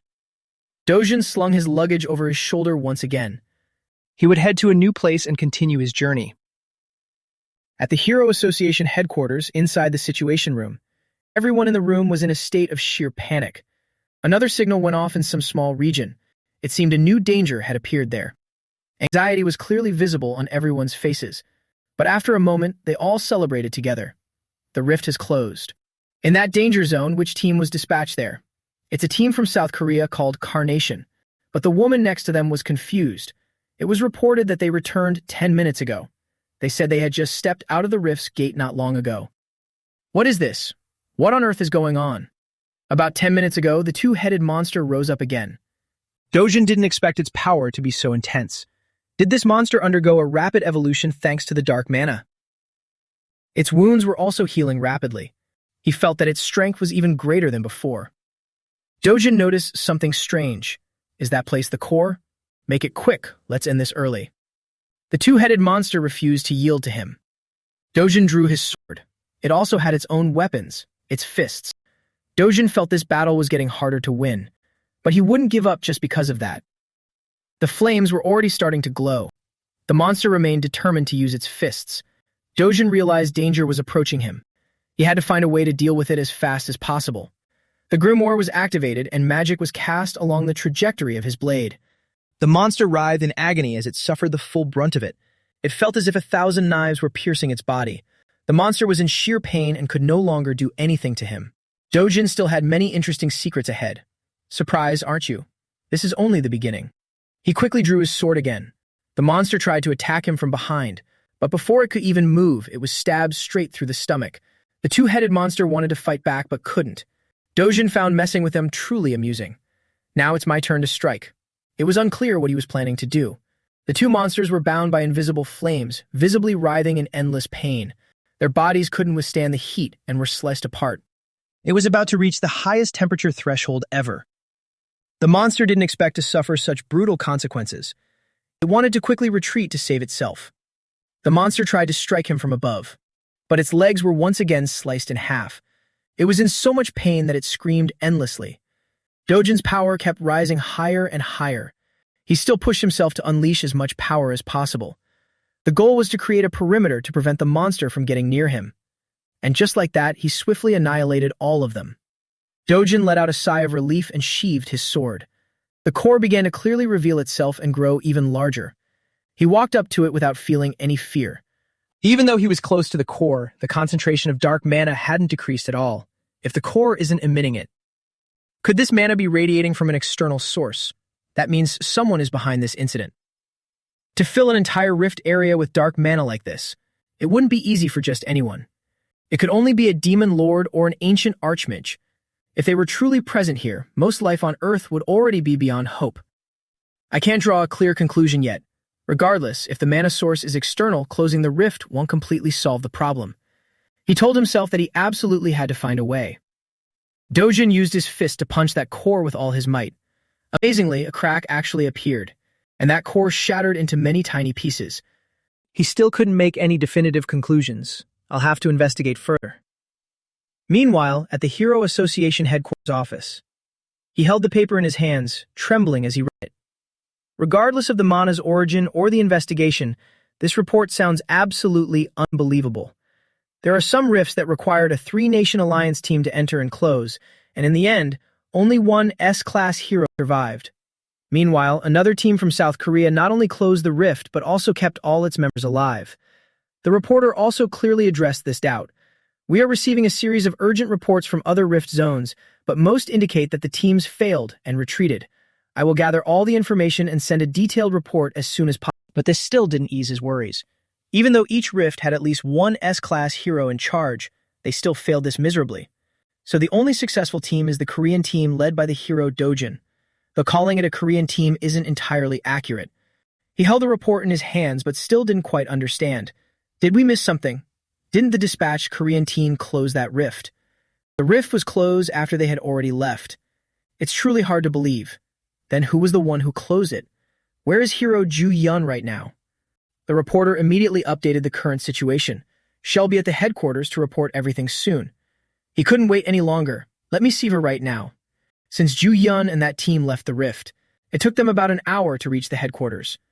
During that time, Dojin had already closed the first rift and was entering the second one. The core of this rift is located underwater.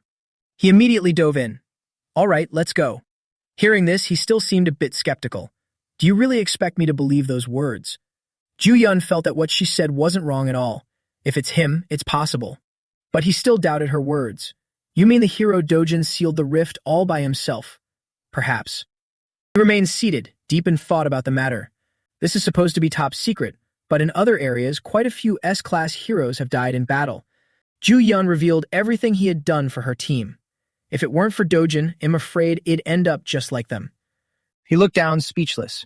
To be honest, it's too hard to believe. The monsters grew stronger thanks to an energy called dark mana, and that power can even surpass an S-class hero. And Dojin is beyond all those ranks. However, there's a recent report that some rifts in the southern region have been sealed. Perhaps dark mana hasn't appeared in that area yet.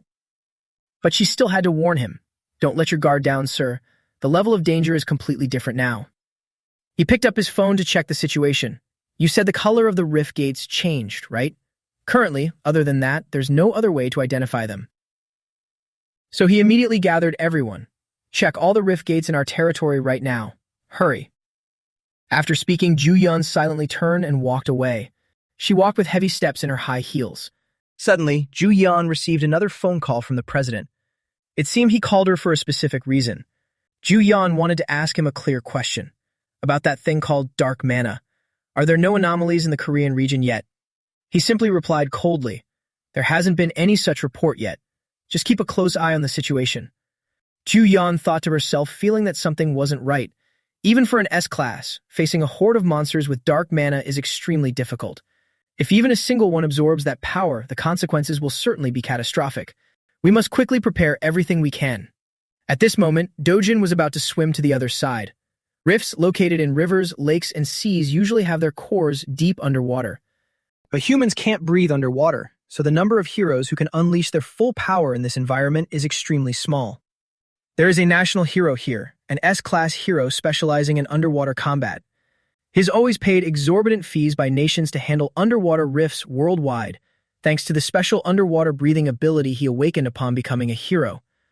I can feel it now. The dark mana in the water is much thicker. Dojin began to dive deeper as he got used to it. He was determined to conquer the rift at the bottom of the lake. This is great. It must be because of the dark mana. Dojin continued to swim deep down to the seabed. He reminded himself to breathe evenly. First, I need to control my buoyancy. He calmly swam down into the fathomless lake. Dojin had carefully studied the rules before coming down here. His face was filled with determination. After a long time, he was finally able to stand on his feet. Dojin immediately kept his guard up, looking around warily. Right after, he spotted a giant monster behind him, and had already found its target to attack him. Dojin quickly recognized what it was. Thanks to the dark mana, it seems full of vitality, He decided to use his fists. Dojin was determined to bring everything under control right away. He wouldn't easily yield to anything. Dojin silently observed everything. Fish with hideous bodies also appeared here. They were fiercely guarding the monster. He was absorbed in observing something far away. Dojin thought of the most dangerous scenario. He couldn't even imagine what the scene would be like later on. Surely anyone who saw them would be absolutely terrified. Ignoring the buoyancy, he could freely control his body. His feet were as steady as if they were touching the ground. The punches he threw were as fast as if he were on land. Dojin was trapped in the middle of them. He had to find a way out of here before planning his next move. So annoying, beating all of them is going to be exhausting. Dojin decided to find an escape route. He was going to launch himself into that empty space. But there was also something very dangerous up ahead. With sheer determination, Dojin propelled himself over. Some sort of monster was opening its eyes. Dojin still couldn't identify what it was, but he felt that it was also a threat. Dojin thought he had to quickly end the current situation. He quickly rushed over to see what it was. One of its eyes kept glowing. This was the first time he had seen a creature like this. Its gaze seemed to be directed right at him. To think he would stumble upon it in a place like this. In his previous world, those who left behind legendary names all had one thing in common. Before they became famous, they had hunted this creature. A golden opportunity like this, how can I miss it? But for Dojin to claim it wouldn't be easy. That beast actually charged straight into the deep trench. He immediately thrust his hand down with a powerful punch. Dojin couldn't let this rare opportunity slip away. For that creature, natural enemies don't exist. No matter who it is, it creates a virtual space to swallow everything whole.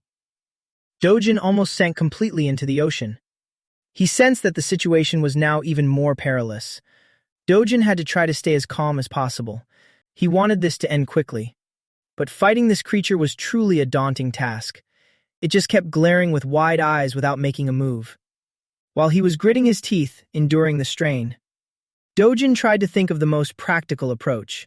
Killing it would be easy, but then I wouldn't be able to claim the virtual space.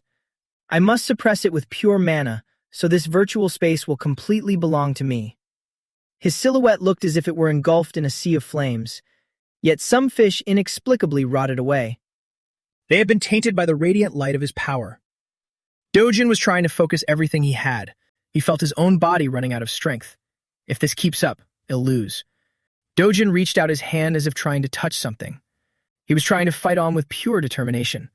The more mana he poured out, the more dark mana he had to absorb from the abyss. Dojin decided to use both hands to break through the power. He seemed to sense something strange again. Dojin couldn't possibly give up. Was it too much for his current body? His reflection had somehow been caught in the eyes of that fish. Dojin felt he had nothing left to lose.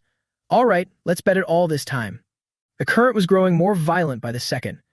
Suddenly, an eruption surged from the seabed to the surface. Both he and the fish leaped into the air together. Dojin executed the exact plan he had envisioned. Dojin felt a surge of joy as his plan succeeded. He had finally acquired what he desired. But a moment later, for some reason, he collapsed. The water's surface was no longer as peaceful as before. There was only a void of nothingness in the middle, and so everything just continued to unfold. Dojin seemed to have drifted to some mountainous region. In front of him stood a flock of birds, watching. Dojin was still hazy and couldn't fully snap out of it. But suddenly, an animal approached, startling him. Then they abruptly flew away. Dojin opened his eyes as he witnessed this scene. He remembered everything and realized he must have passed out. Dojin sat up, trying to clear his head. He was restoring the power in his hands. My mana has increased compared to before. It was worth the fight. Dojin seemed to remember something else. That virtual space was still deeply imprinted in his mind. Dojin had to fight to claim it. It was the most precious thing. He stepped into that circle again along with his items. He felt joyful, sensing he had fulfilled a noble mission. There was nothing left to linger for in this rift now. Let's seal it up and head back to the rest stop. At the Korean Hero Association, the assistant spoke up. Although no official announcement has been made yet, the news of the hero's passing is confirmed. Tae Hwang frowned with a look of regret. We have lost precious talents. The assistant added, word has it that this only happens in a few areas with special rifts. Tae Hwang asked, Hero Seo Dojin was able to seal such places.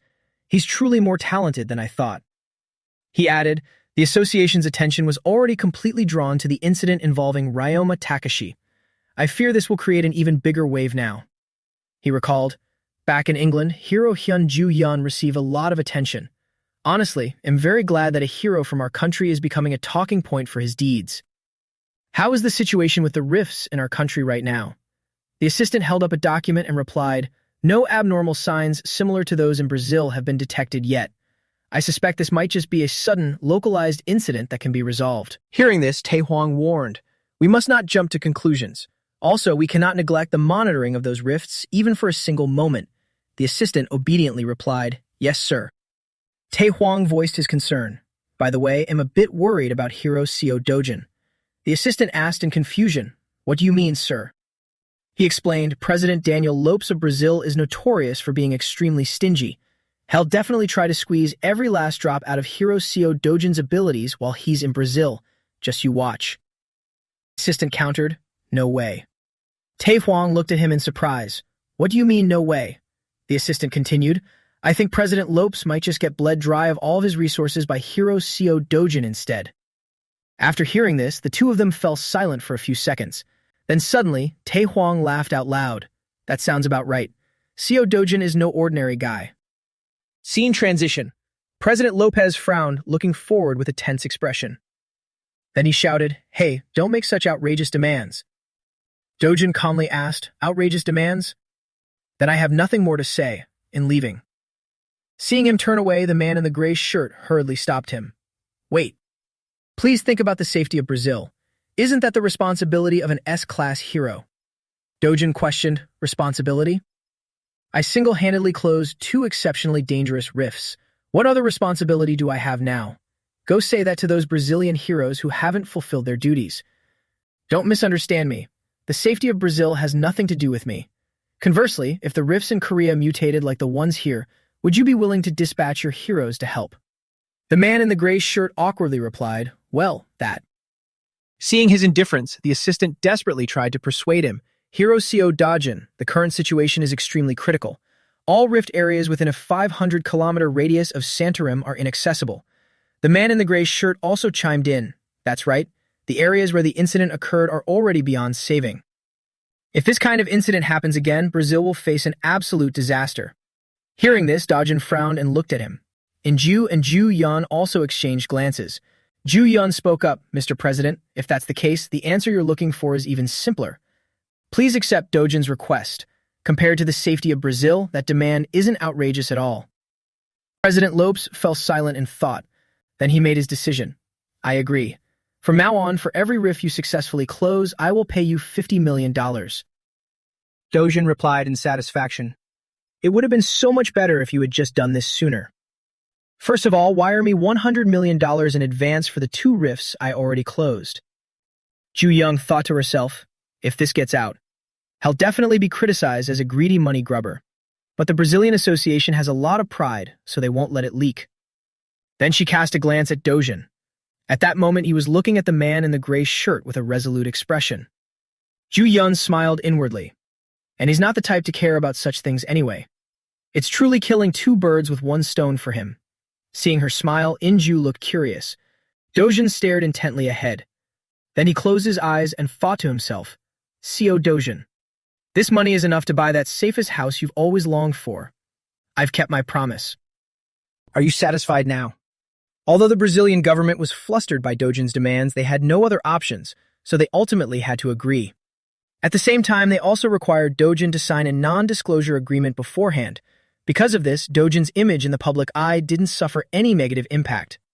The scene shifts to a muscular man drinking alcohol, and another guy lying in the hospital covered in injuries. A group of people was loading coffins onto a plane. Their relatives were all weeping in mourning. Among them were Dojin and his comrades. Dojin lowered his head in sadness. At the hotel, Inju asked, will you be coming with us to the next rift?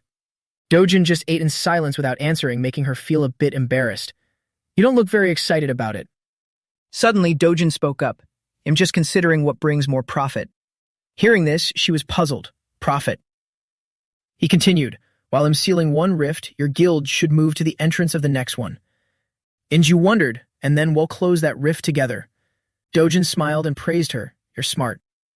Someone chimed in. So while we're cleaning up the rift we just closed together, Dojin will go close another one. Dojin confirmed, exactly. Doing it this way, we can close up to 3 locations a day. I'll share a portion of my bonus from the rifts we cooperate on. Hearing this, everyone gasped in excitement. Suddenly, Dojin whispered into the purple-haired girl's ear. Before I arrive at that rift, don't overexert yourself.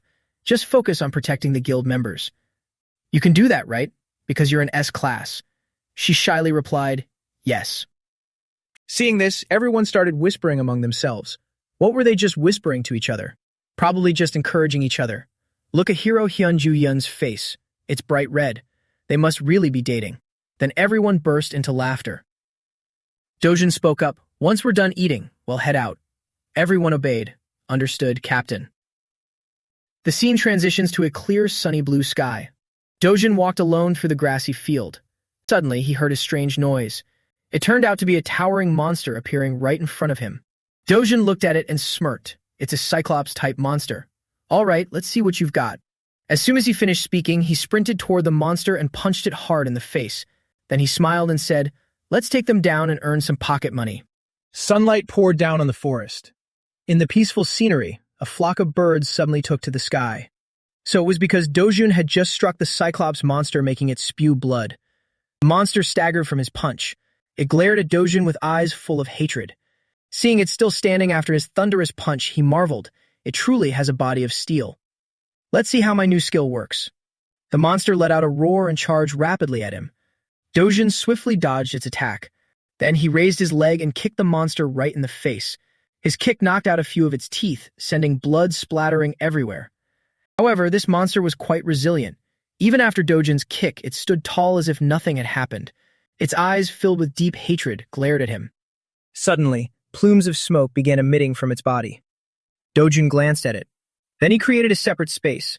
The moment the monster reached out to attack him, it was sucked into that space. It let out a few cries of pain.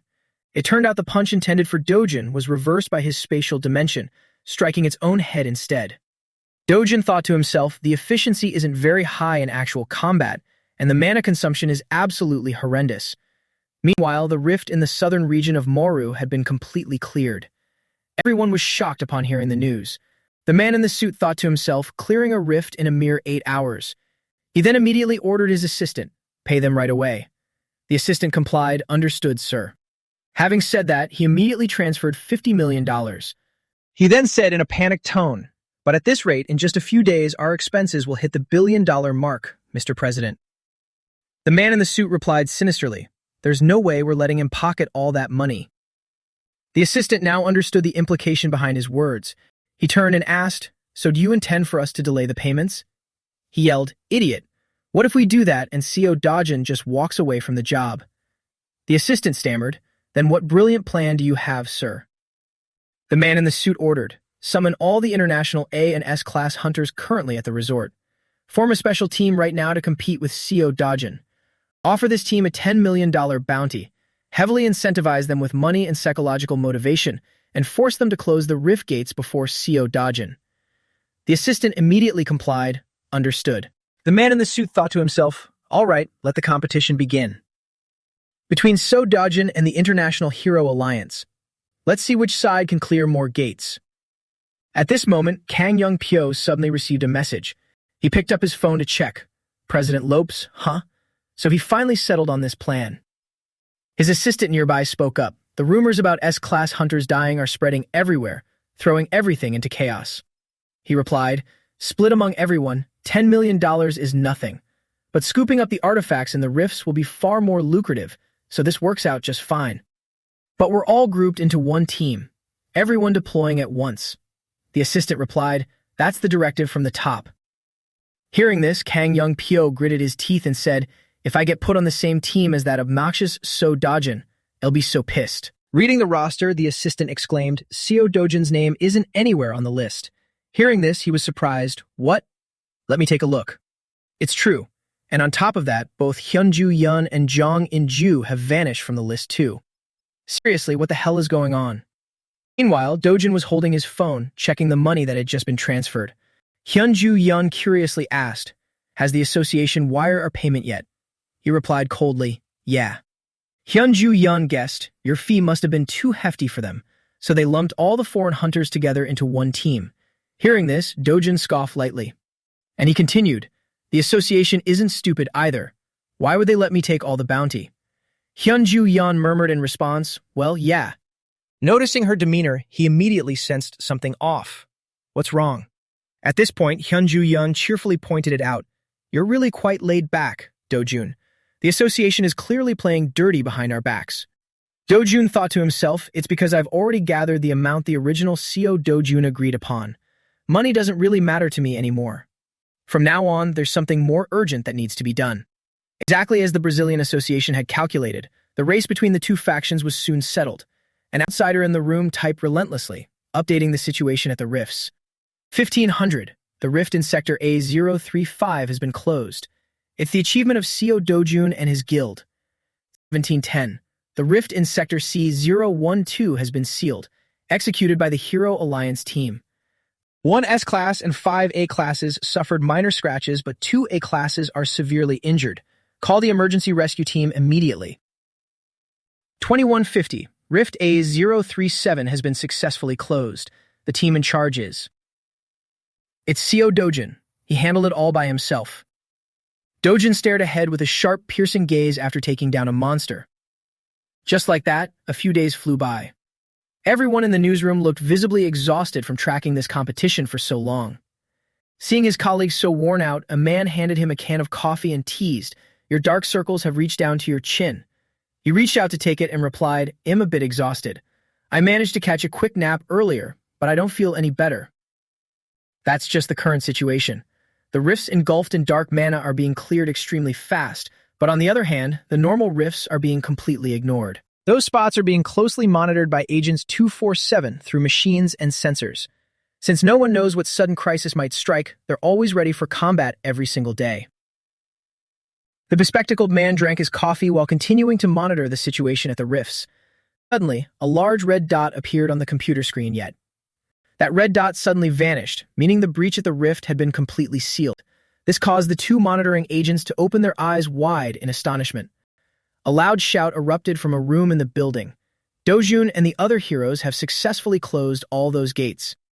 A joyous voice rang out. The rift in Sector B041 has been completely sealed. Everyone was so overjoyed, they teared up. It's finally over. A person quickly sprinted toward a room. It turned out to be Lopez's assistant.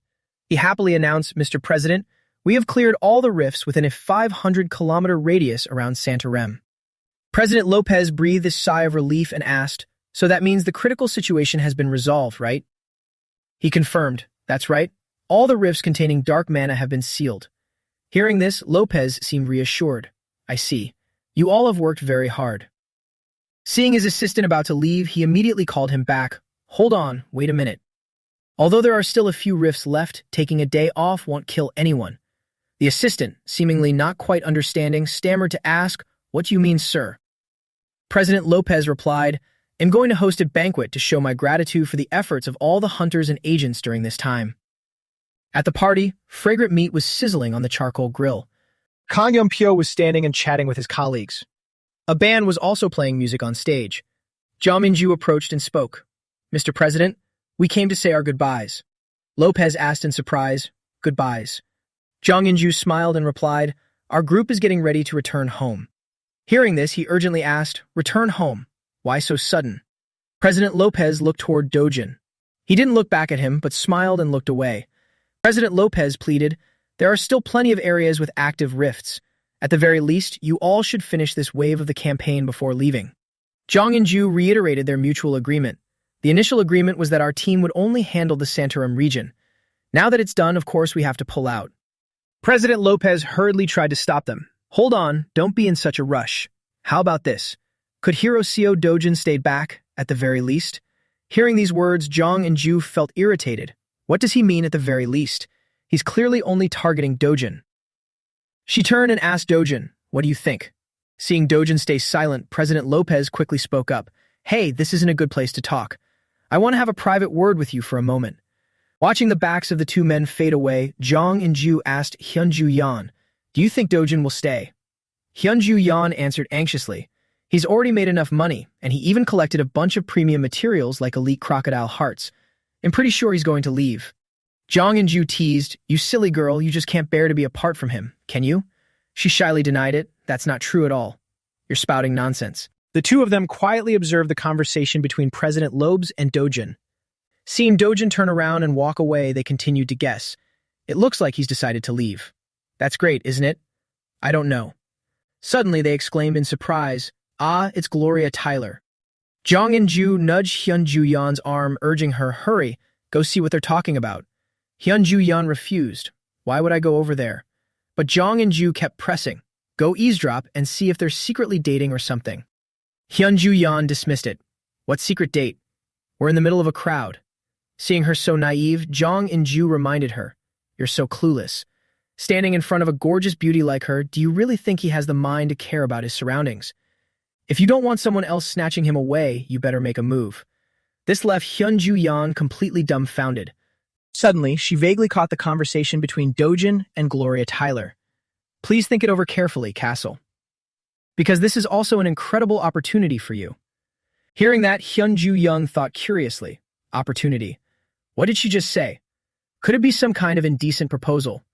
Like living together, for instance? Gloria Tyler offered, "I'll be waiting for your reply.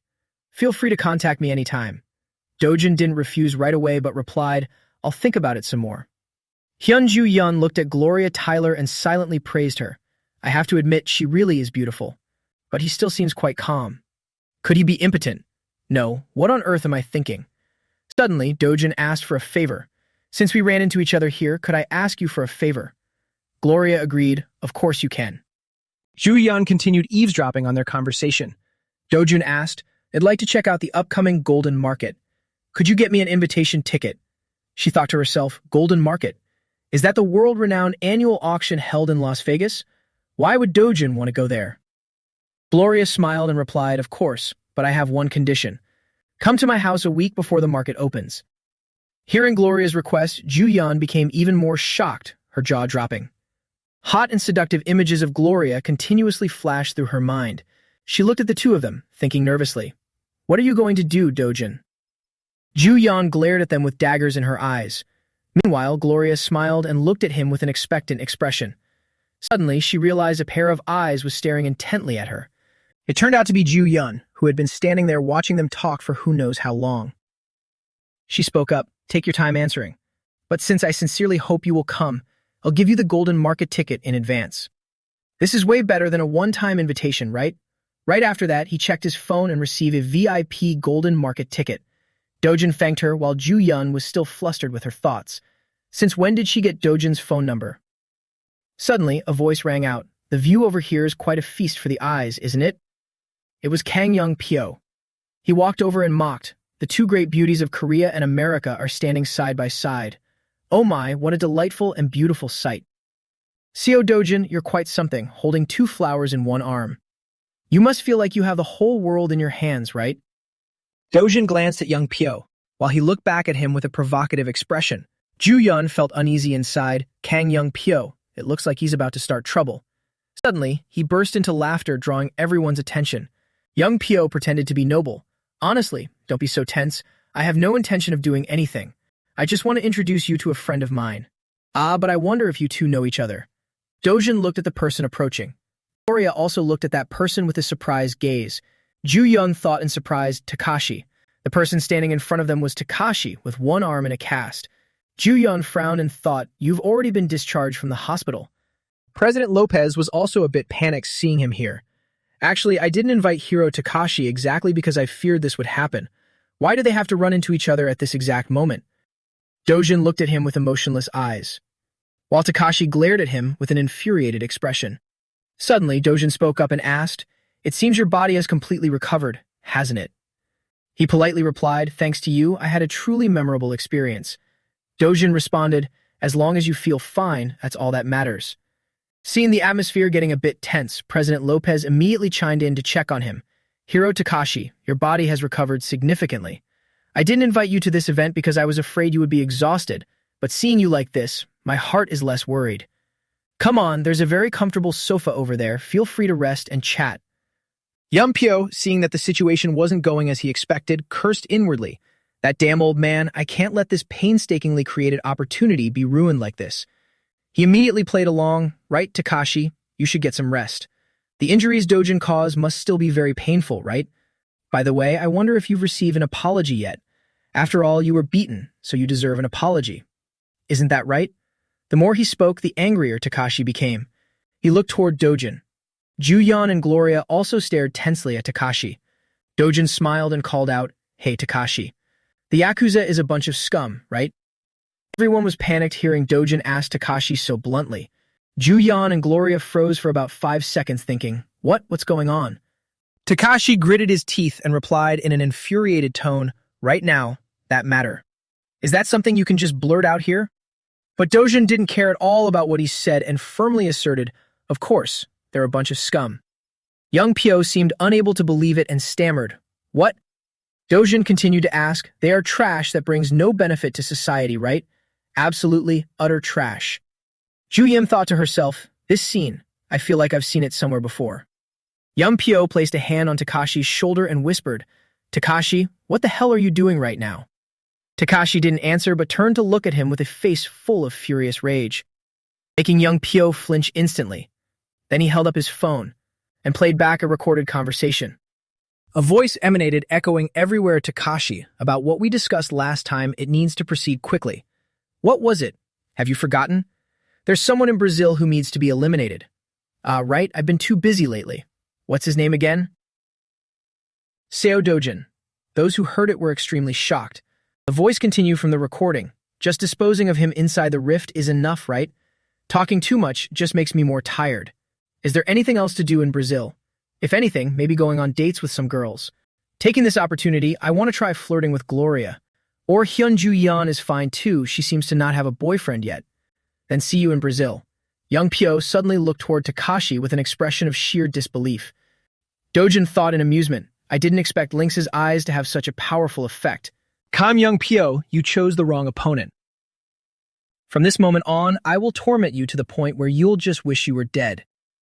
Right now, hundreds of eyes were staring at Young Pyo, making him so ashamed that his face was covered in beads of sweat. He frowned so hard that the blue veins on his face were clearly visible. Suddenly, young Pyo burst out laughing. A voice rang out. Damn it, it was all ruined by that stupid Yakuza. Takashi stood opposite young Pyo. The atmosphere between them was like a fire ready to ignite at any moment. That voice continued, that's right, even though he's already caused all sorts of trouble. Dojin thought to himself, but if he keeps babbling, there's going to be a huge mess. As expected, young Pyo raised his hand and threw a heavy punch right into Takashi's face, causing him to gag and spit blood. Takashi cried out in pain. Taking advantage of his injury, young Pyo quickly fled. President Lopez immediately ordered, "Come on, grab him." The bodyguards acknowledged the order, "Yes, sir." They chased after young Pyo. Seeing this, Ju-yeon immediately urged, "Dojin, quickly catch him." Suddenly, she stopped in her tracks. Seeing that Dojin was still standing still, she thought, is he not going to chase him? In that situation just now, Dojin could have easily stopped him. Ju-yeon asked in confusion, "Why didn't you stop him?" But Dojin just remained silent without answering. It was a deeply shocking night. This incident quickly spread around the world, and the shock that both South Korea and Japan had to endure was far beyond imagination. Both governments and their hero associations sought to dodge the public backlash, while the media continuously exposed the past misdeeds of Kang Young-pyo and Takashi. In a certain room, furniture was seemingly being smashed by someone. Hong Hee-ju angrily cursed, "You idiots, you bastards, you cursed wretches." Hong Hee-ju continuously used a golf club to smash the furniture. She seemed to be venting all her rage on the household items. Manager Lee, standing outside, could only silently endure her furious rampage.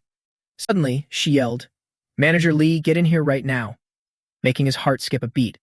By this time, the furniture in the room was completely shattered after Hong Hee-ju's fit of rage. She picked up a cigarette and asked, "What is the situation with Kang Young-pyo right now?" Manager Lee immediately reported the situation. "I heard that Interpol and the World Hero Alliance are frantically hunting him down, but there is still no information about his capture." She cursed angrily, "That obnoxious bastard. I hope he resists and gets killed right out of my sight." "What about the loose ends? Have they been dealt with?" Manager Lee replied, "Yes, I've taken all the necessary measures. From our accounts, to the exposed communication networks, and even the security cameras, everything has been completely handled." "Is there something worrying you, ma'am?" Hong Hee-ju didn't answer but threw the phone at him instead. Manager Lee caught the phone. Then he asked in surprise, "Wait, is this a phone?" Hearing this, she retorted, "Can't you tell by looking? It's the one I use for personal matters. The only people who know this number are family." However, read the newly received message. Manager Lee looked down at the phone. He saw a threatening message. "Cooperate, partner. If you refuse, I will release the evidence. They'll contact you later. K." He asked suspiciously, "Could this be Kang Young-pyo? What kind of nonsense does he want to cooperate with us on?" Hong Hee-ju seemed to lose her temper and yelled, "Why does that matter? Just being involved with him is enough to cause a huge mess. You're all a bunch of useless, incompetent fools. Get out of here right now." She grabbed a vase and hurled it at him. Manager Lee walked out, anxiously thinking to himself, "If I stay involved in this any longer, my own life will be in danger. I need to find a way to save my own skin." Just as he walked out the door, he bumped into Seo Kyung-choi. His piercing glare stared daggers at Manager Lee. Seo Kyung-choi was Hong Hee-ju's father-in-law, the head of T Group. As soon as Manager Lee saw him, his face turned pale with fear. He hurriedly spoke up, "I'm sorry, Chairman." The moment Hong Hee-ju saw him, she flinched in shock. She explained tremblingly, "Father, what I mean is." But Seo Kyung-choi didn't let her finish explaining and slapped her across the face. Hong Hee-ju lay on the ground, holding her face and trembling. He questioned her furiously, "Do you take me for some washed-up old man?" Hong Hee-ju asked tremblingly, "Father, what are you talking about?" Before she could recover her senses, Seo Kyung-choi slapped her again. He demanded, "Did you think I didn't know you hired Kang Young-pyo to kill Dojin? My own flesh and blood is an S-class hero. I absolutely must bring Dojin back home." Hong Hee-ju was astonished to hear those words. Seo Kyung-choi continued, "I never liked those P-group bastards acting all high and mighty just because they had Jang Sung-ho. The heavens are still looking out for me, Seo Kyung-choi." With that, he let out a sinister smile. "But to do that, I first need to figure out how to clean up the mess you've made." Hong Hee-ju furrowed her brows, her face beaded with sweat.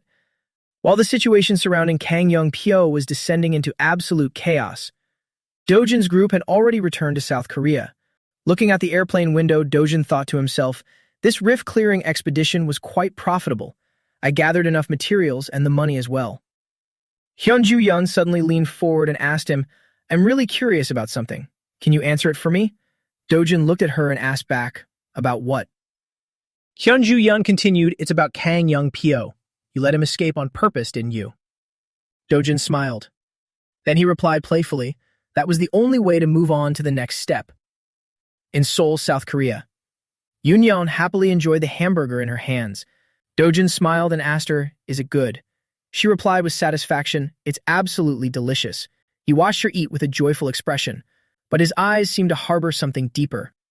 Dojin recalled what had happened earlier.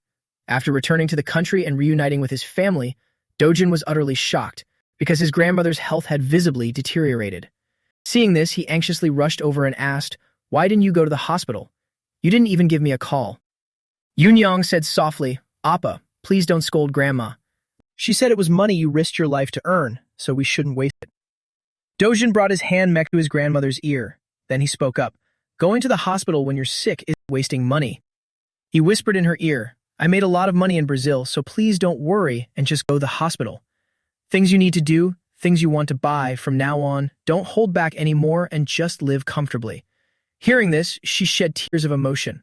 Dojin immediately admitted her to the best hospital in South Korea, and going with Yoon-yeon to visit her every day, then eating hamburgers together became his daily routine. The two siblings happily ate hamburgers together. The scene shifted to the Gas and Hero complex. Inside the shop, Choi Cheol-gwan remarked, the more I look at it, the more impressive. This is the first time I've seen a blue crocodile's heart this intact. I can forge a sword that's much more effective than expected.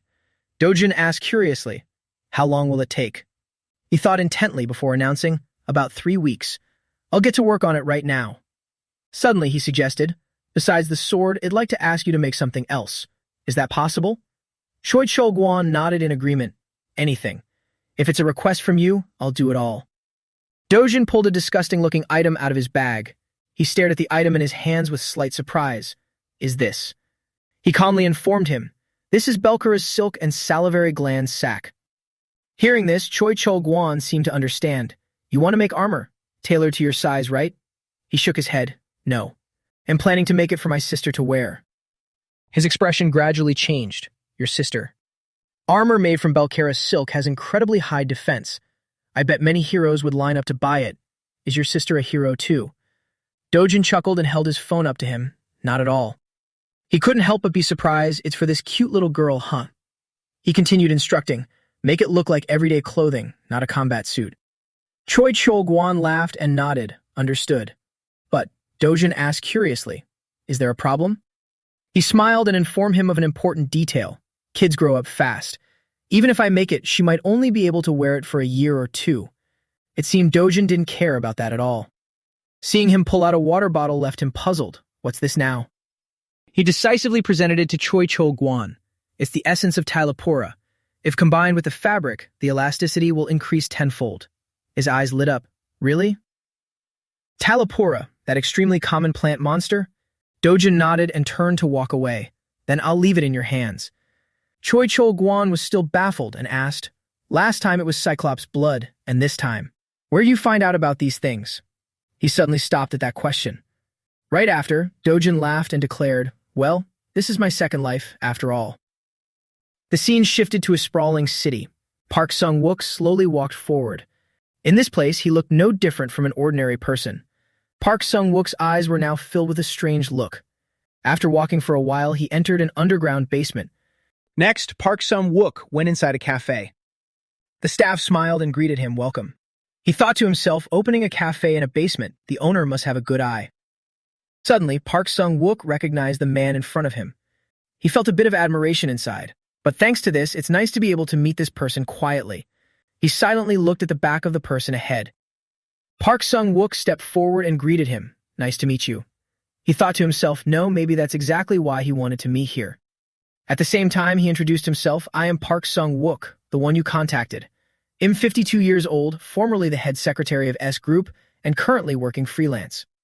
Simultaneously, the person opposite him also introduced himself. Hello, I am Seo Dojin.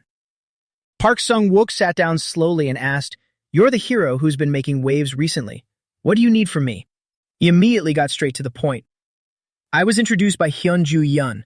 She said you're the one who helps when corporations or heroes want to do something secretly. Hearing that, he nodded, Yes, I'll do anything as long as it isn't illegal. A hot espresso, please. Suddenly, Dojin spoke up. I want to build a house. He glanced at him in confusion. A house?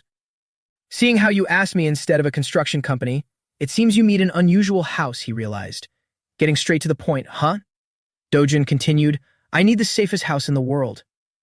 Sung-wook continued probing. What is your desired location and budget? The server arrived. Here is your coffee. He thought in silence for a brief moment. Priority is Seoul with a budget of about 5 trillion won. This number made Sung-wook spit out all the black coffee in his mouth. He frowned in annoyance. Is it your first time handling such a large budget? He hurriedly shook his head. No. Then he carefully leaned forward and wiped Dojin's face clean. Sung-wook sighed and continued asking, It seems you're planning to build a castle, not a house. He was surprised. A castle? Maybe making it like a castle would be better. Then the budget will be. Will a budget of 1 trillion won work? This number made Sung-wook freeze. He quickly reacted. Hero Seo Dojin, do you happen to know where the safest house in South Korea is currently located? He thought for a moment. It's the private residence of Chairman Oh Yang-jun of S Group in Gangnam. He nodded in agreement. Yes, that's correct. Oh Yang-jun's house is valued at 1.1 trillion won. But the actual cost of land and construction was only about 800 billion won. Looking at your budget, Hero Seo Dojin, you could build a much grander house than that. But it would be difficult in Gangnam. You can't buy land there because a rift has never appeared in Gangnam, so land prices have never dropped. They only keep going up. The conclusion is, you can build the best house, but getting the safest location won't be easy. How do you plan to handle this? Dojin calmly sipped the cup of coffee in his hand. Then he calmly declared, The safest place is not Gangnam. Saying Gangnam is the safest place is merely the wishful thinking of the people in Gangnam. Sung-wook still didn't understand Dojin's words. Just wishful thinking? He thought to himself, the belief that Gangnam is safe is just an illusion created by the media. The fact that nothing has happened there yet is pure coincidence. Even in the ruined world, it was only a matter of order. Dojin recalled every rift that had appeared. He understood that, eventually, rifts would appear in every area. Suddenly he asked, So, do you have a target area in mind yet? How about buying in the Guro district? Sung-wook was extremely puzzled. He asked blankly, But rifts appeared in Guro a few years ago. Even Mapo, which isn't far away, recently had a rift. Dojin silently realized, Mapo. I already took care of that place. Suddenly Sung-wook asked curiously, Do you have a special reason for choosing Guro? His answer made him extremely anxious. Well, Guro. It's because it's close by. After speaking, Dojin's expression remained perfectly calm. Somewhere else, a rift appeared in the sky. Monsters began invading the land in this area. Suddenly, it turned its head to look in a certain direction. Its eyes widened as if realizing something was wrong. Before it could react, Dojin wielded his sword and finished the monster off with a single strike. He felt relieved that this monster didn't waste his time. Dojin held up the sword and observed it closely. This sword is even better than I expected. Sung-chul happily announced at that time, I can confidently say that this is the greatest masterpiece of my life. Money? It was entirely made from the materials you provided, so I won't take your money. You already transferred it. My current feeling of satisfaction cannot be exchanged for a few pennies. 10 billion. Sung-chul's face completely changed when he saw this number. Dojin laughed and informed him, I don't like being in debt. Thanks to this sword, he dispatched the monsters with incredible ease. It seemed none of them were a match for him. This thrilled him immensely. It wouldn't be an exaggeration to say this sword is worth hundreds of billions. Thanks to it, hunting will be much easier from now on.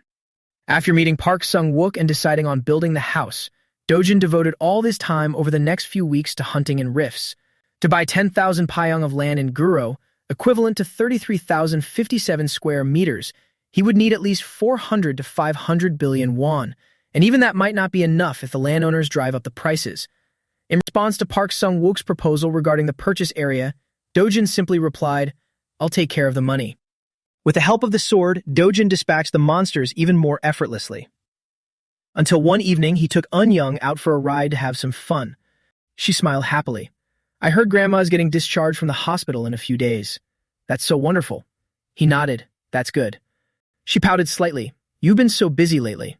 Dojin gave a wry smile. I have been a bit busy. Seeing this, Young suggested, then you don't need to visit the hospital every day. I'll take care of Grandma. Her heartbreakingly mature understanding left Dojin in silence. He was still deep in thought when a man suddenly appeared before them. He stared at the two of them and asked, You are So Dojin, right? Chairman So Kyung Choi sent me to pick you up. Please get in the car. I was instructed to escort you with the utmost care. He thought in silence for a brief moment. Then he picked Young up and set her on the ground. Young, step down here for a moment. The little girl nodded in agreement. Okay. He continued instructing, Young, close your eyes for a bit. She obediently listened. Okay. The very next second, Dojun used his leg to smash the supercar right before his eyes. Before the secretary could even comprehend what was happening, the car was completely destroyed. He hurriedly stepped forward to stop him. Wait, that... His eyes were now filled with pure hatred. Get lost and don't ever show up again. While the man was still flustered, Dojun turned back to his younger sister. He hurriedly explained, I was just teaching a lesson to someone who tried to take me away from you, Young. Hearing this, she smiled and turned her head to look at him. Then if someone tries to take me away from you, can I be the one to handle them? Dojun laughed and comforted her. Don't worry. He gently bent down and picked the little girl up. Then he carried her back to their home. Recalling those words from earlier, Dojun resolved, anyone who dares to harbor such thoughts, I will slaughter them all. And Joe's voice rang out, Dojun is planning to buy a house? In Guro? Ju-yeon nodded to confirm. It seems he's handling it through the person I introduced. She hurriedly stood up. What about you? What are you going to do? Ju-yeon asked blankly. What am I going to do? Inju laughed. You fool. Why even ask? You need to move in next door. You have to become the single woman living next door. She imagined the scene where Ju-yeon smiled and struck up a conversation. I cooked a bit too much. Can I bring some over to share with you all? Her delusions left Ju-yeon completely speechless. This woman is crazy. She refused to back down. You're just leaving that pile of money sitting there. When are you going to spend it? Money is meant to be used at times like this. And so the two of them bickered nonstop inside the villa. Ju-yeon's body leaned in close. She took the opportunity to get intimate with Dojun. If only we were even closer, that would be wonderful. Thinking of this scene made Ju-yeon blush with embarrassment.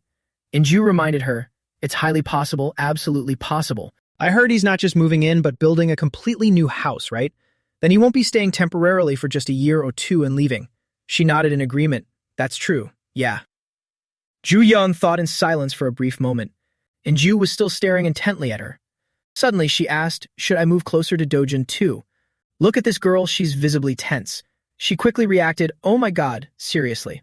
Taking the chance, Inju reiterated, I'm not joking though. It's not what you're thinking.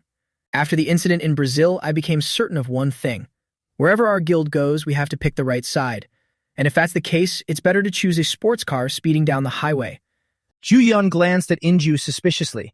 You mean Dojun is that sports car? She laughed. Why even ask?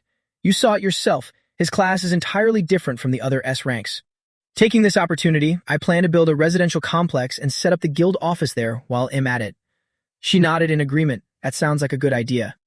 Inju brought her wine glass closer. Come on, Ju-yeon, make your decision quickly. Not yet? She nodded in agreement. All right. Inside the building, Tae-hwam remarked, Hero CO Dojun has been incredibly busy lately. In just 2 weeks, you've already closed 9 rifts. Since the payout amount is no small sum, I called you all the way here. I also wanted to hear your reason while we're at it. Are you rushing like this because you predict that South Korea will become as dangerous as Brazil? Looking at the balance in his account, Dojun focused his thoughts. 452 billion. It's already in the account. He shook his head and replied, everything is still fine for now. Tae-hwam was surprised. For now? Then what on earth is the reason you're pouring so much effort into hunting monsters? Hearing this naive question, Dojun gave a baffling laugh. I'm just dealing with what's right in front of me, because I need money. Tae-hwam was completely taken aback. Money. He nodded and continued to inform him to build a house. And regarding building the house, I also have a favor to ask of you, Mr. President. Since that day, real estate transactions around the land Dojin purchased have skyrocketed, starting with Ju Yun and Inju. Then even Tae Wong's guild and the Carnation Guild joined in. Not knowing where they caught the scent from, a number of heroes and land speculators also jumped into the fray. The chairman laughed endlessly like a madman. He felt thrilled. The blood of wealth running in his veins couldn't fool anyone. If it's an investment, it has to be real estate. Investigate exactly where he bought it and snatch up all the surrounding land for me. The secretary immediately nodded in agreement, understood. Rumors bred rumors, drawing in even more buyers. Before long, land prices in Guro district had skyrocketed to the heavens. But Dojun had already purchased 10,000 payong of land in advance. He calmly placed the blueprint down on the table. Some Wook was still surprised and confused as he asked, "Is this everything? I really can't understand it. You're only building a 150 payong house on a 10,000 payong plot of land. So what do you plan to do with the rest of the land?" Dojin slowly handed him the blueprint. "I need to make this house the safest place possible." He was puzzled. Safe. "It looks like you're just building a circular outer wall," Sung Wook thought to himself. Is he planning to erect an actual fortress wall? He continued to remind him, "It can be built quickly since there is no need for an interior, but what is the purpose? You have to register it with the district." It seemed Dojin had already prepared for this. President Tae Wong will take care of that. Seeing him so confident left Sung Wook thoroughly surprised. He grew even more curious about what it would be used for, that even the president of the Hero Association had to step in. The scene shifted to the rift area on the mountain. As Dojin casually walked to prepare for his mission, Tae Wang's secretary's voice rang out. Hero Seo Dojin personally asked the president. He nodded seriously in confirmation. He made a very bold request. After confirming the monsters on the mountain, Dojin immediately took care of them. Over here, the assistant was still feeling shocked. Taming a monster. Tae Wang felt a hint of anticipation. When I first heard it, I was just as startled. Isn't this completely unprecedented? Taming monsters. It seems Seo Dojin is truly serious. He calmly walked toward a cave nestled by the cliff. His tall figure slowly advanced deeper inside. Tae Wang was still feeling expectant. He requested permission to raise monsters right on his own land. After entering the cave, Dojin observed the surroundings. Tae Huang continued conversing with his secretary. And there's something even more shocking. Do you know what it is? The monster that Dojin intends to tame is Kassarian. Seeing the monster before him, he looked forward to it even more. I'll go easy on you today. It swung its giant tail and charged toward him. With his agile body, Dojin easily dodged it. Kassarian continued to unleash a massive burst of power to attack. Its eyes glowed crimson as if it wanted to devour him alive. Dojin stepped back to maintain a safe distance. Time passed until an hour later. He finally finished dealing with the monster Kassarian. It lay exhausted on the ground, completely motionless. He approached and calmly patted its head. I'll drop by again next time. Be good and stay put. Feeling exceptionally joyful today, Dojin hummed a tune as he left. Kassarian, left behind, appeared incredibly depressed. Ju Yun's phone kept ringing continuously. She wearily reached out and grabbed her phone. Then she slowly answered the call. A familiar voice rang out, "Were you sleeping? I have something to ask you." Ju Young was surprised. "Is that you, Dojin Opa?" He continued to probe. "Does Stone Man distribute magic stone powder too?" She was confused. Powder? Magic stones are so precious. Who would grind them into powder? I heard that grinding them dissipates all their energy. Why are you suddenly asking this? Dojin calmly looked at the giant rift in front of him. I have a use for it. Ju Yun was even more surprised. What are you using it for? Now I'm even more curious. But he didn't tell her at all. Never mind, I'll find it myself. After hanging up, Ju Yun frowned in annoyance. What the heck? Talking about such confusing things so early in the morning. Over here, Dojin had directly stepped inside the rift. The most fundamental thing to protect a house is its outer wall. As for the guards inside protecting the house, they just need to be deployed when the construction is nearing completion. Dojin raised his head and looked forward. And finally, is creating a device to neutralize external impacts like earthquakes. Seeing the monster attacking him, Dojin chuckled. To make that, I need your magic stone powder. When it attacked, he leaped to the side, hurriedly dodging. The monster's attacks were incredibly powerful, forcing him to keep his guard up. Even though a lot of time had passed, the monster's strength remained fierce. Dojin seized the opportunity to leap high into the air. Before it knew it, he had appeared right behind its back. This monster was extremely vigilant. it had detected his move. Naturally, Dojin wasn't about to be outdone and struck directly. His body was enveloped by a strange aura. He slowly drew his sword and pointed it forward. Vandian swordsmanship. Third form. Dojin's eyes widened as he stared ahead. The glowing light on his blade grew increasingly intense. He decisively slashed his sword at the monster, the rapid succession of blows leaving it utterly bewildered. The space around them gradually began to change. A destructive spiral hidden behind a magnificent display, fiery spirals crashed straight into the ground. The monster was still dazed, not knowing what to do. In just a few seconds, the fiery spirals continuously rained down upon its body. With nowhere to hide, it suffered critical injuries. As it collapsed, Dojin also dropped back to the ground. His eyes were filled with nothing but pure terror. The reward for this battle was a sparkling magic stone. Dojin crushed it without a moment of hesitation. He ground it into powder and carefully poured it into a vial. Then, Dojin continued to calculate. Thinking carefully, a rift is also a form of external impact.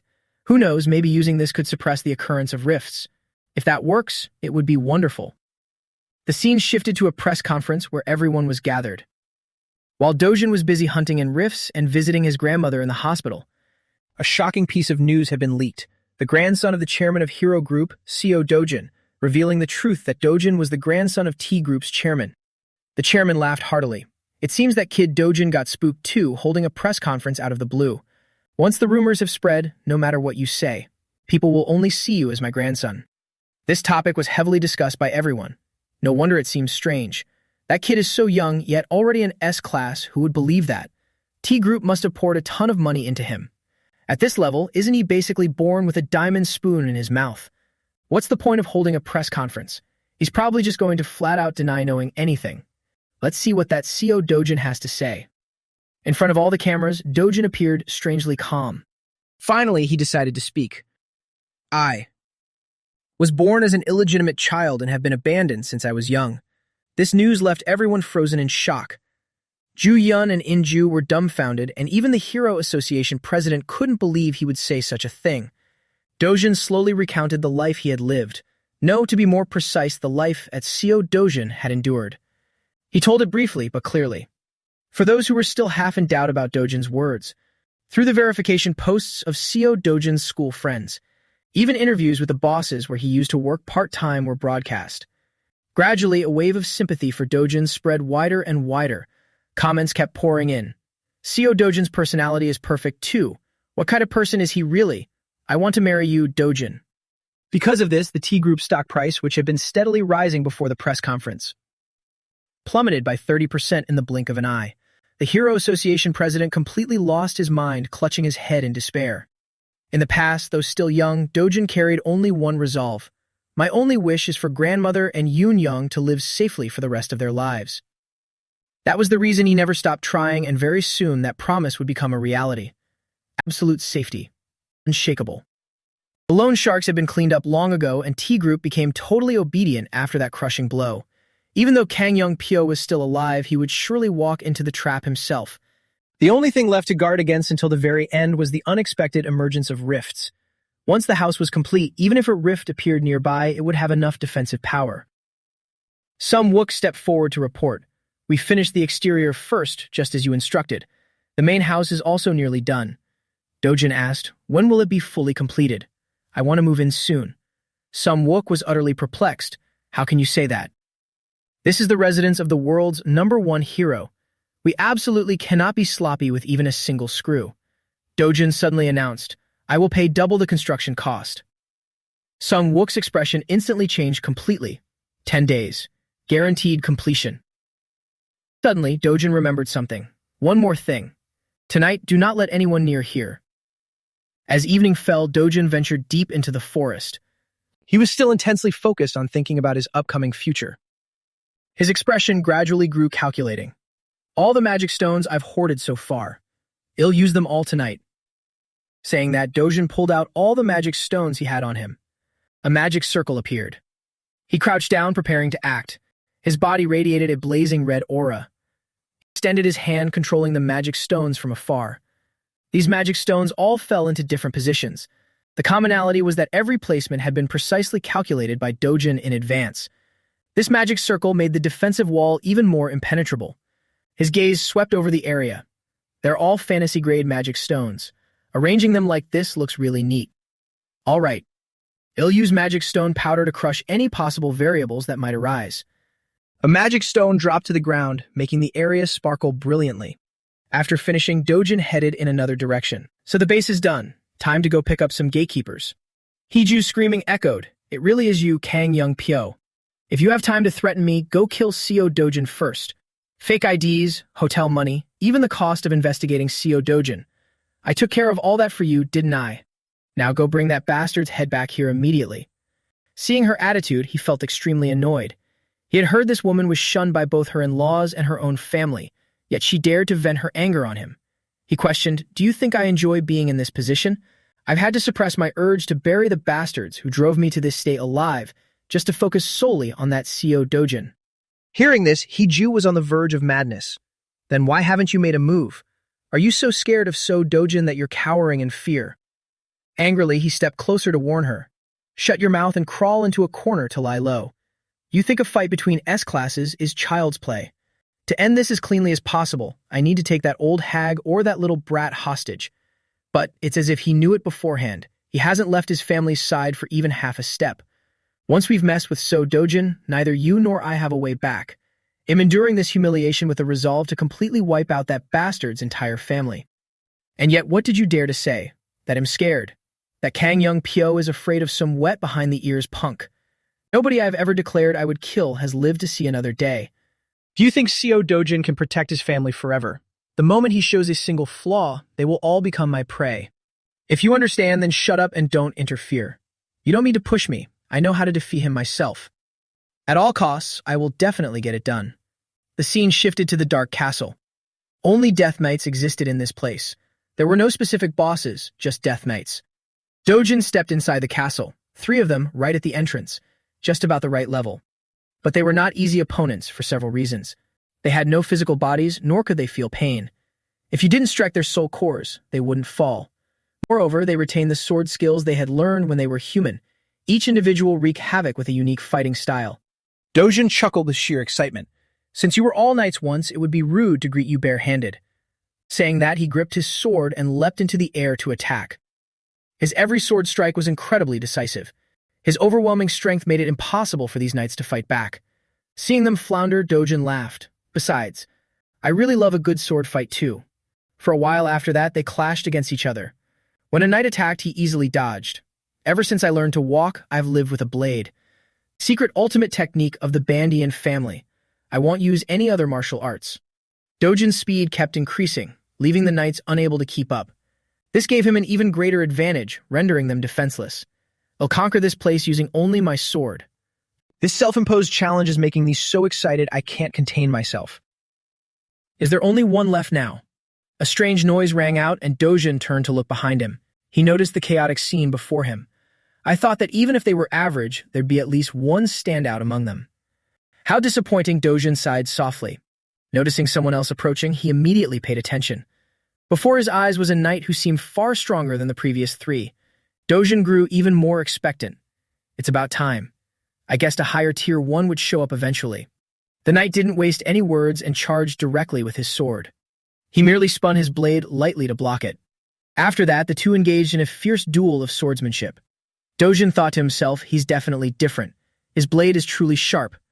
Very well, keep going, I'm starting to like this.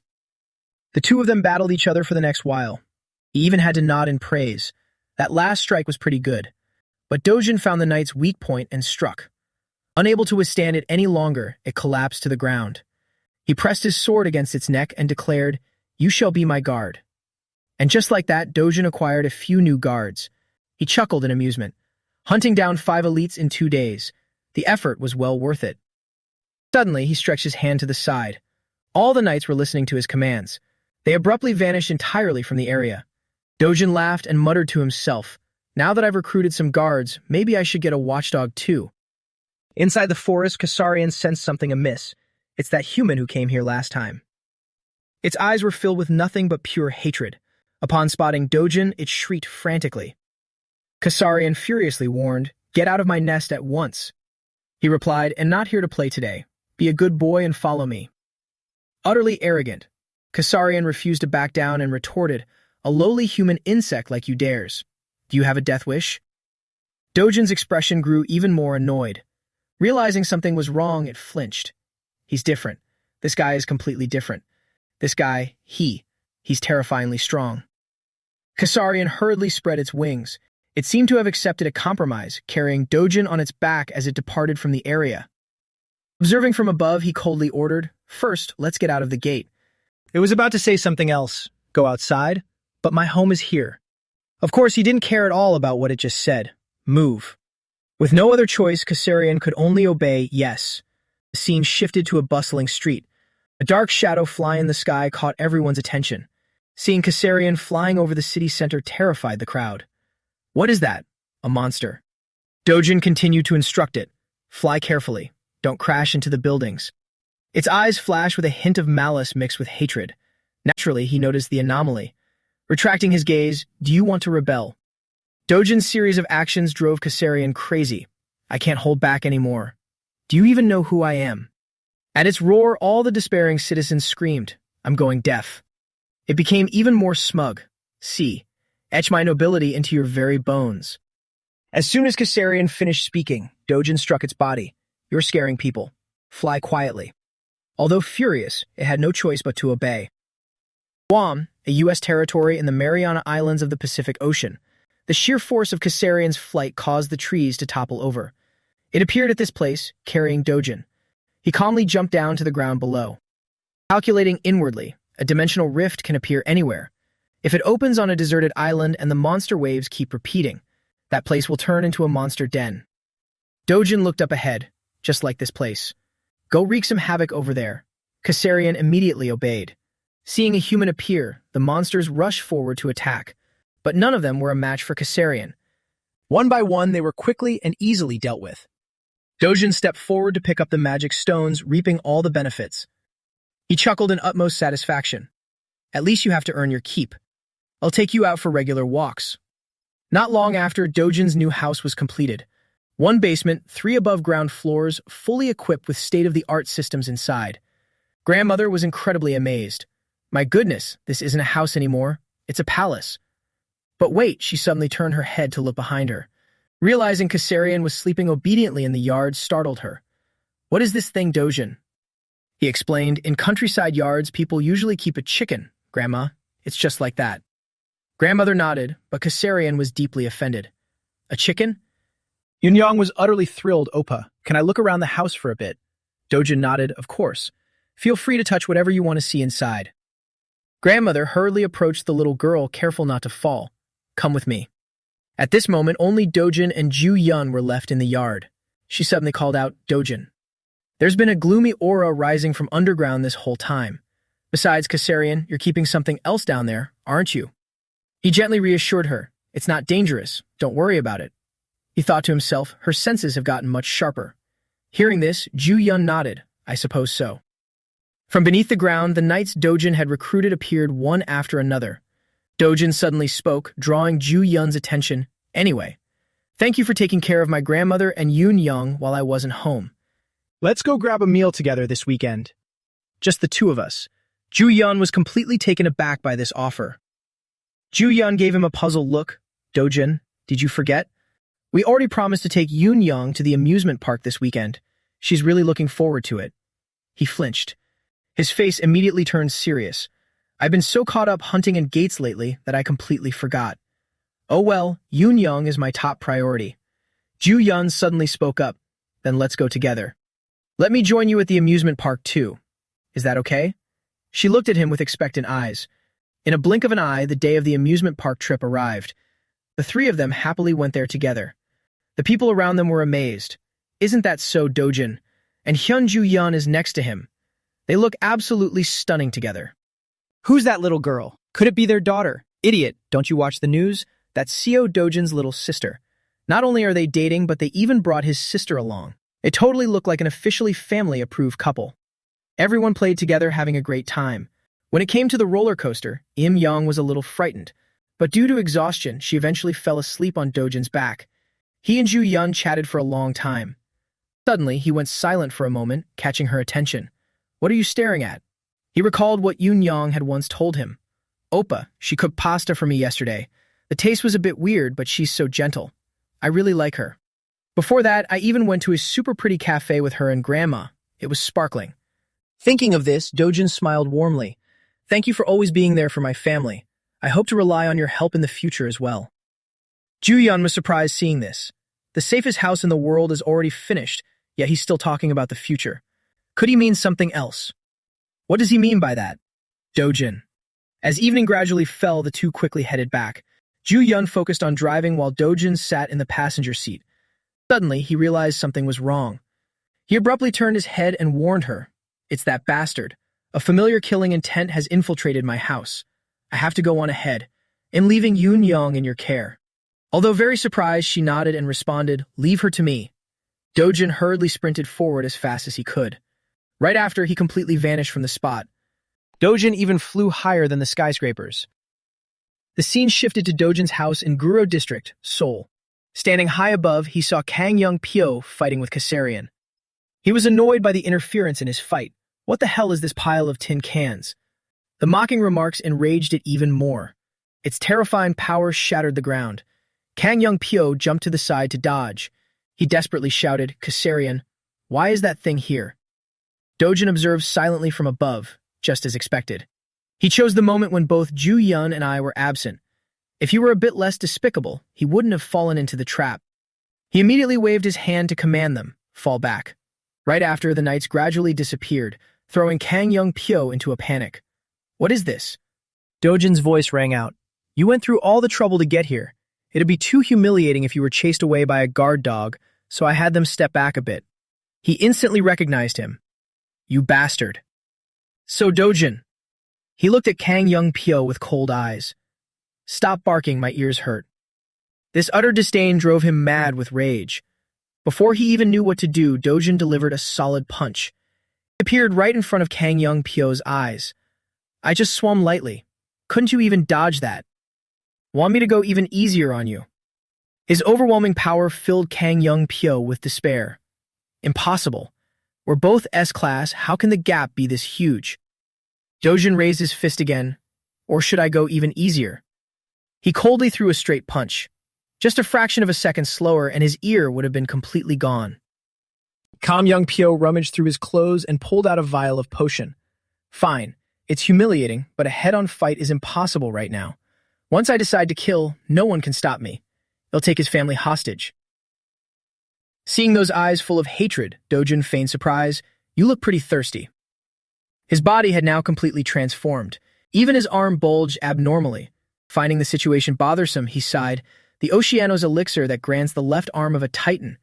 If I'm not mistaken, that's a single-use item." Dojin asked him again, "You must have bought it on the black market. Did it drain your entire fortune?" These seemingly casual words drove Kang Young-pyo even crazier. He frenziedly attacked him, instead of standing there being sarcastic. "You better worry about protecting your old hag." This time his focus shifted to the house behind him. Kang Young-pyo's face broke into a wicked smile. He just needed to create an earthquake to collapse the house while he ran to the rescue.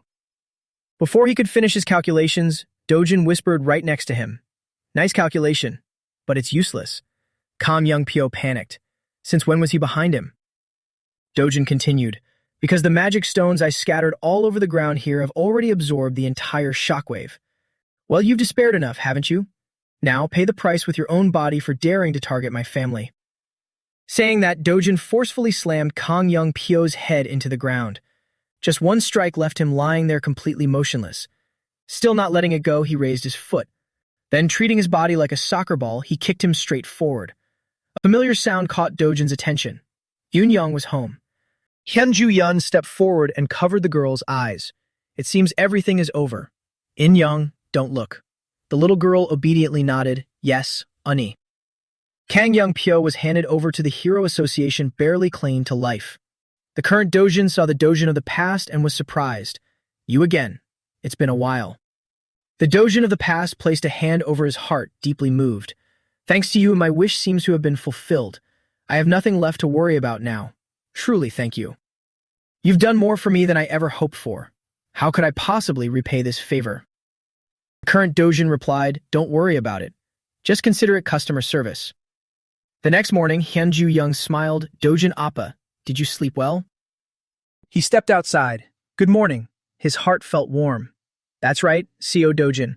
You don't need to worry about anything because I have also found my happiness here." The story ends here. Thank you for watching until the end and have a great day.